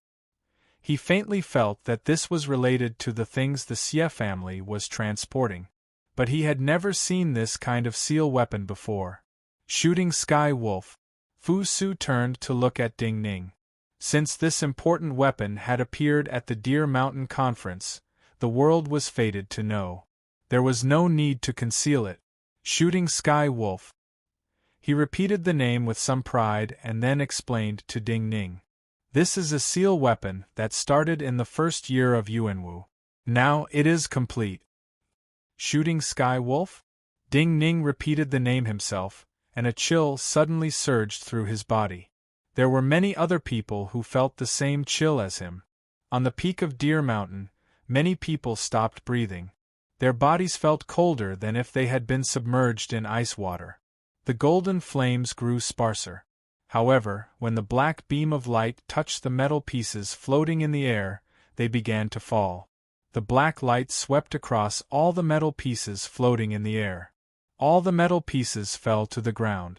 The golden flames all disappeared. Pew! The old official of the Darchu dynasty that spoke indignantly earlier shot out a mouthful of blood from between his lips and teeth, and then he fell backwards and fainted. The king of Chu looked at the icicle of light. More wrinkles appeared on his face. Li Lingjun looked dazedly at the falling metal pieces. Another patch of frost appeared at the roots of his hair. The atmosphere on the peak of Deer Mountain was extremely oppressive. Someone supported up the old official of the Darchu dynasty that had fainted and started to give him emergency treatment. Suddenly, someone started to cry loudly and bitterly. The ones crying were the craftsmen of the Chu dynasty. Everyone could understand what they were feeling right now. They did not know how much effort they had spent on this heavenly wrath. Originally, this was a standard seal weapon that was enough to make them famous through the ages, and even change the future of the Chu dynasty. But now it was broken by a black light. This black light was still in the air. Looking at the solidification, it seemed to be able to exist for a long time. Just one black light was enough to destroy all the heavenly punishment. Also, judging from the Yuanwu emperor's words, the Qin dynasty could not only create one item that could create such a black light. Who is it? Among the cries, someone shouted crazily, "Who is the sinner cursed for 10,000 years? Who is the spy of the Qin dynasty? Stand out."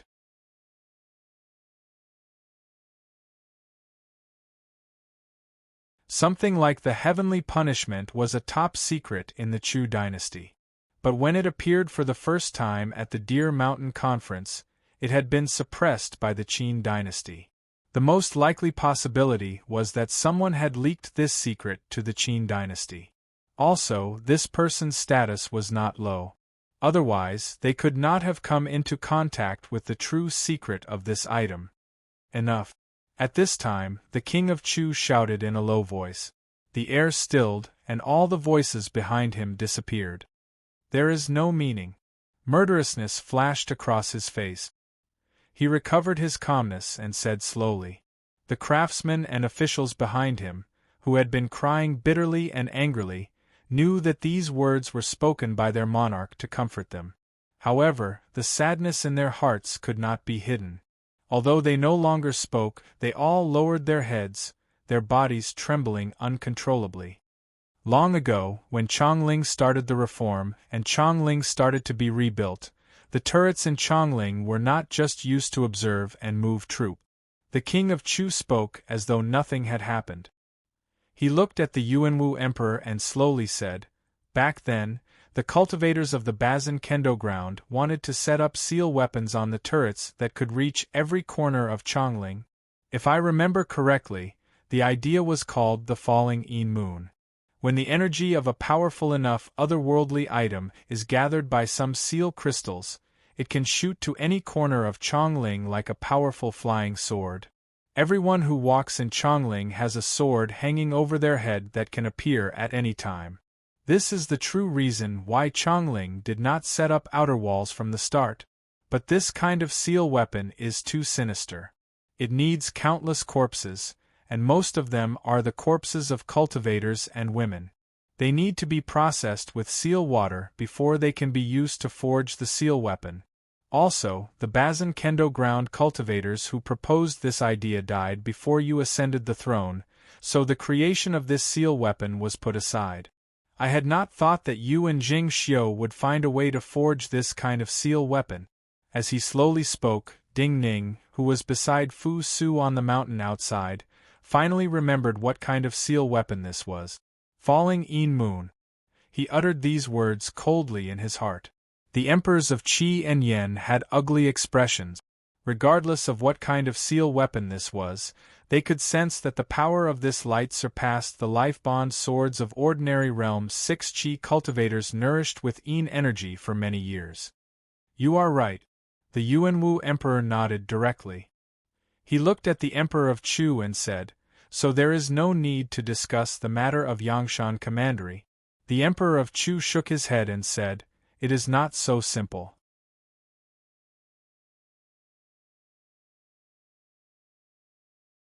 When these seemingly light words were spoken, everyone at the peak of Deer Mountain shook slightly.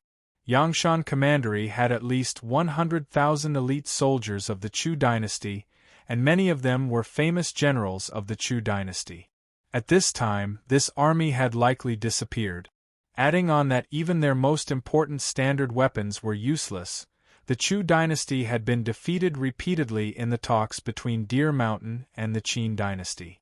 If they paid a great price, they would not just be forced to give back Yangshan Commandery. The Yuanwu Emperor frowned slightly. He slowly looked up, but did not look at the Emperor of Chu. His gaze landed behind the Emperor of Chu. The beautiful man in black robes next to the Emperor of Qi showed shock for the first time. A barefoot man with messy hair slowly walked out of the elegant Chu palace. This was a man whose true age could not be determined from his appearance. He wore long robes made from untanned sheepskin, and had messy totems drawn on them using the simplest colored stone powder. He did not look like someone from the Chu dynasty, but a shaman from a tribe on the edge of the desert.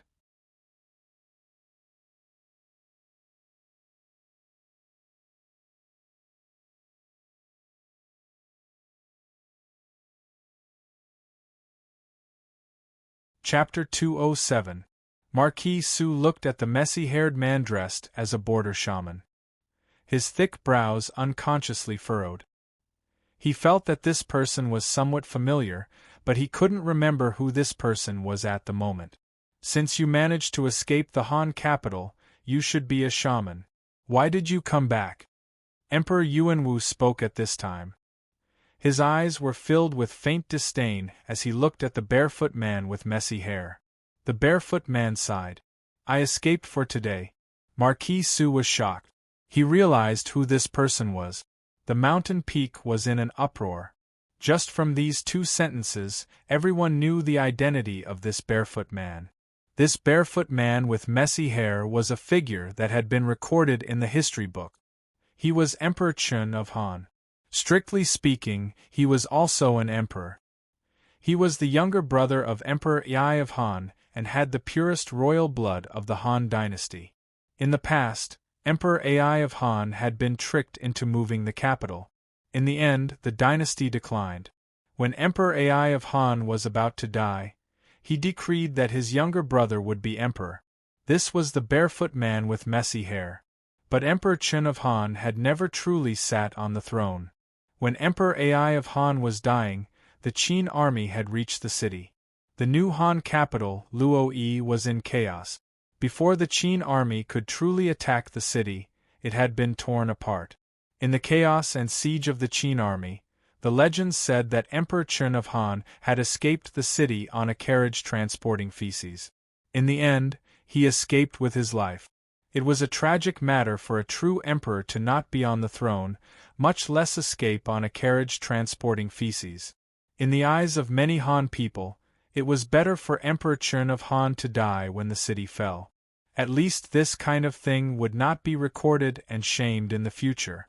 For a legitimate emperor whose birth and ascension to the throne were unquestionable, it was better to die in the eyes of his people. This was the greatest pain. They were both emperors. One was despised by the people, the other was loved by the people. So the Yuanwu emperor looked at Emperor Chun of Han with faint disdain. "What can you do after lingering at death's door until today?" The Yuanwu emperor looked at Emperor Chun of Han and said mockingly. Emperor Chun of Han's eyes flashed with pain. This pain didn't come from his reputation or the judgment of others. Instead, it came from the people who had died so that he could live. Only he knew how many people had died for him to escape the Handi and the pursuit of the Qin dynasty cultivators. After this trace of pain flashed through his eyes, his pupils became absolutely calm. Instead, they rippled with a trace of relief and peace. "Please enlighten me." He looked at the Yuanwu emperor and said slowly. The Yuanwu emperor narrowed his eyes.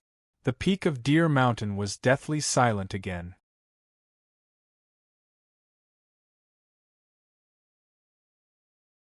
Only the wild wind created by the chaotic primal energies of the universe howled. The Yuanwu Emperor slowly stood up.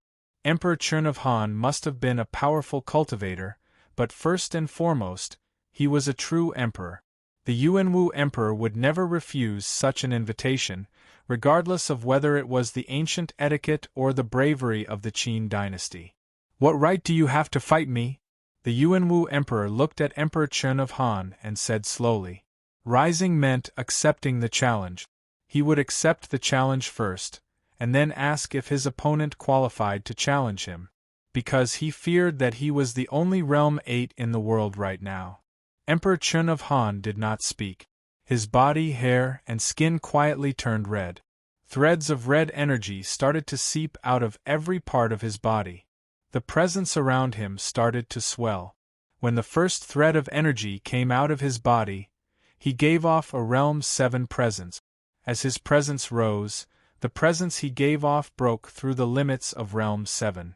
Gasps sounded uncontrollably.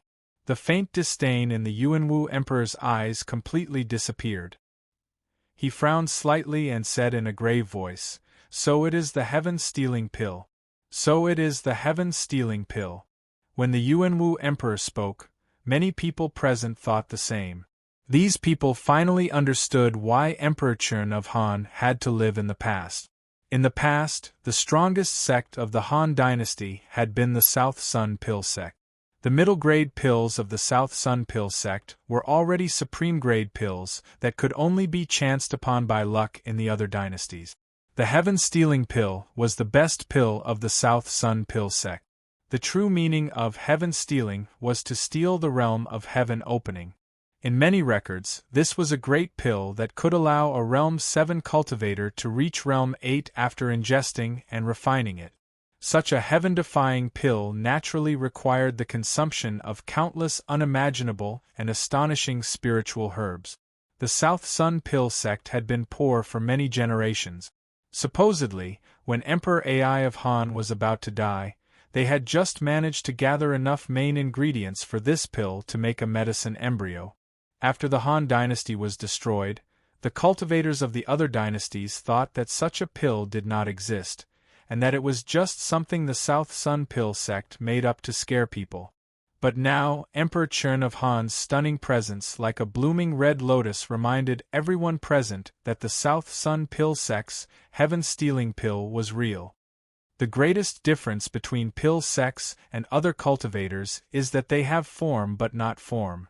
The Yuanwu Emperor looked at Emperor Chern of Han, whose medicinal energy had dyed the ground red. He shook his head and said, "You are still not a match for me." Emperor Chern of Han looked at the Yuanwu Emperor and suddenly laughed.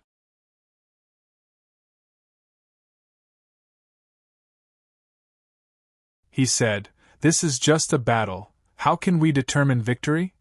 The Yuanwu Emperor suddenly laughed and said, "Battle can reduce this lonely one's enemies, so this lonely one is not afraid of battle." When he said this, everyone thought that the battle would immediately start. Unexpectedly, the Yuanwu Emperor's gaze landed on the handsome black-robed man next to the Qi Emperor. "Earlier, when we were climbing the mountain, I saw a thread of your energy. Only the Mountain insect has such method. Mr.'s presence, you must be Mr. Yen Ing of the Mountain insect." The Yuanwu Emperor's voice was calm, but he called Mr. Since the start of the conference, no one had seen him be so respectful to someone. The name Yen Ing of the Mountain insect was not famous in the world. Even though many people present were top figures in the world, many had not heard of him. "Who is he?" A Yen general could not help but ask a shocked middle-aged official in front of him. The shocked middle-aged official was the famous minister of the Yen dynasty, Qiuyuzhen. The one who asked him was the famous general of the Yen dynasty, Li Hanzhan. In the past, General Bai Yong of my dynasty fought the Qi army. He was about to win, but in the end, he retreated because someone delivered a black jar. Qiuyuzhen turned his head and said softly to Li Hanzhan. Li Hanzhan's body suddenly shook, his eyes filled with shock. Was the person who delivered the jar that day this Yan Ying? Qiu Yuzhen smiled bitterly. Who else could it be but this Yan Ying? Before there was a formal agreement, it was common for the dynasties to clash and invade each other's cities.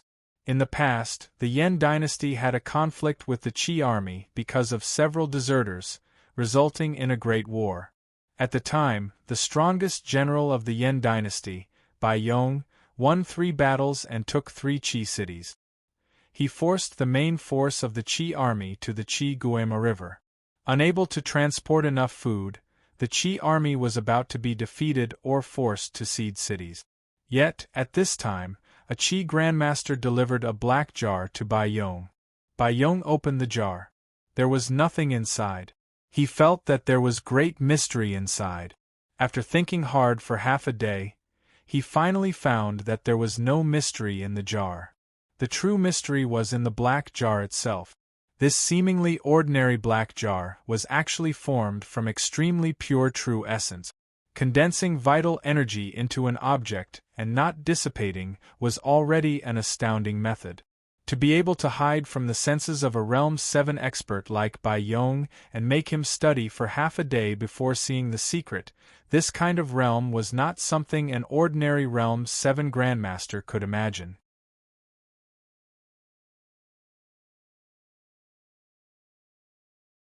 The real reason why Bai Yong was forced to retreat was because he had calculated that the Yan army had no way of stopping such a grandmaster from entering the middle of the army and killing the commanders of the army during the final battle with the main force of the Qi army. At the time, Bai Yong's army had at least 4 Realm 7 experts. For Realm 7 experts had not been able to stop him. After the Yan dynasty army had retreated, Qiu Yuzhen had remembered the black jar and the name Yan Ying. How is it? Hearing the respect in the Yuanwu Emperor's voice, the beautiful man in black robes only nodded in greeting and said coldly. His words were simple. I sensed your hostility and fighting spirit long ago. The Yuanwu Emperor glanced at him and said slowly and proudly, in this dear mountain, you can be considered a match for me.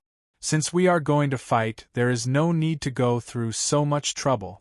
He turned to look at the kings of Chu, Yan, and Qi. In a confident and proud tone, he said, you two can fight together. This lonely one will give you a chance. If you two can defeat me, not 3 years, this lonely one will give Yangshan Commandery another 9 years. We will meet again at Deer Mountain in 9 years. What?